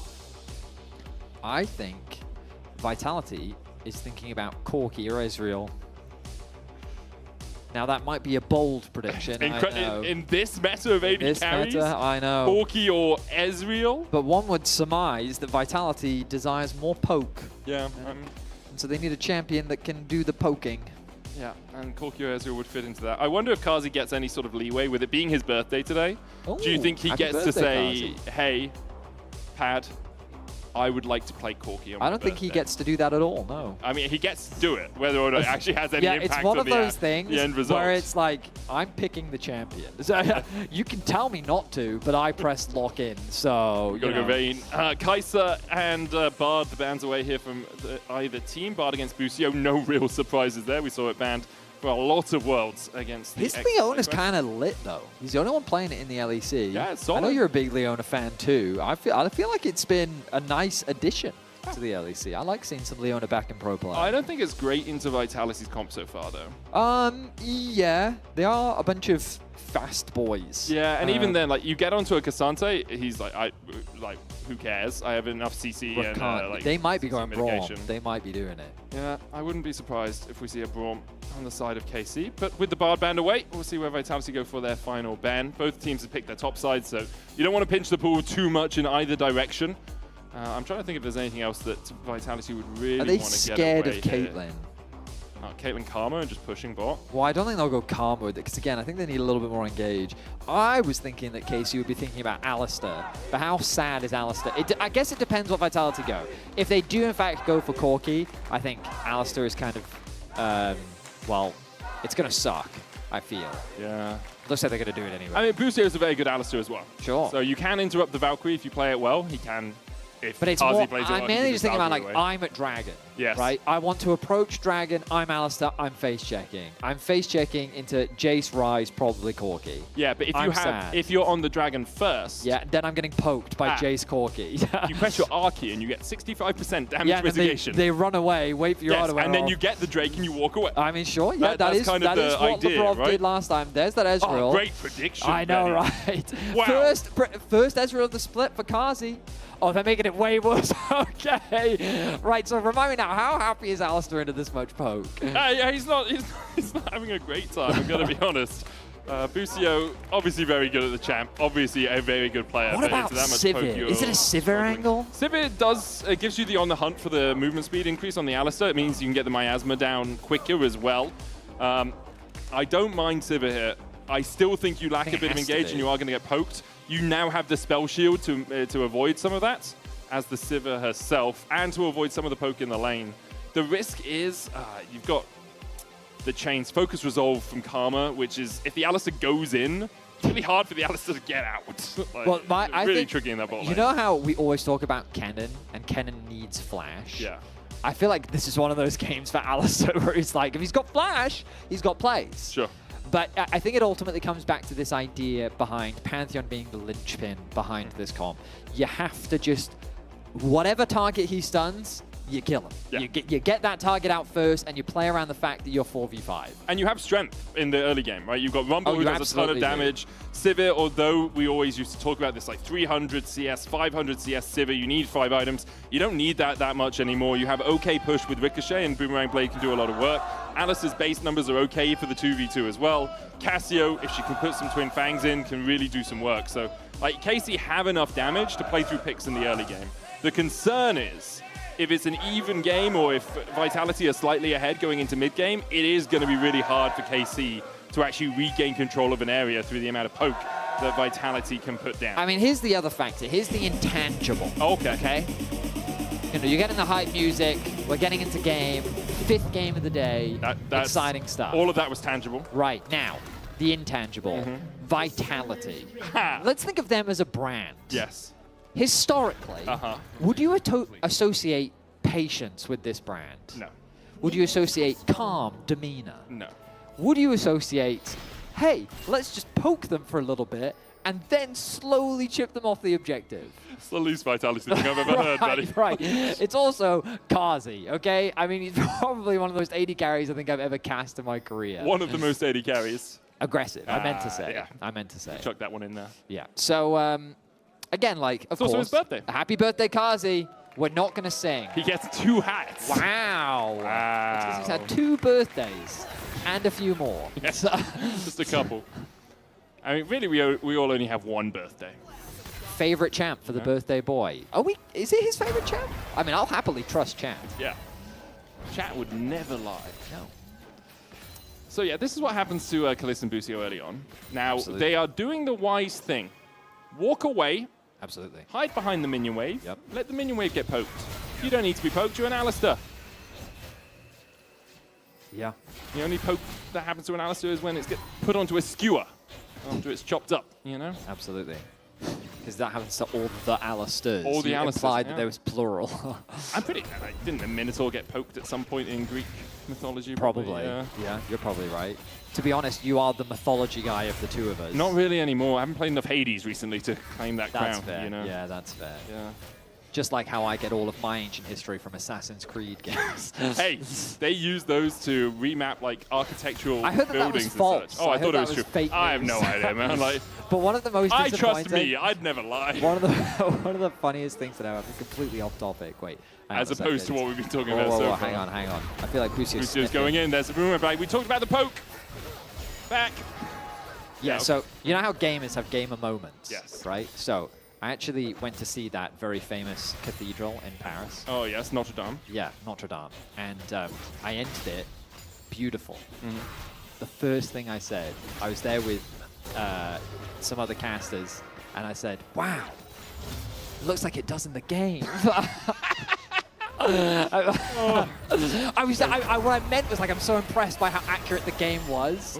Definitely not how it came out. Heals coming out from either side in the bot lane as the trading continues. There was a weird mantra in a flame from Fleshy that kind of went under the Alistair, but in the end, maybe an elevation thing just didn't quite connect. Kazi should be able to get the push in as Humanoid walks away from Yahoo in that mid lane. Yike is pathing towards the top side. He lost his bot side Crab. He knows he has more players on this top side, so can play for that top side scuttle.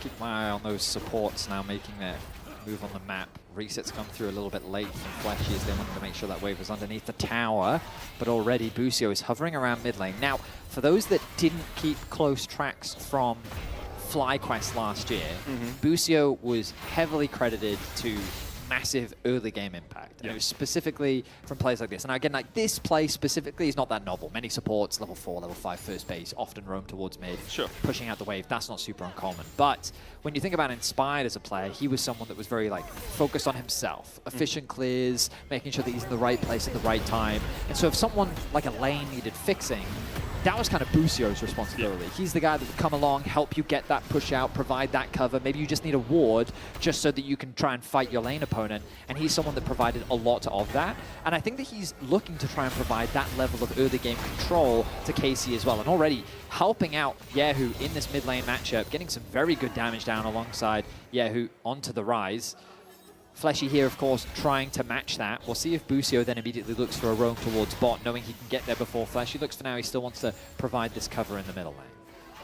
I think people sometimes forget about the triumphant roar from Alistair. When those minions around you die, you give a little bit of a heal to yourself and to an ally. And you can see you can trade some of your health. You can go in, headbutt pulverize, fall down to half HP, and then just stand around some minions, heal up your teammates and yourself, and walk very happily back down towards the bottom side. We didn't talk about it, but that Phaser I sure makes a lot of sense into ranged matchups, right? Just because, I mean, the Aftershock, while it can still be useful, also we saw the Unsealed Spellbook last game, but I guess he's deciding, no, I want this extra bit of movement speed, considering how much mobility is on the side of Vitality. You need to be able to get on top of them. Trample coming out. There's the focus resolve. We'll get the root. Shock blast coming out as well, and Busio doesn't have that unbreakable will yet. Kazi flashing forward, lands the Mystic Shot, dodges away from the boomerang and the spit. And first blood goes over to the birthday boy. It certainly does. Great way for him to start this game off. This is what you want to be seeing when you're running the Ezreal Karma. So much lane dominance, so much lane push. You want to be punishing every play that the Alistair tries to make, and they do just that. 600 gold lead already being developed for Kazi. Ezreal in a fantastic position here in the early game. Dragon likely going to be the next objective. No reason not to start that one off. It looks like it. Do you have a moment for a joke, Betty, do you think? I Do you love see jokes, happening on the map? absolutely. Yeah, go ahead. So Darth Vader is talking to his son, Luke Skywalker. He says, Luke, I know what you got for your birthday. And Luke's like, no, how do you know what I've got for my birthday? As Yahoo is falling low, but Busio's here to cover. It's like, how do you know? How do you know? Darth Vader's like, I have felt your presence. Took me a second. Realm warp up towards Kana as Humanoid's coming back from prison. Nucko standing across the wall. Kana's going to flash. Linus is there flashing for the follow-up, and Kana has not a leg to stand on. Grand Starfall in, knocked back from Linsus. Yike should be able to chase down his enemy number here and gets a kill in response. Good ulti from Yike.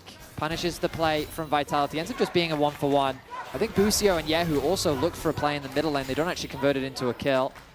That's Flashy now trying to keep Busio around. Can Humanoid follow up? Doesn't look like it. He just wants to grab that minion wave. Okay, so bloodshed here. 6 minutes into the game, back and forth. Vitality, we did talk about it. They're not a team that likes to play particularly slowly. Already doing their best to find some action on the map. 2 assists for Linsus. Nice gank in the bot lane, nice gank in the top lane. Getting a kill on Takana makes it that much easier for Naknaka with his magic resistance to just be a happy camper in that top side of the rift. And about 1.2k lead for Vitality through this early game. Sitting on Humanoid in mid and Kazi in the bot lane. And when Humanoid gets ahead, we do tend to see Vitality winning, or at least when they win, he's ahead. Whether it's a correlation or causation thing, who knows? Same amount of isolated deaths per game, whether they win or they lose, Yeah, though. so the thing about wins-losses stats, right, they can always be a little bit deceptive, mainly 100%. because, you know, if you're losing, naturally your stats are going to look worse. That makes sense. But what surprises me and what impresses me is, like, the amount of deaths that he has in his wins and losses, very consistent. He's either trading his life for those kills and assists, or he's not. Yeah. You know what I mean? Well, no, he's always trading his life. Yeah, he's always trading his life. Sometimes he's not getting It's the not a kills very and good assists. trade. It's not a very good trade. But you can see in his wins and losses, he is doing good damage in every single game that he plays. And so after basically being benched by Fnatic, making his triumphant return on Vitality, he's looking to make a name for himself. And one thing I can tell you for sure is his presence and his impact is being felt regardless of wins or losses. Just sometimes in the losses, he doesn't quite get the kills that he's looking for compared to his wins. See them setting up towards this bottom side right now. Does have the Rod of Ages in the, not Rod of Ages, just the Catalyst for now in the tier. So stacking up those items on the rise, as to be expected. Actualizer, the third item buy we most commonly see, has a huge spike on rise. The ability to empower your mana, spend more of it, but do more damage when you're already stacking mana, and it scales off how much mana you've stacked. Very strong on this champion. I like to think of it as the Kaioken. Did you ever watch Dragon Ball Abridged? Oh, I thought it was a Barbie reference. No, I never watched What's Kaioken, mate? It's from the first Dragon Ball, and there's a really funny moment in the Abridged series. Oh, good flash. Where Vegeta and Goku are fighting, and basically he goes Kaioken, and Vegeta goes, haha, I've dealt with that before, and then Goku goes times 10, and he goes times what, and then gets immediately punched in the face. Beautiful, beautiful use of the Abridged series. Very entertaining stuff. Anyway, that's what I think of. Basically, you go Kaioken every time you activate the Actualizer because your power exponentially increases for a short burst of time. Just for the math nerds, we know it's not exponential. Vedi just likes that word. Yes, yes. Actually, well, goes up and then it curves out. That's what exponential means, right? No. What word am I thinking of then? So it begins with E. It's not exceptional. There's a word there where it's Humanoid's going to get caught, Vedi. Let's stop with the word games. Uses the ghost to try and get away. Stunned up with the shield vault. He's able to escape. Yeah. Talked about it in the draft. Vitality at the fast exponential is a curve that the slope gets steeper. See, that's what I mean. No, but you said it goes up. It's like a spike, though. You said it plateaus. Yeah, it doesn't plateau. But exponentially goes from low and then up. Yeah, like really quickly. Right? Yeah, I am using it in the right context then. Because that's what Actualizer does. But no, Actualizer doesn't exponentially. We're not going to get into it. It's not an exponential increase. Betty and I have these discussions very often. You get more damage really fast. I think I'm right on this one. That's okay, Medic. It's all good. Okay. See, because now the game tweet at Vedius. No, stop telling people to tweet at me. Hey, Drake 4KC. You've got to X at me. They're doing what they can to get something back in this game. They lost the 3 grubs earlier on, and Vitality still have that small lead that they developed in the early game, 1.5k. We saw a similar lead from KCP in the last game versus G2. That's true. However, KC's comp a little bit more reminiscent of what KCP were playing in that game, as they have got these pick tools available to them. They do scale up well as well. Cassio and Sivir do a lot of damage as the game goes on. Focus Resolve's going to get the route onto Kalist, but we'll follow up, and with Kazi being low on mana, I expect we'll see him returning to base to pick up some items from Boris. Yeah, I mean, here's the thing about the comps, right? Like, Vitality have a lot of range, which is the biggest thing we talked about in the draft. But KC have a lot of scaling themselves, as you were just alluding to. The fact that Cassio, I mean, an incredibly powerful late game DPS mage, and Sivir provides so much wave clearing damage as Yahoo gets slowed up. Does have the flash. Miasma down, burns the flash as well to get away. Wisely, that focus resolved. If it had connected, would have led to an easy shock blast follow-up. Yeah, I thought that he wouldn't flash to try and bait Humanoid in, because you still have the ulti, right? Yeah, and true. Your jungler is right behind you, but instead he chooses to play safe. I see top lane. Grand Staff all out. Nako trying to escape here. The Equalizer down, slowing him up. He's going to Pathmaker away, but Yike puts a spear in his back and secures the kill. Meanwhile, on the bot side, Busio and Kalista getting zoned away from their tower. Going to lose waves to this. Not really much they can do. Nice cross map from Vitality. They don't lose too much off the back of this. Yes, okay, they do give a kill over, but the plates that Kazi is securing, an extra bit of gold injected into the Ezreal. 1.3k gold lead, Trinity Force all finished up. Tier quickly stacking for Kazi. Birthday Boy has to be feeling pretty happy about how things are going in the bot lane 2 versus 2 for now. Must be over the moon with the early lead that he's been able to develop on his second most played across the course of his career. 56% win rate on it over about 60. Well, this is his 60th game. And we'll see how much of an effect he can have as the game goes on. One could say that for every kill he gets, his happiness exponentially increases. One could say that. Hey, production, do we have Dracos on standby? Because I refuse to work with this man. Because he's injured, he thinks he can get away with stuff like this. Ooh, look, tower plates. Humanoid. How many tower plates are we going to get? Petrifying Gaze doesn't hit Humanoid. That is the most reminiscent I've ever had to when I can't remember who was casting, but the screen cuts to mid lane, and they just go, and in the mid lane, farming minions. It's just like, ooh, look, tower plates. Ooh, look, supports mid lane. Busio going in, Unbreakable Will coming out as well as Yike looks for the spear. They get the stun onto Flashy. Good knockback from Linsters, stopping the shield ball in from Yike. Meanwhile, the Twin Fangs from Yahoo will chunk out Linsters. True Shot Barrage going to clip Busio. Takes him down to about 400 HP, but should be able to walk away from there. Go back to greener pastures as Nako trading onto Kana here, who is overheated. Now gets the ability to cast spells back. Flashes away from the Q3. Nako doing some work, even though he just got killed thanks to a gank happening on the top side of the map. Mid lane is where all of the fighting is happening right now. No kills go either way. The damage traded is pretty even, but it's just advantage being gained by Vitality in the side lanes. Nako pushing that wave under the tower. In the bot lane, Kazi continuing to push. I don't think he was able to get another plate off the... Actually, he may have been able to get another plate. Hard to tell. He is down to 2 now. In any case, oh, it is, yeah.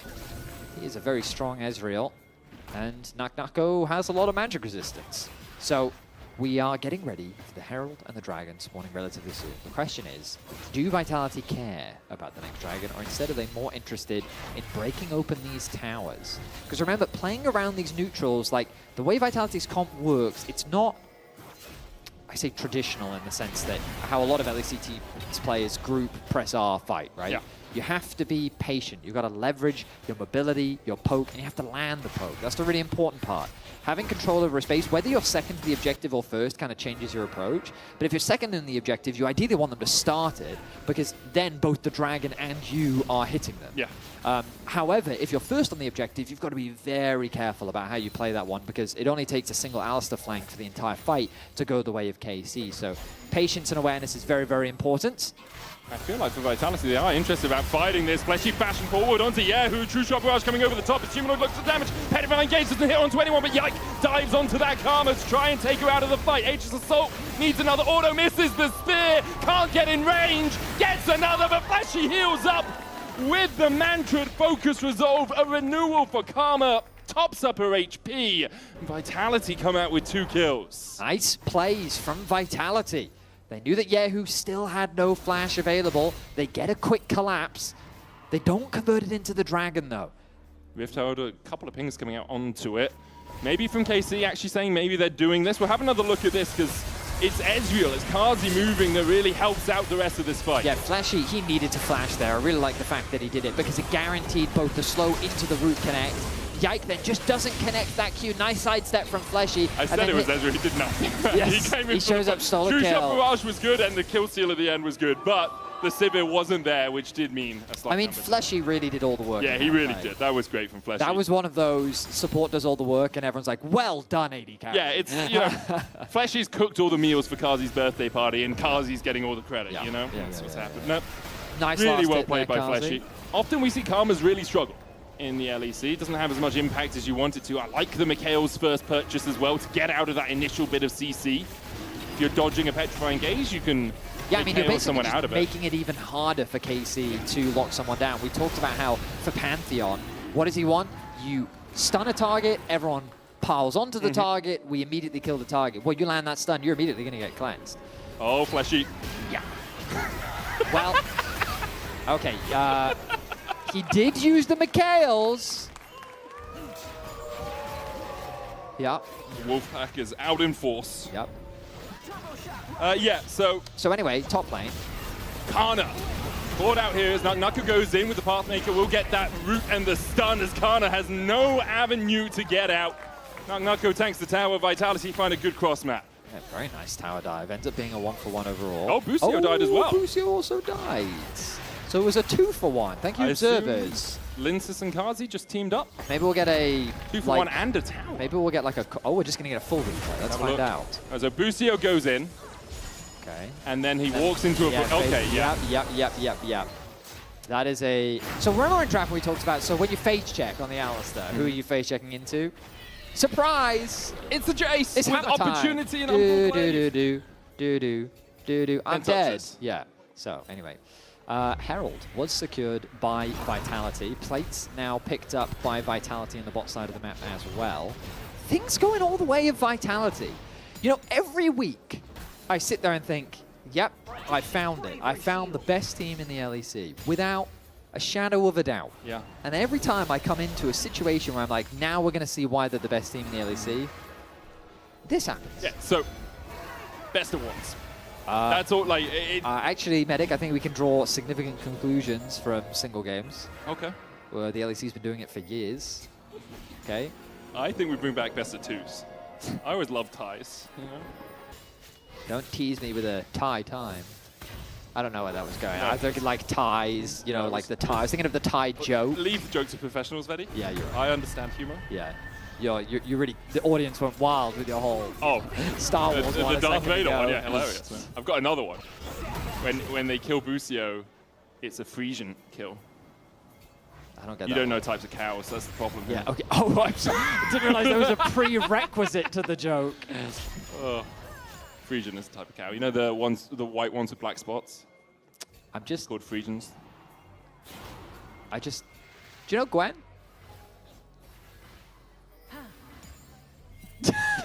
You knew what I was going to do. You think I don't know Gwen, did I ask? You think I don't know that, Veddy? On the LEC stage, you tried to get me with a Gwen, I mean, it's been did so I ask? long, I thought that maybe you would have forgotten. Well, almost had you. Yeah, very close. Come on, Yike. Stun someone. He's going to stun Kazi. Jumps in, gets the stun. Arcane shift away. Flashes as well to Wow. escape the Busio knock-up. Realm Warp coming in as Vitality look for the fight. True shot. Oh, Busio, a sliver of HP. Not a Frisian, that kill. Busio's able to escape. Petrifying Gaze is going to land here onto Humanoid, but you just don't have the damage to work your way through him. He literally had no vision of the brush. He knew he walked in there, but once he did, he couldn't see him. Wow. So what surprised me the most was Busio on his engage. It lost more HP than Kazi did. You're seeing how difficult it is for KC to really engage onto this comp. And to their credit, Vitality are playing an incredibly patient and clean game. They are leveraging their range very well. They are punishing the plays that KC try to make. And they're holding on to now a 4K gold lead. Another Adder Tower falls on the bot side of the map. And just impressive stuff against currently the first place team in the LEC. A level lead for Humanoid in mid lane as well. Has had his Rod of Ages fully stacked, so we'll give him 1 level for that. But even then, about a level ahead of Yahoo. Busio is looking up towards this top side. Realm Warp not available for Humanoid, but does have Flash and Ghost, and still has a tower there. KC yet to take more than 3 plates off any of these towers. Next Drake in 50 seconds time. You can see Flashy and Kazi gaining control of that bot side a little bit. 2 items on Kazi and on Humanoid. They're very strong. Matched by Callisto. Although he is 1.3k behind, has got himself an Infinity Edge and an Essence Reaver, and Ricochet will start to do a little bit of work. You can see Nuka realizing that has built himself up some armor. He needs to be that frontline. He needs to be that tank. He's really, for a lot of the fight, probably the only one really getting hit by that Sivir. Yeah, I'm worried for how Callisto will actually get range to hit anyone. Yeah. Yeah. But again, a single fight could change the entire landscape. And here comes the next dragon, third of the game. Realm Warp behind Jake. Shock Blast in, they go for Yahoo. Humanoid puts the damage down with the Overload. There's a True Shot Barrage coming out as well. Humanoid is so damn fast right now as Linsus looks for it. Naku going on to Busio as well, who does have that Unbreakable Will. Pops it too late though, as he goes pop. Vitality find a pick, and KC have to walk away. I mean, Vitality are playing this game very well simply by not creating 5v5s. They just find a target, collapse on them, and to be honest, the amount of damage that they got onto Yahoo, I was a little bit worried that they were overextending, chasing him down, because once you've got that damage down, you should feel pretty good. You can just go back to your objective. But then they converted it into a pick onto Busio, and now the TP, another pick, set their sights onto Kana. Kana has Flash and TP here. Yike will see Nako walking away. Teleport out from Kana. Flash forward into the all-out. Now Nako drags the Rumble back. And now even with the equalizer down, Kazi should be able to survive this. Linsus takes the kill. Is that Baron for Vitality? They're running up towards it. Realm Warp available for Humanoid in about a third of its time up, but Vitality won't pull the trigger on the big purple worm. Kazi a little bit too low to run the risk of doing that, and they do want his damage at the Baron, so they instead choose to not take anything more, the very safe approach. Vitality, again, they've been very inconsistent so far this split. They are at that 3-3 score line, but to have this level of performance against KC, again, a composition like this is something that many LEC teams traditionally are not very good at. It's easy for teams in our region to get sucked into the 5v5. They overchase for kills, they overforce plays, but again, Vitality really demonstrating their experience here. They're playing calmly, they're playing with range, they're chipping away at KC's HP, they're only committing to the fight when they know they've basically won it already, and they constantly have these side lanes pushed in. Earlier in the game, it was Nako and Kazi, with Humanoid mainly working with his support jungle to chip away at the mid lane HP, but now they've moved both solo laners into the side lanes to keep this push going, and items continue to come through. So very impressive stuff from Vitality in this game. I'm personally a big fan of what Vitality are doing right now. Partly because it's pretty good League of Legends. Secondly, because I'm pretty sure them winning this game continues us on the road towards a possible 7-way tie for second place. Now, I haven't done all the maths on it, and we'll keep you informed about it, but we do love our ties, Betty. That we do. You mentioned that earlier with my terrible joke. I just wanted to remind you of it, I'll be honest. Thank you. As Kazi clears out the mid wave. Yeah, who was able to get a bit of push towards top, but Flashy and Kazi control over here right now. Linsus walking in, stealing away a blue, I believe, which is going to be given over to Nako. At least the secondary part of that buff. And KC really not able to find too much, as they do manage to catch out Fleshy, who was a little bit over eager in walking up the river. Fleshy with the renewal, heals himself up, and I mean, that's a support with the Mikhails and the Kindle Gem, able to tank up Yikes, basically full combo. Yeah, I mean, Karma's an annoying champion to lock down. A single stun from Pantheon definitely not going to be enough, even if the damage started to look good. Hey, look at the bright side. Got the heal out from Flashy. Hey, that's something. Yeah. But aside from that, really, just look at that minimap. It's just push absolutely everywhere. Top lane constantly gets pushed in by the Rise, mid lane's constantly being pushed in by the Ezreal, and then you've got, well, you've got Nako here. He's like, nope, this is my bot lane. All out away from the equalizer. Nako just going to walk away from this. Grand Starfall coming in from Yike and Wise. Wise from Nako, Very good awareness, respecting the fact that there was backup for KC. Absolutely, yeah, because in my head, I'm like, why isn't he chasing this down? And that's the difference right there. He knows that there are 5 champions in the game, not 1. There are actually 10 champions in the game, Okay, buddy. that's technically correct. He's only playing against 5 of them, okay? You know that's what I meant. You know that's what I meant. You're being sassy now. You think you're clever because you understand the English language better than I do, but no, I was correct on that one. GG, noob. Anyway, back to game. Bottom top continuing to be pushed in. Vitality yet to start off the Baron. You might be asking, why? That is exactly what I'm asking. The simple answer, that's how they throw the game. True. Because there's like, think of it this way. Hey everyone, let's group up at the objective that reduces all of our resistances against an Alistair Pantheon. Also, we'd be grouping up in a small space, allowing for their limited engage tools to potentially engage. Which, you know, not a great idea. So instead, again, Vitality playing patient. Who is this Vitality, and what have we... Oh my god, Kazi! Okay. That's the on the hunt used. Realm Warp check came out his as well. PC. Check his PC. Right now. My goodness.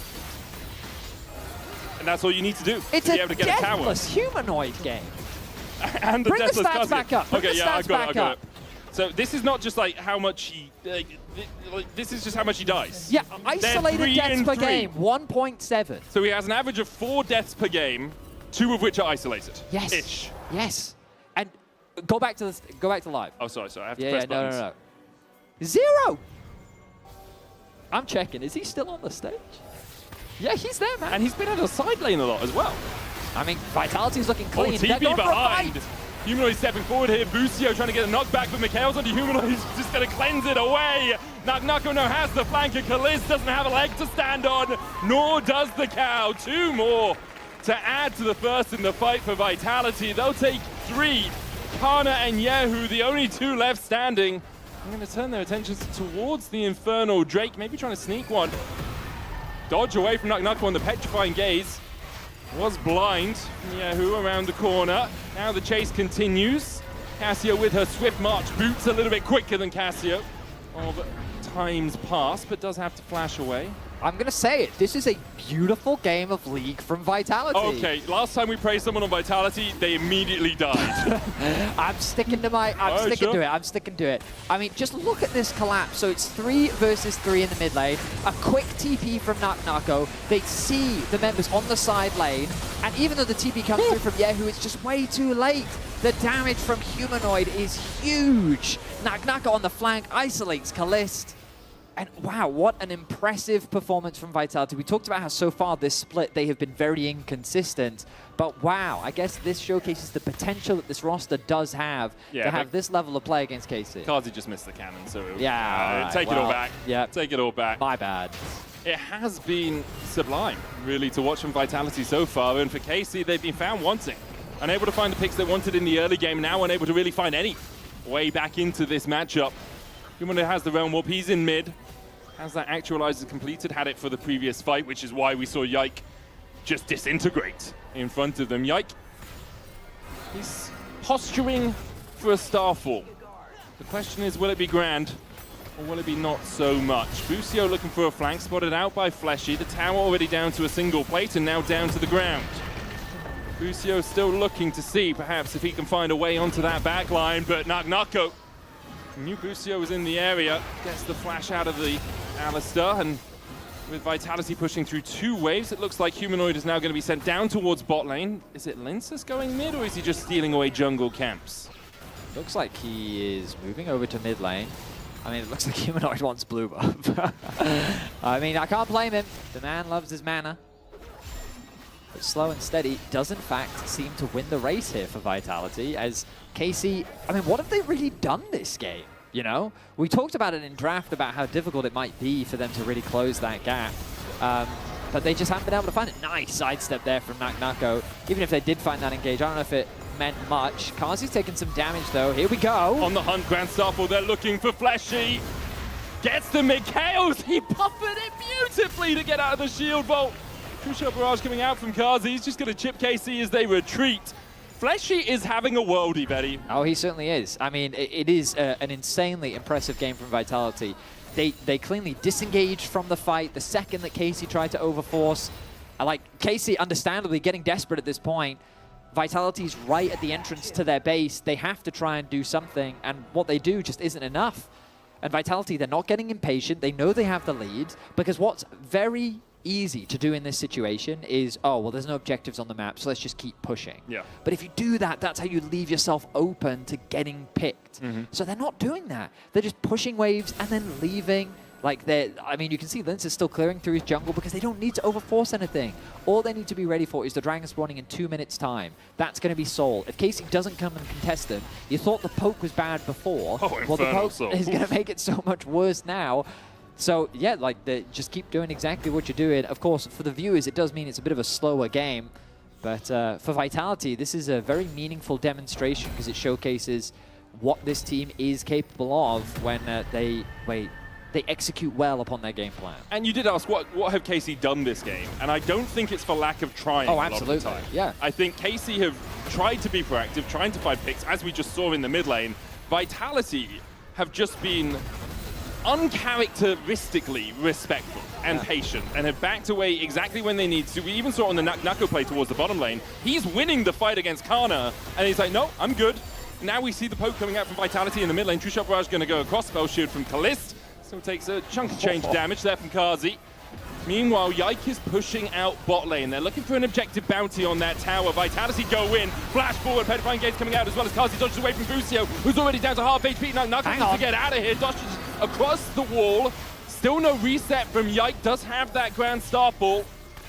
So Vitality went in looking for the fight. TP now. Humanoid's going to turn it on to Kana.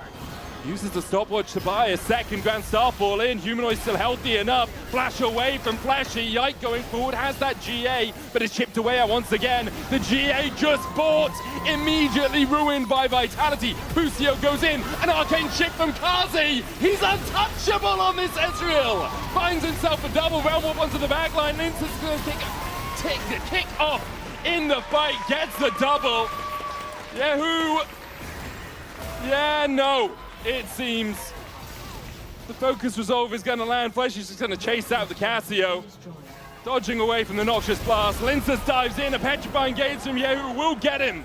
1.1k. As Fleshy can continue to chase the Casio. The rest of Vitality pushing in for the win. Nako TP's forward. Yahoo gets a double at the end. But his Nexus is forfeit. Beautiful from Vitality. Busio running out here, trying to get onto Kazi. Will knock him away.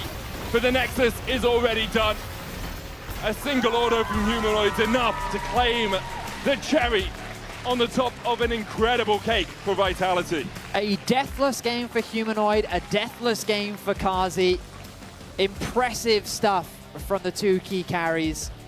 I mean, domination from start to finish. They executed their composition beautifully. Played with patience, played with their range. They didn't give KC any opportunity to find any fight that they were looking for. I mean, really, really impressive stuff from Vitality. And you can vote for one of them in your player of the game. Votes Linsus, Humanoid, or Fleshy are your options.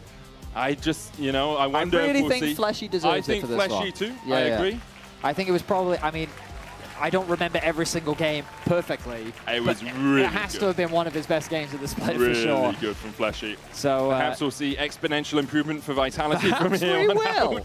I mean, if they have exponential improvement, they're winning Worlds this year, Betty. That's And how exponential. I like that timeline. Love that They're timeline. also like winning the Football World Cup and winning the Olympics and just somehow things winning looking everything. up for Vitality They really this are. year. They really But are. I mean, it really is important to recognize that KC dropping to 5-2, 5-2, right? It Yep. is yeah. So it just makes the standings that much more interesting. But enough from us. Let's go here from the birthday boy himself. Happy birthday, first of all. Can everyone say happy birthday?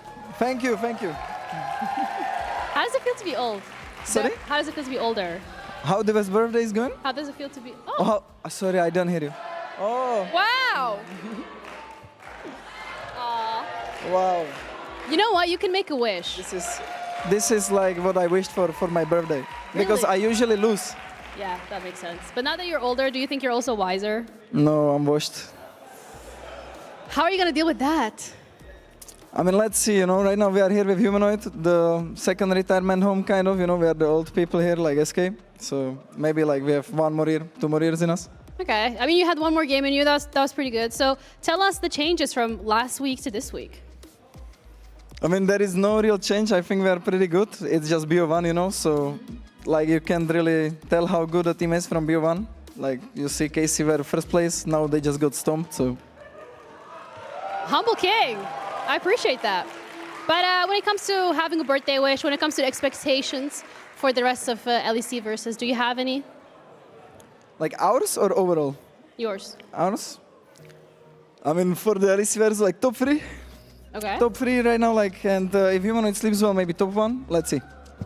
Okay. I hope so too. Thank you so much for the interview. Once again, happy Thank you. birthday. Congratulations on that. We're going to be heading over to the desk, I believe. So, oh, never mind. It's a break. So we'll be back with the break after the break. Bye. It do be like that. Doobie doobie da ba da ba. Yeah, yeah, yeah. Mighty guy, boom, boom, boom. Doobie doobie da ba da ba. Whatever. EP here. Yike will see Nako walking away. Teleport out from Kana. Flash forward into the all-out. Now Nako drags the Rumble back. And now even with the equalizer down, Kazi should be able to survive. Ooh, lucky. Ooh la la. Papa pizzeria, mamma mia.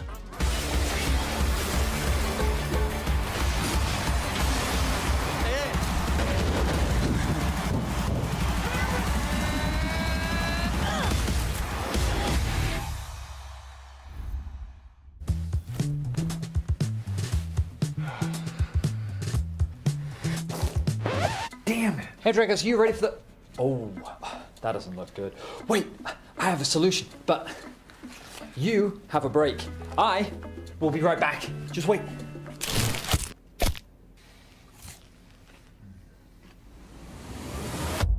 Have a break. Have a Kit Kat. See? I told you we'd figure it out. I don't think this counts. Come on, let's go. Hey there. Every season starts the same way. Everyone wants to win. But not everyone prepares the same way. I can't wait to show you what I have in store. And trust me, this year, everyone's leveling up.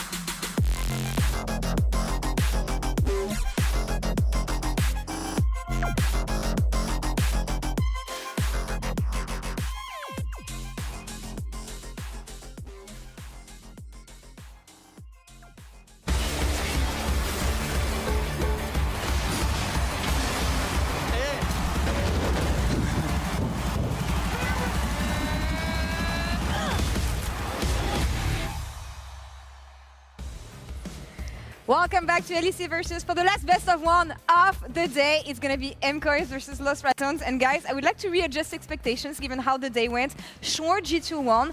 Vitality upset against KC. I'm starting to believe in the stocks you put right this morning, Jeff. Yeah, I mean, it's a day of upsets. Yeah. I think like that G2 win was pretty fraudulent, right? Like KCB kind of should have won that one. Surely. And KC losing as well. Anything can happen. The circle of suck have already shown us that anybody can beat anybody. I agree that anything can happen, but let's not correlate all these. Anything can happen, but not this. How does that make any sense? No, hold on. I'm just saying, don't pretend like this is suddenly likely because like G2 almost lost to KCB. Those two things are unrelated. There's no like crazy butterfly effect. I don't know. I think that banana peel has been laid up. and it's ready to be slipped on. There's bananas all over the stage right now. That Oh has my been the gosh. theme of the day. But rolling back a bit and thinking about Los Ratons last week, they were doomed, completely doomed, and then they managed to clutch 2 wins back to back. What the hell was that? I think it's pretty obvious. It's Nemesis. Production beat me to the punch. You pull up the graphic.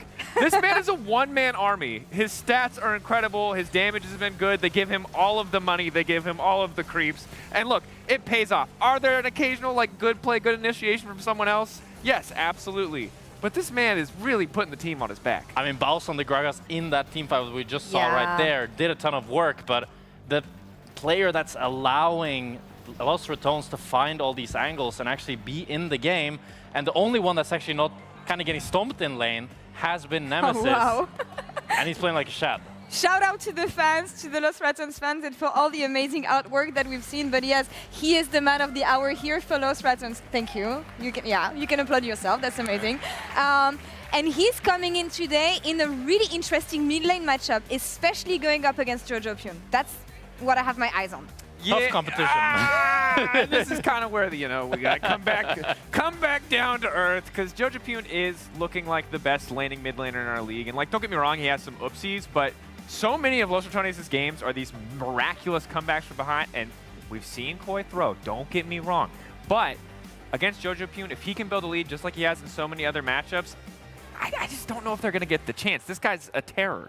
I mean, it's true, it's a tough challenge for Los Ratones, but if there's a team to weather the storm and then make a comeback happen, it's Los Ratones. Okay, I'm sorry. What planet do you live on right now? Okay. Let's take it down. Can we take it down? Why not? Los Ratones, they made a miraculous comeback. But miracle. Lightning's not going to strike 3 times consecutively. Have you seen MKoi throw? They're nearly Shifters 2.0. You know who strikes 5 times consecutively? Every top laner against Baus, because that's right, he got solo killed every game so far, and I'm not even throwing shade. He said it himself on social media. Are we going for the perfect? And is Mirvin the next one on the line here? Because Baus doing whatever he can, doing the best he can here in the league, and honestly, we said it, his Gragas was pretty clutch. But knowing Mirvin, knowing the type of champions that this psychopath on the top lane likes to play, I'm wondering how much fun he's going to have today in this I've matchup. never heard a greater caster crush opportunity in my life. This guy's getting Cassante, he's being stuck in a tank matchup, nothing is going to happen. But I hope there's some insanity, because look, this should be another super explosive matchup. I think if Los Ratones have recognized, Boss is going to go 10-0 or 0-10. Yes, we've entirely seen the 0-10s thus far. And yes, it does feel like anytime you play against Los Ratones, you will be getting a solo kill for free. It hasn't, but they've won 2 games despite that. And so if he has a champ like Gragas where he can impact in the late game, I feel like there's always a chance. That said, I do hope that this is an opportunity for Mirwin to remind us that, yes, he's good on the tanks. He's been solid in the lane. I want to see those crazy carry performances. I don't think we're seeing that in the best of ones. I think we're going to see Rumble or Cassante. Will Baus still get solo killed? Probably, as is classic tradition at this point. But then they're going to weather the storm. Oh, God, Jack. Given the way the day played out today, we've talked about Nemesis and how he's the shining line for the Los Ratons. What are the stonks here? If you're a Los Ratons fan, going up against Movistar, they lost last week against GX. But it's supposed to be a different team, and we know the caliber of this team. They're sitting on top of the standings right now, so... I mean, are they going to make the miracle run? The one thing that I see for Los Ratones that's the hard part is the way GINX won, and the best way I think to beat MKoi, which is how Shifters won as well, is to stomp bot lane. And I don't think that Crowny and Reckless, while they're willing to play like a ranged support and try to bully bot, I don't think they have that firepower to them. I'd love for them to prove me wrong, but I think the game is going to be very stable and nice for Supa and Alvaro, in which case they're going to have a lot more impact. And punishing Jojo is so much more difficult than MKOI's bot lane. I agree. I think if you're a Los Ratones fan, you just keep doing what you've been doing, which is praying that You Say Run syncs up when the team fight starts so you can clip it out and that moment matches everything you want. And then when it doesn't, you reset the song, wait for the next team fight and pray one more time that your anime music is going to kick in and Boss is going to save the day. I think it's the biggest challenge that Los Ratons are going to have to this date, because MKOI, earlier this split, boom, the biggest goal lead we've seen since 2018, 20k goal lead, where Los Ratons thrives is to come back from deficits. If they manage to get themselves in this situation and actually come back, for me, that's the peak The game plan is to go down 20k and then come back from the biggest goal deficit ever. You know what? I want to know what Mirvin thinks about this and actually about the top lane matchup because right now Ginny is standing by with him. Take it away, please. Yeah, I'm in a bit of an unfamiliar spot, but I have Mirren here. You're going up against Los Ratones. So my question to you is, what are you going to do to the boss today? Honestly, today I think it's going to be a pretty chill day. I'm just going to let my ball into the work, most broken roll in the game. I'm just going to chill in top, into Baus, Messi of League, famous for being the GOAT. So yeah, I mean, pretty unbalanced matchup. I'm just a top laner. Yeah. Okay. You're just a top laner. Thank you so much. We're going to be heading over to our casters. So guys, take it away. Okay. Yeah. So we have some new casters. Yeah. Hello. Kazi and Humanoid. Hey. Nice to meet everyone. Take Nice it away. to meet you. Okay, so I mean, today we are gonna see Los Ratones against MKOI. What do you think about this matchup? I think this matchup is heavily favored for the MKOI, but you know the Baus effect and the Baus in law, it could prove the haters wrong. Yeah, I mean, as long as MKOI bans Sion, I think it's gonna be fine. But well, the important part is how is the bot lane gonna go today? Well, I think that if Crowny gets Caitlyn, it could be actually even. If he finally stopped picking Corki, you know, this champ is a bait. Yeah, are you having troubles against his Caitlyn Yes. in scrims, in Yes, practice? his Caitlyn is very powerful, so I think they should focus on playing the Caitlyn. And yeah, we are in draft. Wow. Wow. So the viewers don't see the draft until it's on the big screen in front of you guys. well, Let's go. We could have warned you. Spoiler alert, We could we're have in warned you. draft. Yeah. Damn, great intro for us, guys. Okay, so we know exactly what to look for. So why is everyone banning Sion against Baus? Tell us. I mean, he's just an OTP, you know. I mean, his Sion is legendary. Everyone knows his Sion. He's the best Sion on the planet. So, I mean, you have to ban it, kind of. See, you can see the first ban coming in, as always. Well, they can't just yet, but they... Oh, you can't see it yet, but we can see it. Yeah. We have extra information. So, if you were going to ban in this game, what would you say your first 3 bans would be, you know? I mean, the Ryze for sure, because Nemesis is the best Ryze in LEC right now. By far. Yeah, I actually like the ban so far. I think the Ryze, I mean, Nemesis has been spamming Ryze non-stop, kinda. So, yeah, the Sion kind of has to come in. Jace is pretty OP on the patch as well, so I kind of like this ban so far. Okay, okay. I agree. Any other AD characters, Yunara need to be banned now, or do you not really care about it in this matchup? I mean, I think they're probably willing to do the Yunara Corki trade again. I don't think it's that good for Corki anymore, but let's see, you know. I can't predict. You say any more, what's changed with Corki that you think has made I think it's just Europe as a region, you know. Like Okay. usually, I think Corki is like 50-50 Yunara internationally, but in Europe, Yunara is just winning most of the So games if you because- suck, then Yunara is better? Yeah. Okay. Yeah, let me just quickly look up Kazi's win rate with Corki. Azir first pick. So Azir is first picked. Are either of you surprised at all? Okay, Unexpected. yeah, Maybe like Riot so- Games can do something about this champ not being OP for like 6 years straight, but we'll see. Talia maybe from Nemesis? It's gonna be a Talia or Orianna, I guess. Maybe he wants to like go spicy and pull out an Aurelion Sol, but of course it's the Orianna. We have never seen this matchup before in mid lane, so I don't know how it's gonna go. Is it Jarvan as well next to it? Would you blind pick Jarvan this early? Honestly, I don't really like Jarvan into Azir, so I wouldn't, but it is a strong champion, so I'm not really sure. What was that sound effect? I mean, I was like Corki Caitlyn, you know, it's... So what is it about Crowny's Caitlyn that is so good? Like, what does he do that other AD carries don't do? We don't see every AD carry picking it. Why is Crowny so good? I mean, I think Crownshot's biggest strength is like winning lane, you know? Because I don't think he can really play like scaling ADCs or like passive ADCs. I think he's really good when it comes to Caitlyn and when it was Zeri Lulu meta, when he would like power farm and be really aggressive with the ults. That was his cup of tea.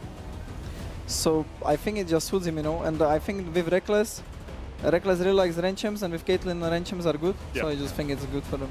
That makes sense. It's going to be Jarvan locked in for MKOI to match in the jungle, and now they are hovering over Teemo and Singed, which I doubt they will pick instead Cassante. Another sort of top lane, you talked about the Azir-Orianna matchup, Humanoid. Cassante into another tank is kind of, or into a rumble or something, it's kind of just what we always see in top lane as well. Yeah, I mean, this is why people like the fearless best of series, right? So that this doesn't happen every single game, but it is a best of one, so it's bound to happen. But Cassante at least is a fun champ to watch, I guess, and it's relatively new. Poppy, I'm not sure about that one. I mean, if I play Azir into Poppy, I'm really happy, but... It's Baus Poppy. Yeah. Oh, well then, it's top lane Poppy now. then, I mean, he's gonna go full AD Poppy, so... Yeah, I'm not sure about that one, but we'll see, But Baus Poppy is actually unironically like really good. I think like his Gragas, Sion and Poppy are kind of good. Yeah. Oh, okay. I mean, someone's speaking on a lot more confidence on Do you play against Baus a lot in solo queue? Yeah, I'm fearing him, you know, whenever I play against him. Like he's everywhere, in every bush. I have to be very aware of his movement on the map. But it's also, do you guys know, like, Reckless, would you expect Reckless to ever play a Poppy support as well? Could that ever be flexed to bot lane? I don't think so. I think Reckless has been doing well with like the Namis and the Lulus or Braum. That's like, I think his main champions right now. So I would expect him to pick one of those. So with the amount of engage that Koi have, I mean, mainly from the Jarvan, are you expecting like more engage to come through, or when you see a Poppy, how does the game plan change, especially for you in bot lane, Kazu? I mean, for Poppy, I mean, just don't pick... I mean, if you pick dashes, it's fine. Like, if you have dash on everyone, Poppy can't block everything, you know? Of course. So it's actually fine. It's actually fine. Just pick something like... I mean, I'm not sure. I would pick like a scaling hyper carry right now into Poppy. Because this guy is... Like, Poppy is just kind of a frontline tank with not much mobility. So Jinx Aphelios, something yeah, like yeah. Aphelios kind of OP in this patch as well, so... Yeah, for sure. The thing is, like, most of the picks that are good into Poppy are kind of not that good into Caitlyn except for Aphelios. Ah, so I see. But things like Nautilus, is that something you'd consider into this comp with what Koi has drafted? I mean, let me see. I'm not sure. You mean for like, I am not the draft god. That's fair enough, just a player. You mean for Lost Returns or? No, I was thinking for Koi mainly, because I always, like, even if Poppy is top lane, I'm thinking about, okay, well, I need something that can play into the long range of Kate. I need something that can follow up on the Jarvan. Alistar would be my immediate instinct, but I imagine that if you pick Alistar blind into Caitlyn, you're going to be extremely depressed. Yeah. Because you literally just made an Alistar extremely depressed. So I feel like, okay, you can't go Alistar, so what's the safest support you could blind? It would either be Nautilus or Leona. But now I'm seeing a Mundo, and now I'm like, well, actually, I have no idea what support I can play. Yeah. Maybe Braum. I think the big problem is if you pick something like Nautilus here, you go Braum on 5 for Lost Returns, and then you're not having a good time at all as the Nautilus, right? If you ever go in, you just instantly CC. I mean, if they go Ezreal Karma here, it could be actually pretty good for them. Yeah. Yeah, I think blinding a melee support here with like Caitlyn being picked and then having counter pick support, it's gonna be rough. So yeah, they go with the Karma. Well, they learned from the best, didn't they? Yeah. Ezreal Karma, you know? That's, yeah, they just copy our strategy. I mean, is there a chance that maybe Koi and Vitality scrimmed this week, maybe? Who knows? We didn't. We actually there did we not. go. I mean, I'm just going to say, it's not the most inventive that's strategy in the true. history of That esports. is fair. So there is the Nami. You talked about the range for Reckless. Having a look at the team comps and the lanes in specific, is there anything that really stands out to you two? I mean, this draft is exactly what I would expect from Los Ratons. Like, they played Nami before, Caitlyn before, Poppy Baus. Everything's the usual. I just didn't really expect the Ezreal Karma from MKOI, but it's quite good in this draft, so... I mean, you are right that I would also expect their draft, but I think the draft is pretty bad from Lost Ratons, since they just kind of have zero engage. They have just no CC on pretty much anyone, like only CC is Poppy E. And then if you play against a no CC team comp, it's kind of easy to play usually, so you usually want at least some engage. And here they just get also kind of outranged by Ezreal Karma and they have no engage, so unless Dr. Mundo just gets fed, which happens usually actually, then he can just run at the enemy, then it's going to be a hard game. Do you think, though, that LR actually have winning lanes? Because I think Orianna can get push and control against Zia, and I think Caitlyn Nami can also play into the Ezreal Karma, no? Yeah, Orianna wins lane early game, but then starts losing once like level 9 comes, I think. And bot lane, I don't know, I'm not the bot laner, so you take it away. For bot lane, Ezreal Karma should have the upper hand early on. Like with levels, Caitlyn Nami can contest more and more, but I think this... if I was Ezreal Karma, I would be pretty happy playing this matchup. I think it's like low-key one-sided. Oh, really? Low-key one-sided. Okay, so what are we looking for? Like, how do they play it to make it one-sided? What are you doing as the Ezreal Karma in this lane? I mean, the only way... I mean, it's even really hard for Mundo to actually gank this lane, so they just need to like have good reset timers and get control of the lane level 1. Like, the most important part about this lane is just level 1, how you play around the bushes. And also, like, if Mantra lands, if Karma hits spells, you know. It can also happen... Okay, you see good... It's over. Yeah, it's over. Caitlyn cute. Lane's doomed. If you guys watch on the right monitor, you're about 10 seconds ahead. Oh, it's 5. Oh, 5 seconds ahead. So maybe the middle monitor this one is the stream one. This okay. is what we Alright. usually cast off. Okay. So Benny likes to be ahead so he can predict stuff. He can be oh, yeah, maybe they'll do this. No. Okay, that's... well, I'm caught. Yeah, I guess the bot lane matchup is going to be the most important, as always, in the early game. So far, Caitlyn hit both isolated Qs on the Ezreal. Okay, here it's coming. They are playing with the bushes, but there is a ward, and I don't know if they know about it. Oh. Good dodge from Alvaro. 0-3 all time on the Karma is Alvaro. Is he 0-3 so far? All time. So he lost at MSI 2025, lost in Spring Playoffs 25, and in Superliga in 23. Champ is not for everyone. That's for sure. I mean, Flashy had a great performance on it. Lane, maybe not so much, but out of lane, he had a really good time. Flashy. Yeah, I mean, he's Roman, you know, he leaves me on bot. We are just chilling 1v1 with Kalist. So do you guys, I mean, do you guys still call for jungle stuff, or is these days just junglers do their own thing? I mean, junglers do their own thing, but usually our jungler is just farming, so... I mean, I think usually you give suggestions, and then the jungler decides if he's going to do it or not. Fair enough. That's a very respectful way of talking to a jungler. I like it. Alvaro was spotted as he came around for this invade. He has Alvaro moving from bot side, level 2, and Super's moving across as well, so it should be an easy enough red steal. I mean, let's see. You know. Yeah, I mean, here comes the bot lane prio that just makes the game diff, I guess. Maybe that's why you don't pick Nami. But it's fine. It's gonna be like once she gets mandate, she's gonna pay off the tax. Mandate's such a strong item if you can get it early on. Also, you don't need boots really. You don't need level 2 boots on the Nami. You get movement speed from all of your skills, so you can just get that, rush that, instead of if you're playing a tank or something, you want like Murkies or something along those lines. Jojo actually getting the push in mid. A little bit surprising there, Humanoid. Yeah, I mean, usually Orianna should win early game, so not sure what happened there, but I guess if you miss one QW with Orion, then it's gonna be hard. But he's probably just gonna be fine. He will just push this way from base. But Azir winning early is kind of good for Azir, yeah. But isn't also Jojo also just a super aggressive mid lane player to play against? Yeah, he's for sure really good in lane. Velia taking this Grom is kind of huge for him. Yeah, evens out the camp disadvantage that was on. Oh, and he's and he can actually play for steal. And Mundo wins 50-50 usually, so let's see. Here we go. Well, he's actually smoothing. That was a very early smite. And now he's cooked. Now he has the flash, now Bro's here with the renewal. Oh no. I mean, it doesn't matter that Yo-Yo fell flash. He still feel like this gets first happens. blood. This And happens as well every time, no? yeah. And we have a pause. It was a back. It was a Okay, wait. Okay. Can we get a replay, please? Have you guys ever paused a game when you knew it wasn't really a bug, but you were like, that could have been a bug? No, I actually hate No. every time someone pauses the game. Okay. I wouldn't pause even if I know it's a bug, usually. Interesting. That explains the 3-3 record, I guess. Oh, 4-3 now. 4-3. My mistake. I mean, I won LEC because of bug post. Was that the Akshan one? Yeah, the Akshan one. When we beat G2 in the VO5, Akshan was just flying all over the map. I remember. And then, we so prepared abusing for bugs in LEC, we prepared for the team fight and we just stopped them in that fight. Easy. Weren't you in that team? No, he wasn't there. Oh no, I was out. He was getting stomped back then. Wow, I love this relationship. I'm glad that you two can just be open and honest with each other. It's healthy. Yeah, it's even better now that we live together. Oh, really? Yeah. Why? I don't know. It just brings us closer, you know. Then I know, can be more open. Well, thankfully the game is starting again. I saw some of your tweets in the off-season. My tweets? I tweeted something? What did I tweet? I can't say it on board. Probably you didn't remember. Yeah. Oh, really? Yeah, I don't remember, probably.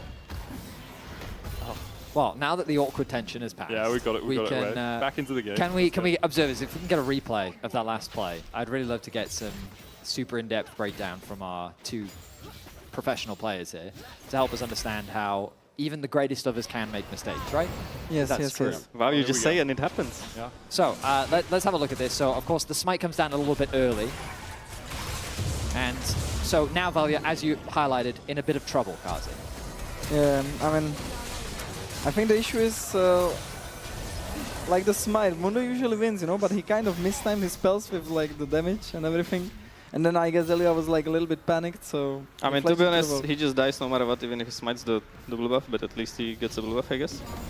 Oh, so you think that the play basically had Yeah, no... I mean, from what I saw, then the Ezreal Karma just moved on him, and Azir also had Prio, so... So basically, he should have just been happy with the Gromp that he got. Yeah. And could have walked out. I mean, I also didn't see what his bot lane was doing. They could have maybe hard pushed. I don't know if it... Maybe it was bot lane fault, we don't know, Yeah, because I we don't wasn't know. paying attention, but... Probably bot lane fault. Yeah, I mean, let's blame bot lane, that one. Can valid. blame- Oh, no. Not And in that's the a, all-in. that's a tilter.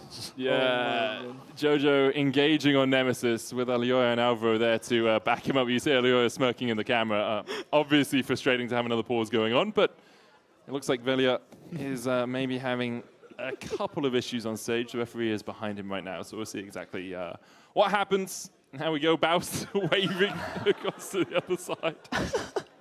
Not really much happening I mean, in the top spoiler lane. alert, like, Orianna is probably dead, because Jojo Pin is just gonna flash after his flash now, and then he's gonna die. Yeah, but Jojo is level 5. He is 6. And, He's 6. He just got 6. He's 6? Oh, okay. Yeah, I was it's, looking at the overlay and on the Oh, top. Yeah, okay. Yeah, he's 6. But is this a mind game? Like, because surely Nemesis only has to react to the ult, no?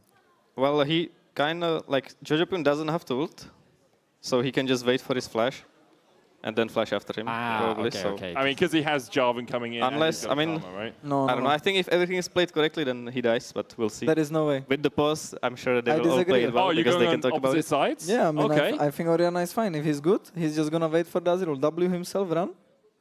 But He he's has slowed. phase rush. He's gonna Nobody be has slowed. phase rush. He auto WQ. Okay, I'm gonna tell you that he's dead. You wanna bet? Let's bet. How much? Shave the head. No, no. We can't bet money on the LEC. You're not getting that 50 content. cookies.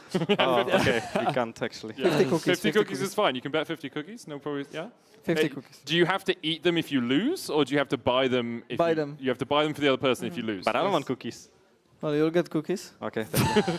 I mean, you can put a different thing up for the bet. Yes, you can make a Humanoid. different suggestion. Okay, I want steak. Okay. Okay, so Kazi has to buy Humanoid 50 steaks. Yeah. And Humanoid has to buy Kazi 50 cookies. Good trade, Yeah? good trade for Valid? me. Yeah, nice. Okay. We are just still in this pause, obviously. We'll tell you guys as soon as we get information as to exactly what's happening, what is happening. But I assume league officials are just making sure that everything is working fine. I will say, like, it's not often we have players in a pause. Yeah. But I feel like we're going to ask you a couple more questions, then let you guys go.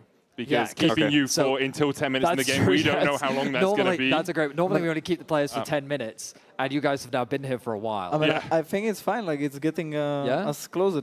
Yeah, that's true. Like, we are networking but you here. guys I do don't have want to a- get beaten up by I Pad was when gonna he say- says you kept our players up really late. You do have a pro You know? game tomorrow, no? Yes. You guys still have a game to play? Oh, it's, That's we will alright. win. It's don't worry. already You proven. win. We will win. It's GX. No big deal. It's only GX. Okay. The team above you in the standings. They are just lucky. Oh, yes. They're Okay. just I mean, lucky. a couple of the wins have been a little bit fortunate. Okay, After that, okay. you play G2, right, on Sunday? How are you feeling I mean, about that? another free win. Another thing. You Oh, saw what they were doing in KC. I did Blue see that. Stars. Yeah, I was Yeah. here. That's okay. Well, let's get into these questions so that we can actually let you go and not get in trouble. So, based on what you've seen so far, has anything shifted your perspective? Because originally you said you think Koi has the better draft and they should win. Has anything about what you've seen so far changed your opinion? I mean, no. No? No, I think this draft is pretty hard winning. Okay. Especially as an Azir player playing into Poppy and Mundo, that's very easy to play. And he's just really strong against just full tanks that don't have like any way to get on him. So, yeah. If LR are to win, how do they do it, Kazi? Ready. Play is about to resume. We need to see if Nemesis dies. Yeah, we'll see if he dies and then we can let Yeah, them then go. we'll let them go. I think we're going to mean- get back into the game. Well, I guess No, he didn't flash. that's 50 stakes for me. 50 stakes for Humanoid, and Nemesis didn't flash. Therefore, Kazi was kind of right, because he could have just I flashed mean, he could in have flashed, response. yeah, but Yeah. I mean, Jojo Pin could have just flashed after him, so I'm No, not sure no, what happened. Yeah. I guess he knew he was just not going to flash, or I don't know. Reckless did use his flash in the bot lane to escape the clutches of Alva and Alioya. Oh, that's a good trade. Okay, Kazi. If LR is to win this game, how do they do it? I don't see. And on that note, Kazi and Humanoid go. I'm going to mute your mic. Betty's going to mute your mic. Humanoid, you guys take off your headsets. Thanks so much for joining us. Alioya getting caught out by Velio, who's chasing him down. They don't have the damage. Velio now down to 300 HP. He's super trying to put some damage into his back. Thank you so much, guys. It was a pleasure. Have a good one. Enjoy the stakes, Humanoid. And everyone escapes on the bot side. Okay. So we got a lot there. How much of it applicable to League of Legends? That's a great Who question. knows? That was something for sure. But we're gonna focus back in on the game because as our two pro players did help highlight for us, this early game is not looking good for LR. Yeah, it's a bit of a struggle. The impact that Elyoya is already having on the map, you can really feel. He went from punishing the Valiant invade into a mid gank, into a bot gank. He got flash from Reckless, barrier gone for Crowny, and pretty much there's a lead everywhere outside of Crowny, who has that small gold lead now in the individual matchup. Yeah, has been able to out-farm Super so far. Super has been moving around a lot. For Lost Retones, it is the start of a relatively difficult run in the LEC as well, or at least in LEC versus, as they have MKOI today, then G2, then Na'Vi, then SK, then Vitality. Need to be picking up a couple of wins, at least, you feel, out of those remaining 5 games if they are going to make it into the playoffs. Yeah, I mean, coming into this matchup, it was always going to be a difficult one, right? Because KOI, to me, they do feel like the best performing LEC, unless it's on a Monday, in which case things do happen to change. But overall, what we've been seeing from KOI, especially in their laning phase, has been super strong. But perhaps that is the magic as Baus. That's the keeper's verdict. Will knock Mirwin away. Yeets him to the tri-bush, but Mirwin very happy to walk back. Baus was low, doesn't have teleport either, so we'll just have to use the home guards to get back into this lane. Oh, Mirwin actually going for a fast push, I guess because of the situation with the TP. But that was actually pushing towards him. I thought he might actually leave it come towards him. Regardless, he will get that wave underneath the tower. But yeah, it's not an easy schedule ahead of LR. But again, they are a team that has a habit of falling behind early and then making those miraculous comebacks. Yeah. So we'll say the game isn't over until it's over. Roots will force the flash out from Crowny. Yeah. He knows that he's in a lot of danger there. Actually, really well played from Alvaro. Uses the heal super early just for the movement speed boost to get in range for that focus resolve, and then positions himself in a way that even the 90 caliber net doesn't get Crowny out of range of the focus resolve tether.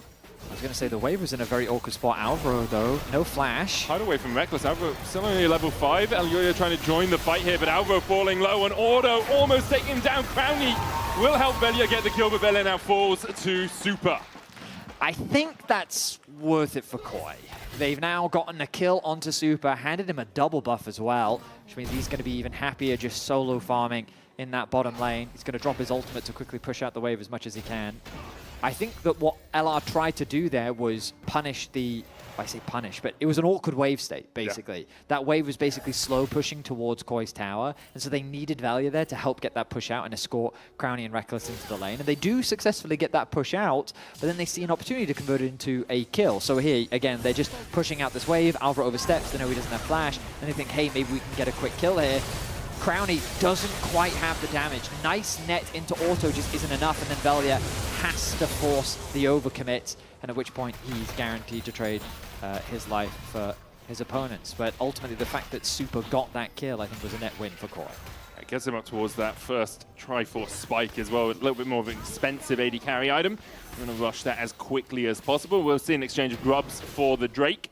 As MKOI have control over this bottom side, Elyoya can just walk in and start up that Hextech Drake, while Velia will get himself the grubs, farming up well on this Mundo. You can see he's got about a 3-camp lead over Elyoya. Mundo does just farm really well, really effectively in the jungle. And later on, we do have that Mundo-Orianna combo. You know, the flash shockwave that we have seen a few times. Sure, I'd say that that's like a well-known historical combo. Yeah, but it's one we've seen a few times. G2 kind of brought it out at Worlds last year. We saw Lost Retones use it last week. Yes, we did. And so it's a combo that, although perhaps not as famous as some of the others, still deserves respect, Freddy.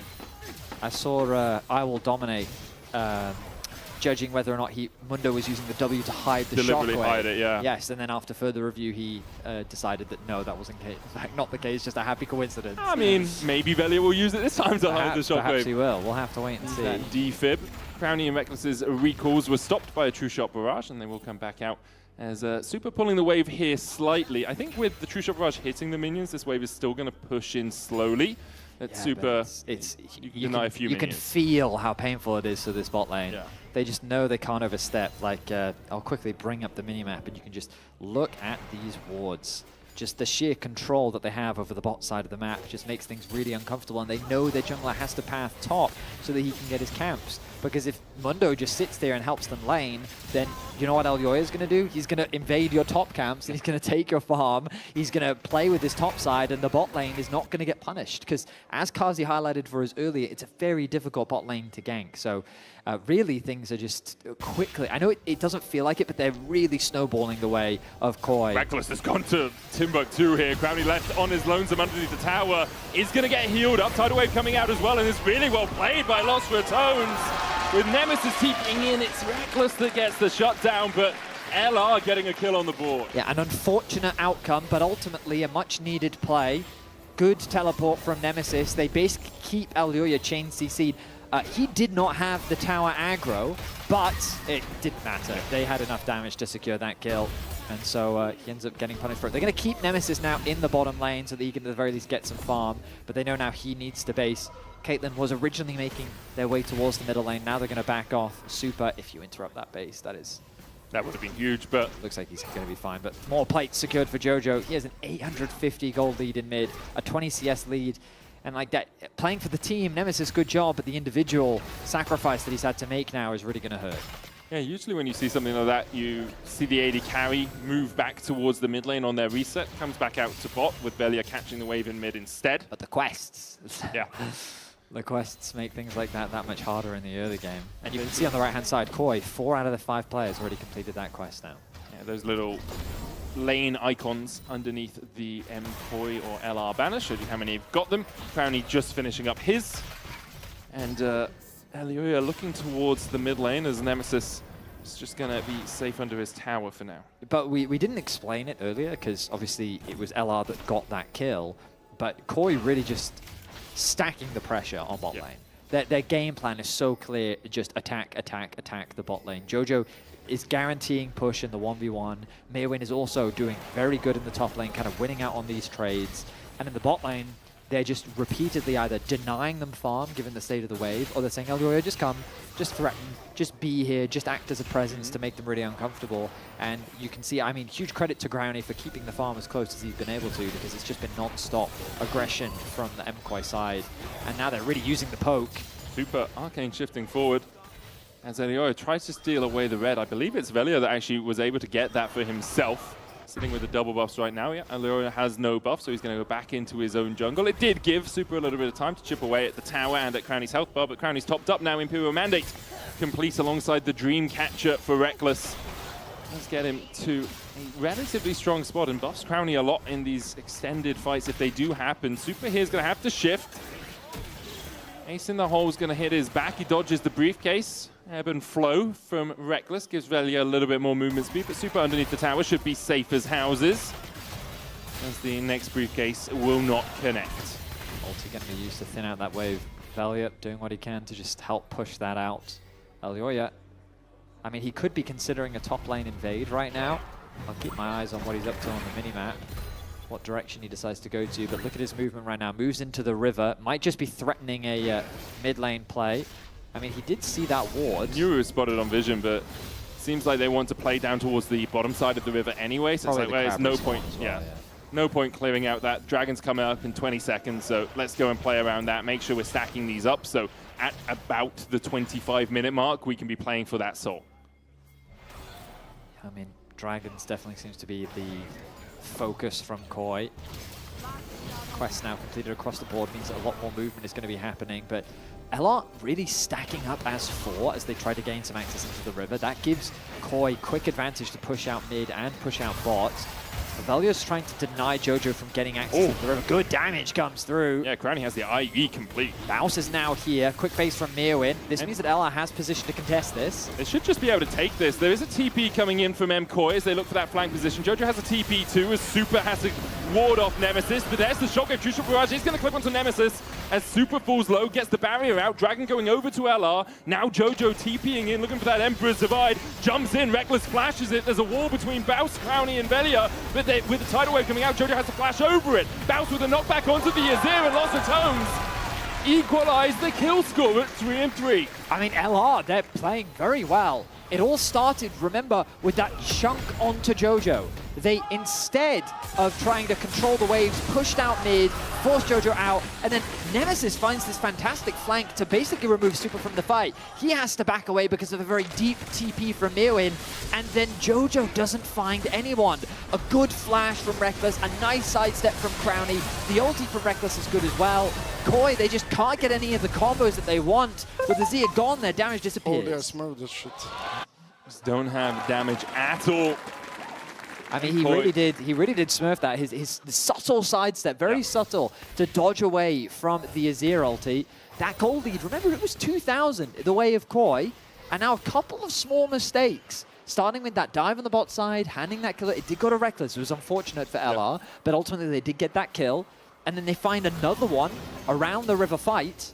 So now the gold lead, like, it's within touching distance of one another. That doesn't remove the composition that we talked about with both Humanoid and Kazi. They did mention how Koi does have the advantage compositionally, but in the state of the game right now, things very even. 17 minutes in. LR actually with a slight lead if you look at neutrals with the 3 grubs earlier on. Shockwave onto Jojo. Does have the Emperor's Divide and Nemesis falls low, but Velia's on his way across and Jojo has to run. No flash on him. He goes forward instead. Nemesis flashes away and Jojo. Oh no, Jojo, he's just done for. Tries to get the damage to Velia, who just swipes him away. Stonks for lost returns as Elioya and Super going to try and take the Rift out here. Bounce with the knockback. Elioya buffering the Flag and Dragon, then flashing forward. Bounce! No way, it's Bowson's Law! How'd you get there? How? In the face of the best jungler in the LEC, Bao says, nah, I'd win. He just yoinks the Herald out from underneath him. Smite included, doesn't matter. The bot tower's going as well. Lost Returns got first tower of the game through bots. They are swinging the momentum quickly. Koi, though, they're going to try and answer back. They get the mid tower. This is the magic that LR have shown time and time again. Not quite the goal deficit that they were in against Shifters, but they've definitely been able to stabilize this game. They've got 1,000 gold lead, Vetti. Have the Rift Herald on Baus. He can put down that eye and get himself some plates. Hasn't had any control of that top side so far. You can see 2 plates to 5 in MKoi's favor. I was about to say, look at bot lane. Very scary situation for Nemesis. The wave isn't in a great spot, but Alvaro's going to be chunked out of his own jungle. Deadman's plate stacking up as well. Alvaro's going to try and flash away, but another briefcase to his back. Oh, just going wide. Now Jojo can open up a little bit, but only a Hexa Goldenator and an Ash's Tooth. That's a summoner out of Alvaro. Revelia didn't burn anything. Looks like Jojo's also going to be building the Shadow Flame in this game. I feel like Leandris just makes the most sense, given they're going up against a Mundo. Baus, though, in some danger, going to be forced to flash away. Yeah, no ultimate after that. Nice outplay at the Rift Herald means that he cannot keep his verdict to keep the Cassante out of there. Velia knocked up now, went a little bit too deep. Maximum doses popped. The Emperor's Divide from Jojo onto Nemesis. Alvaro's been left to his own devices, and Velia will very happily pick up the kill. Maximum Dose is going to heal him up, almost back to full. Elioya and Jojo on the chase. Super in the mid lane being chased down by Crowny and Reckless. Velia, where are you going to go? That passive comes up relatively quickly. Flag and Drag going wide, using the defib to heal up some of that health. Crowny taken out by a chunk of a True Shot barrage. Arcane shift forward from Super, still onto Crowny. Super's looking forward, can't quite get the damage. Reckless able to dodge away, but with an arcane shift forward, Super takes the kill. Crowny falls next. Super needs to dodge behind his teammates, but still landing the mystic shots. Now Arcane shifts forward, but can't quite land another one to Velia. I'm shocked that Velia is the one that walks away alive after all of that. Remember that he's the one that started the whole play in the first place, moving into that bot side tri-brush and Koi trying to fight.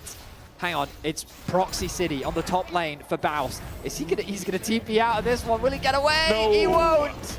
Mirwin able to catch him, but it's just to stop that teleport. Not really going to be able to fight any further. Okay, so we go back to this play. Velia, he's just, I guess the comm is I can interrupt the base, but he doesn't respect the positioning of Koi members. Koi wisely turned their attention onto the Orianna, though. They're thinking, I want to kill onto Nemesis. That's way more valuable. Shockwave doesn't quite come through. Ends up being a 1-for-1. Great damage then connects from Super as he lands his ultimate onto both Crowny and Reckless. They then look to try and chase them down. But this all started with Velia being way too aggressive. I think that invade cost his team so much from a very good position. Mirwin TPing in as well to assist out on the team. Give me your KDA Reckless. He's hunting for it. Yeah. 1-1-3 now the scoreline for Reckless. MKoi now pushing through the mid lane. Themselves about 1,000 gold lead. They gave up the Drake for this. Baus looking for Mirwin. Doesn't get the knock into the wall, so no CC on Mirwin other than the knockback.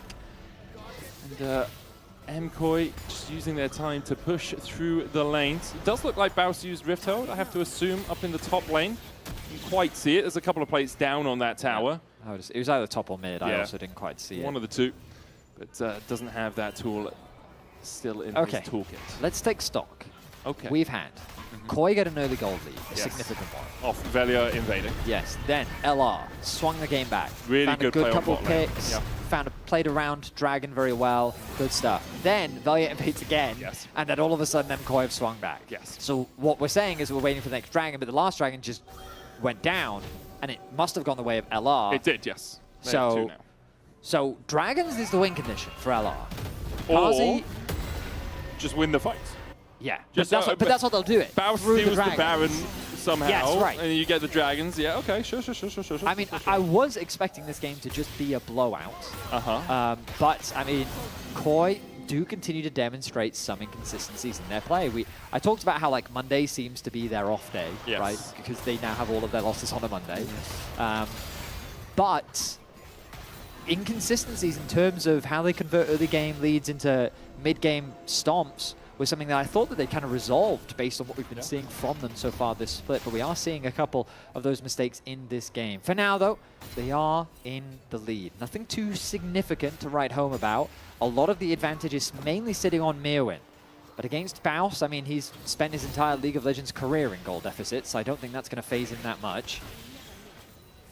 He's going to be looking for every opportunity he can to get gold on the map, and to his credit, he is level 15, on track to hit 16 the same time as Mirwin.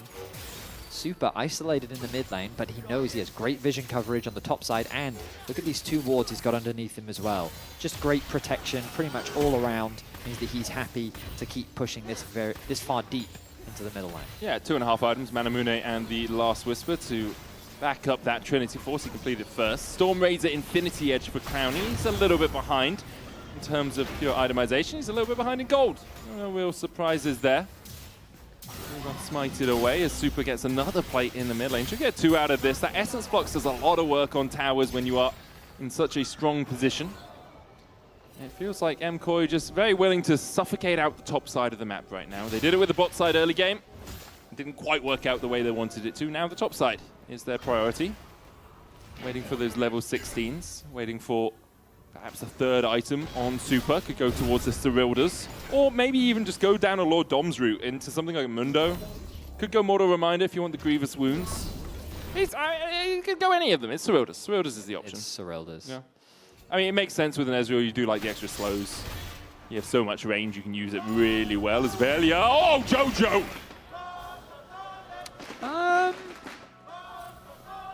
Okay. Really good player most of the time, but I have no excuses for what that was. Reckless comes in to pick up that blue buff that was lying around on the floor. Jojo has no ultimate. About a quarter of the cooldown back. A second as Baus.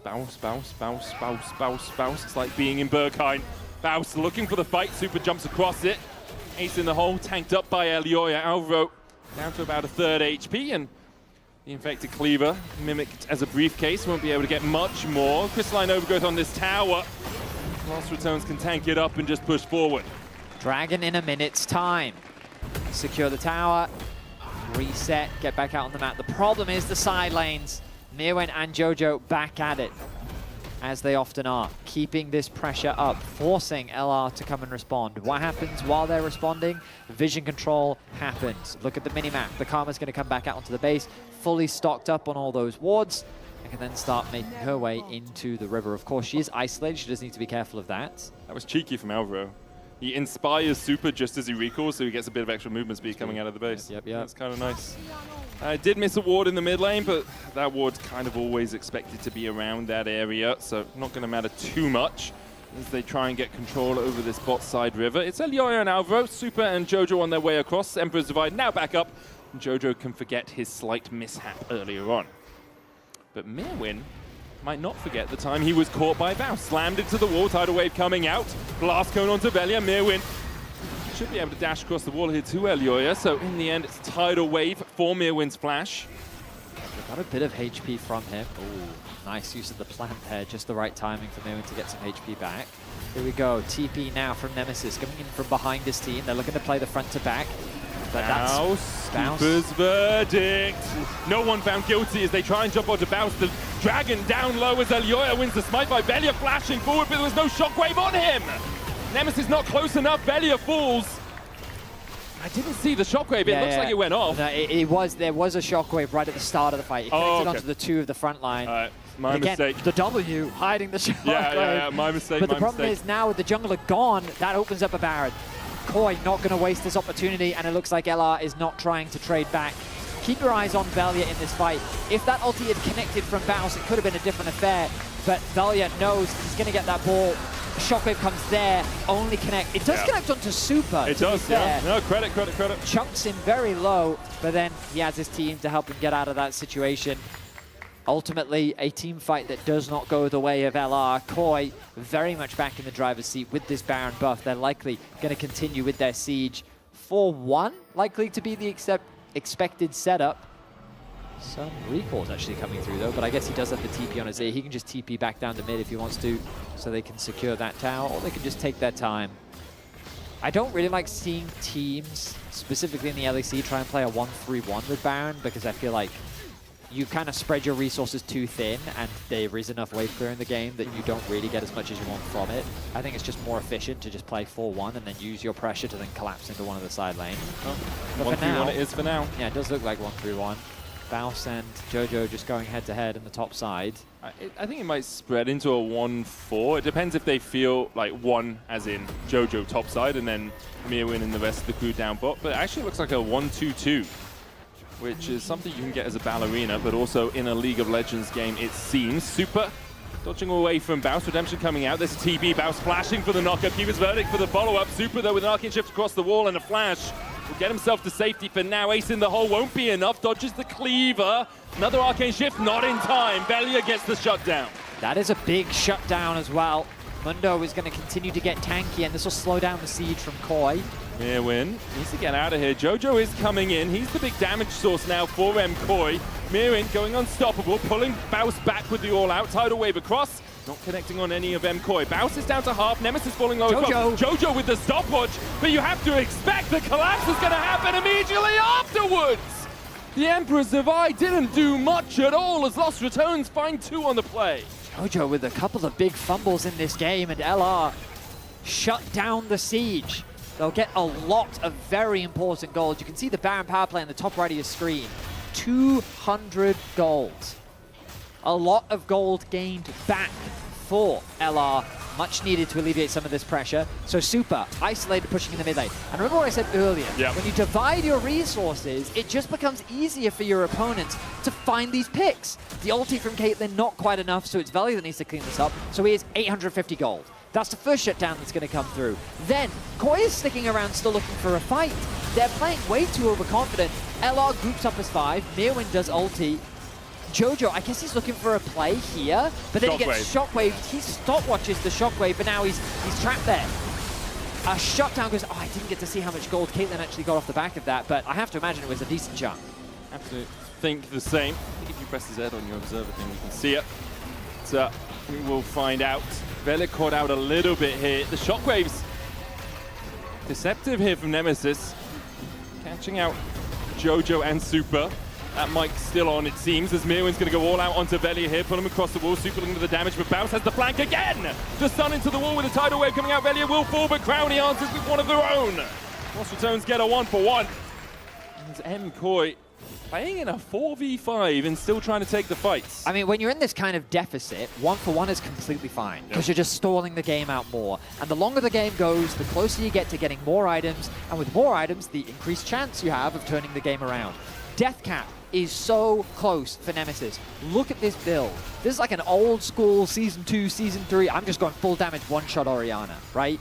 And it's going to hit like a truck. It makes Orianna squishier, but Nemesis can make the shockwave that can turn the game. We'll keep our eyes peeled I'm for check, it. does he have enough gold? He does. He does. He does have enough gold. Rabadon's death cap. Jojo now finishes his Zhonya's, went for an Oblivion Orb for that extra healing reduction. I mean, credit to Bounce, 0 deaths this game. Yeah. He's been trying his best to find those a couple of really good picks as well. That one onto Super. But we did mention it, there is that death cap now fully finished. LR grouping up around the river. Dragon is alive. Koi need to be very respectful of their opponents. The poke is going to come through. Velia getting low. It's only third Drake for either of the teams. Super trying to put the damage into Baus, who walks away with the steadfast presence. Mirwin dashing forward, can't quite find any purchase onto Baus. MKoi going to start up the Drake. Lost Returns will walk through the bottom side, spotted out with the far side alteration. Now cleared out. Drake down to 4K. Velia still stepping in, looking for that smite fight. Elioya backing away as Mirwin dashes forward. Keeper's Verdict finds him. The dash away from Mirwin as he went all out onto the backline, but already Alvaro's not there, nor's Jojo! Mirwin falls first. Crownie takes the kill. The Drake as well to Lost Returns. And now Baus is on the chase. Super Arcane shifts away. That was a big Poppy ultimate. We're seeing how these team fights play out for LR. Create a numbers advantage. Use the Poppy ultimate to separate 2 members, convert it into a winning team fight. The Shockwave is still available for Nemesis. Soul point now for LR. A game that based off the early game felt like it was done and dusted, but they have fought their way back valiantly.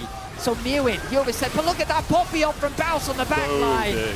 Such important targets. Jungler trying his best to get in, but he knows he's going to die if he tries to. Mirwin oversteps, isolated from his team. He eventually falls. And LR put themselves on Soul Point. And while they are desperately trying to cross that midway line, you can see that the gold means less the longer we go into this game, because LR is really starting to pack a punch. Blade of the Ruin King for Super. He knows he needs to make his way through Baus and through Velia. Velia 300 heart steel stacks as well. If he gets to auto onto one of these squishier members of MKoi, it's going to be a lot of damage.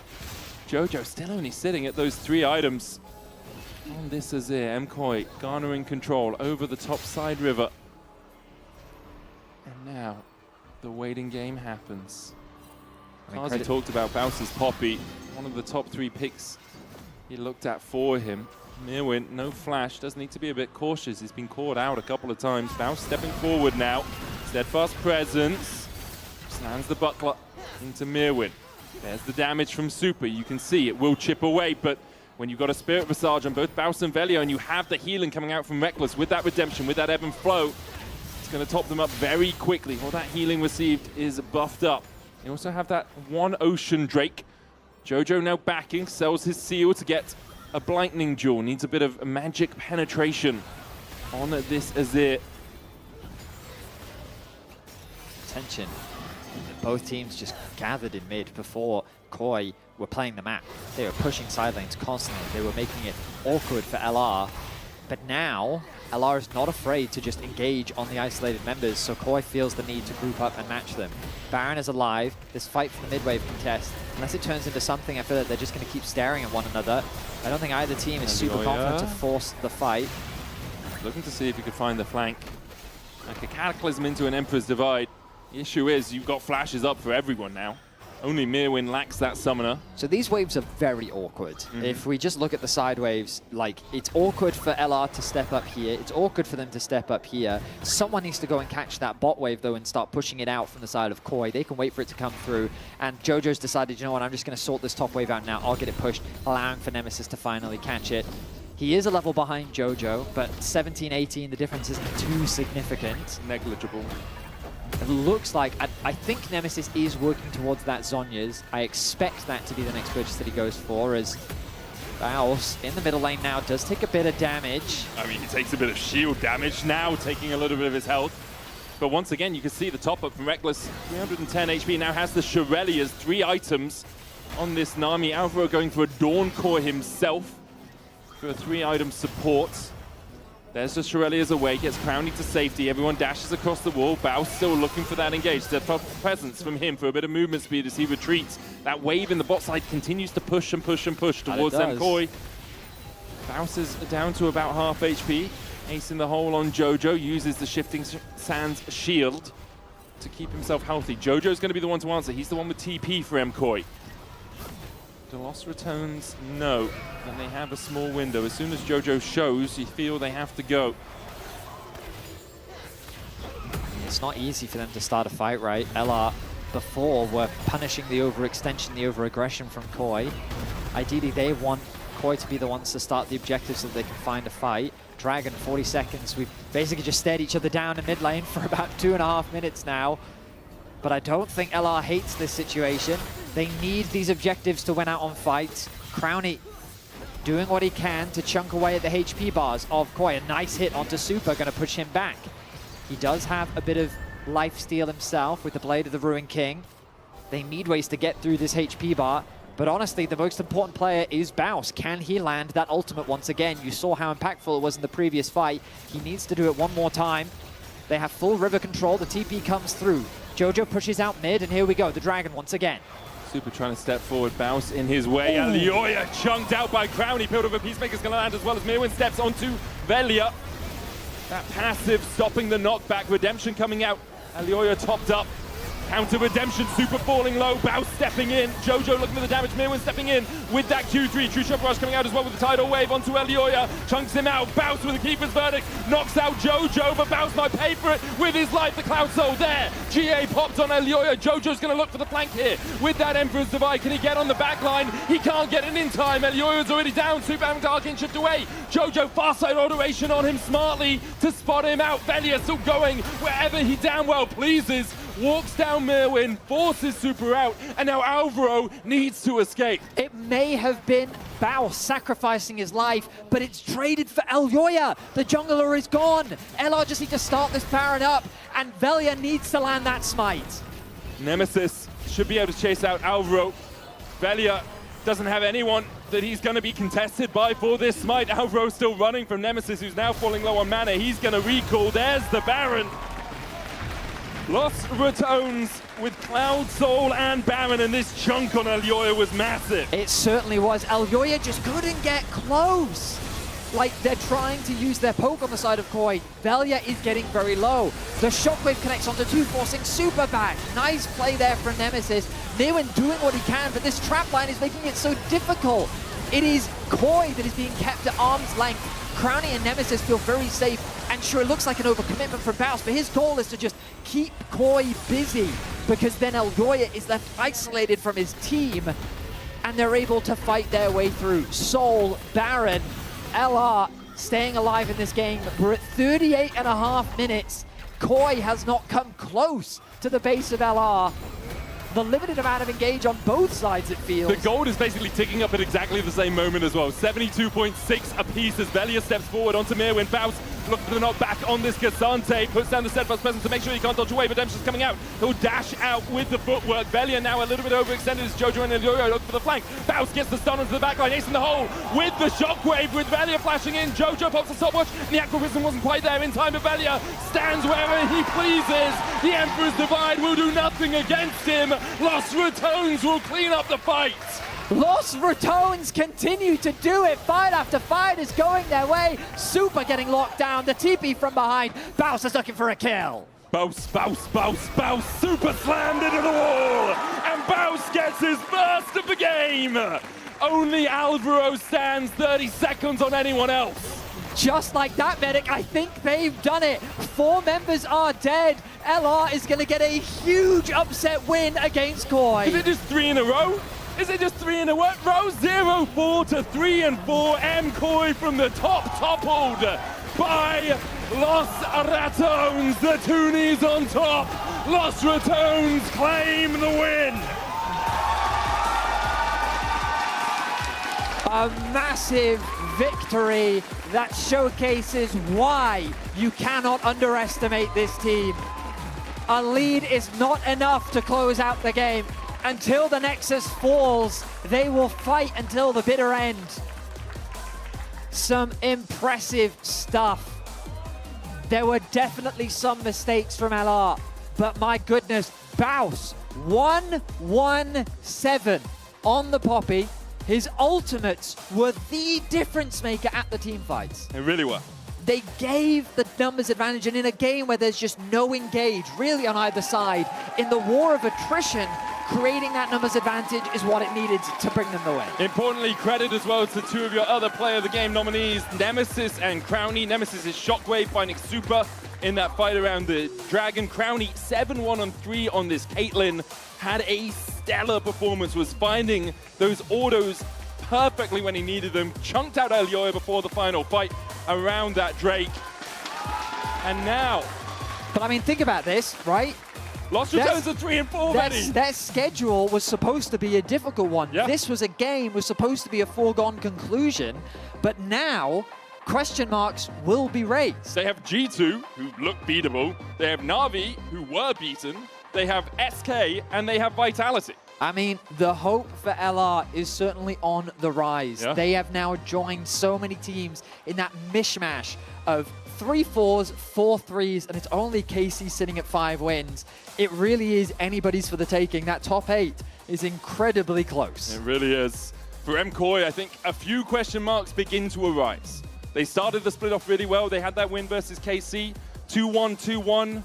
Now a loss to Lost Returns, who played really well. All credit to them, but MKOI, after getting that early lead, would have expected to be able to close the game out. Yeah, absolutely. I mean, there was a lot of disrespect at times being shown. I mean, Jojo had some dire. Yeah, some of his plays were serious blunders.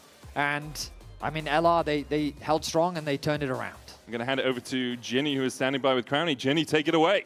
Thank you, guys. Crowny, congratulations. That was incredible.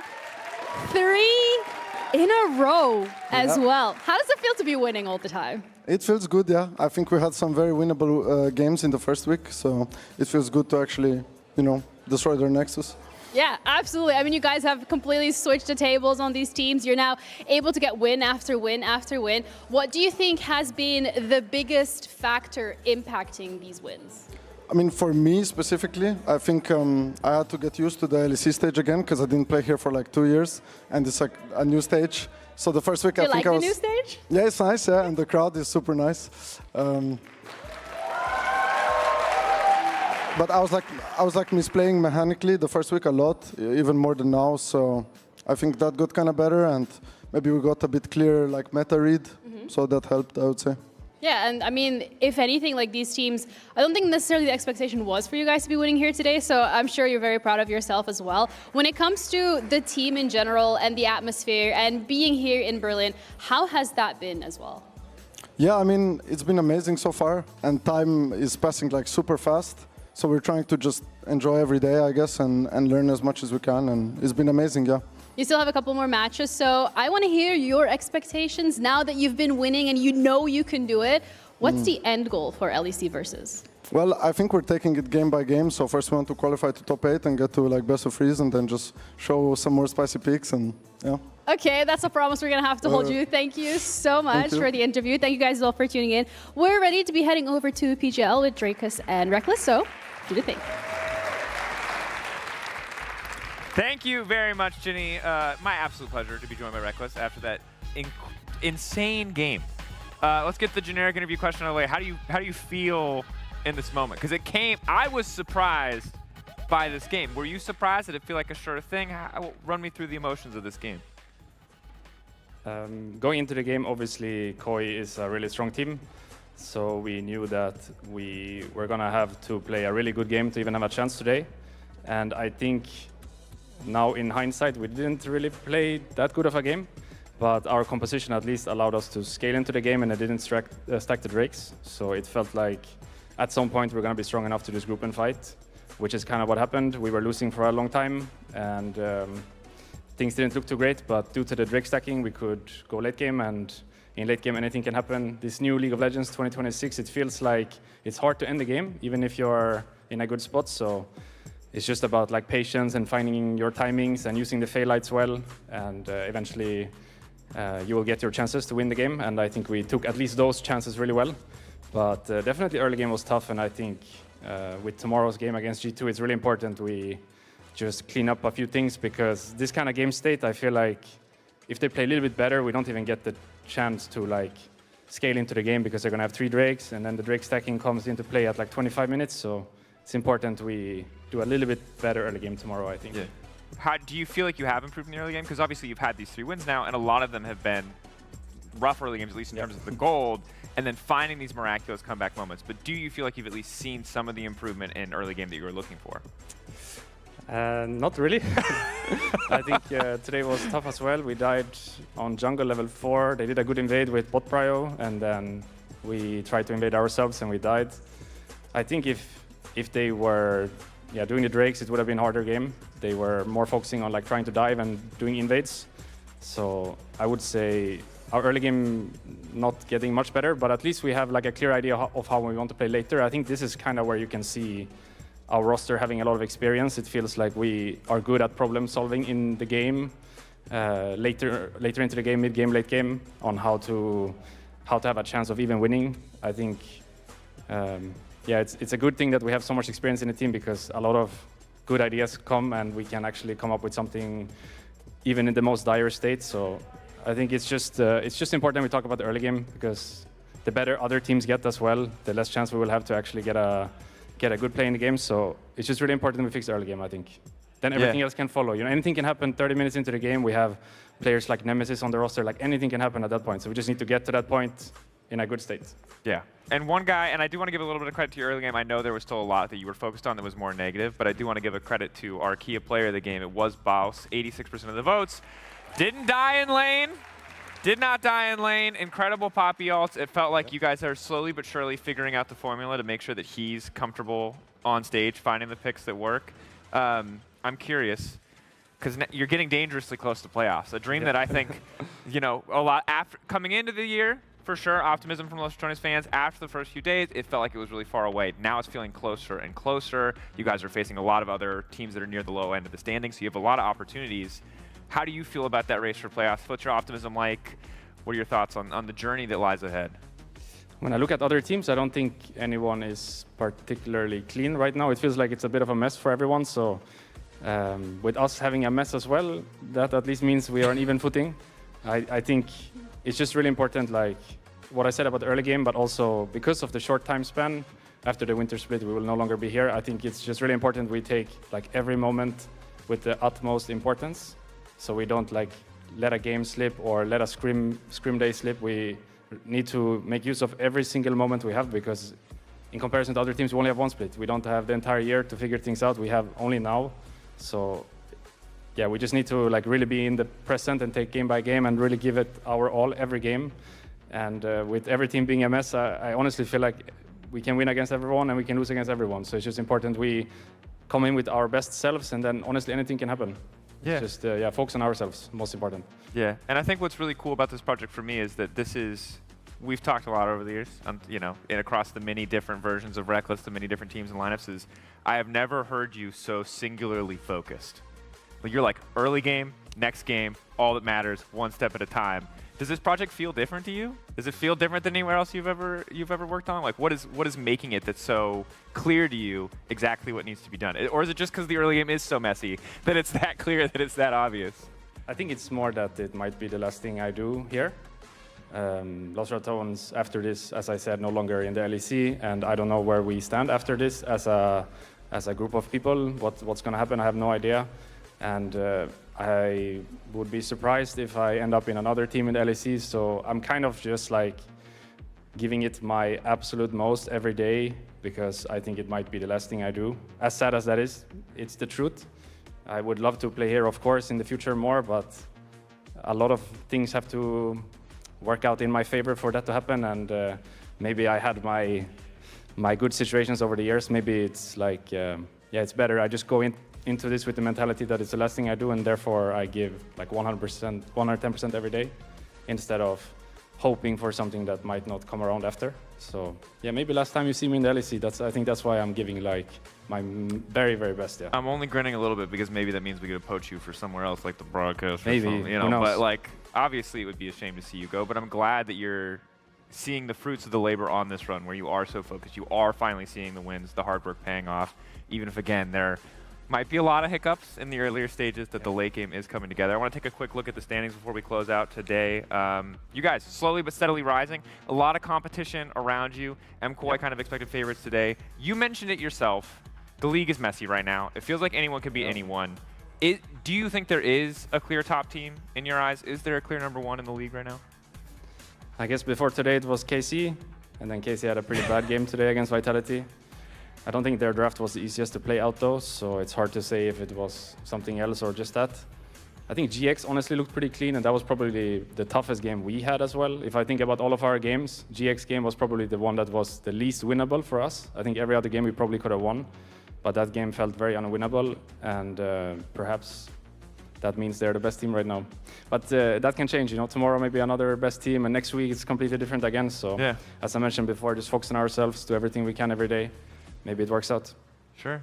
Well, regardless of what happens in the future, I'm glad that I at least, and the fans here at least, get to see you again tomorrow, Los Ratones. We'll see how the match unfolds. That, of course, is going to do it for us here on our side. If you want more League of Legends tonight, the LCS is now live with C9 versus Lion. We're going to be back tomorrow, same time, same place. We will see you then. Thank you, everyone, so much for watching, whether it's here in Berlin or at home.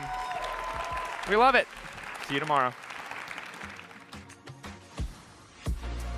It's a good read from Shale, though. Oh, Ice, that was not Stepping up, and Yoppy's waiting for the root once again onto Ice. Close to getting the feathers out now. Finally, the ulti, the root, the flash! I'm looking here. Yeah. I'm on the flank. Look here. Yeah. Or enough flash, or enough flash. Or in dead. Lucas Santel. Yeah. Guys are so f***ing cute. That was insane. No, it's a better.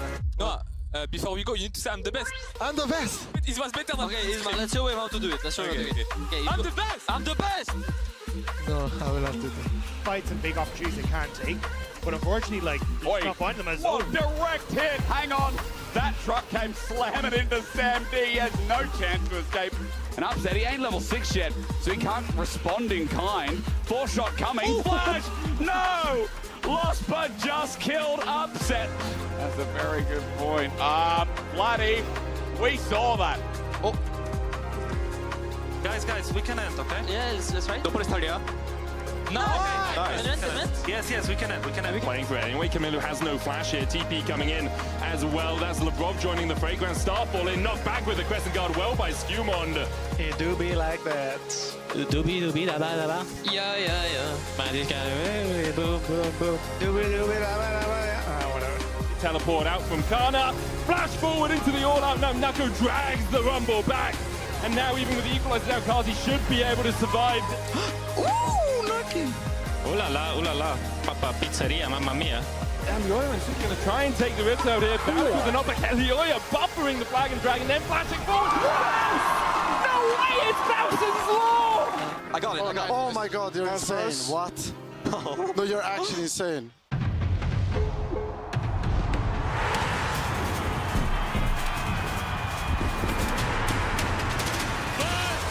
Kill of 2025!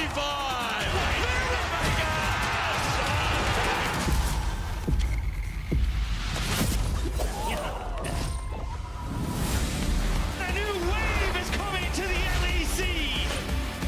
That's gonna be one of the best LEC intros I've seen in years! Oh, Jackies! For a bit, another. Crowd's already been a trash fire!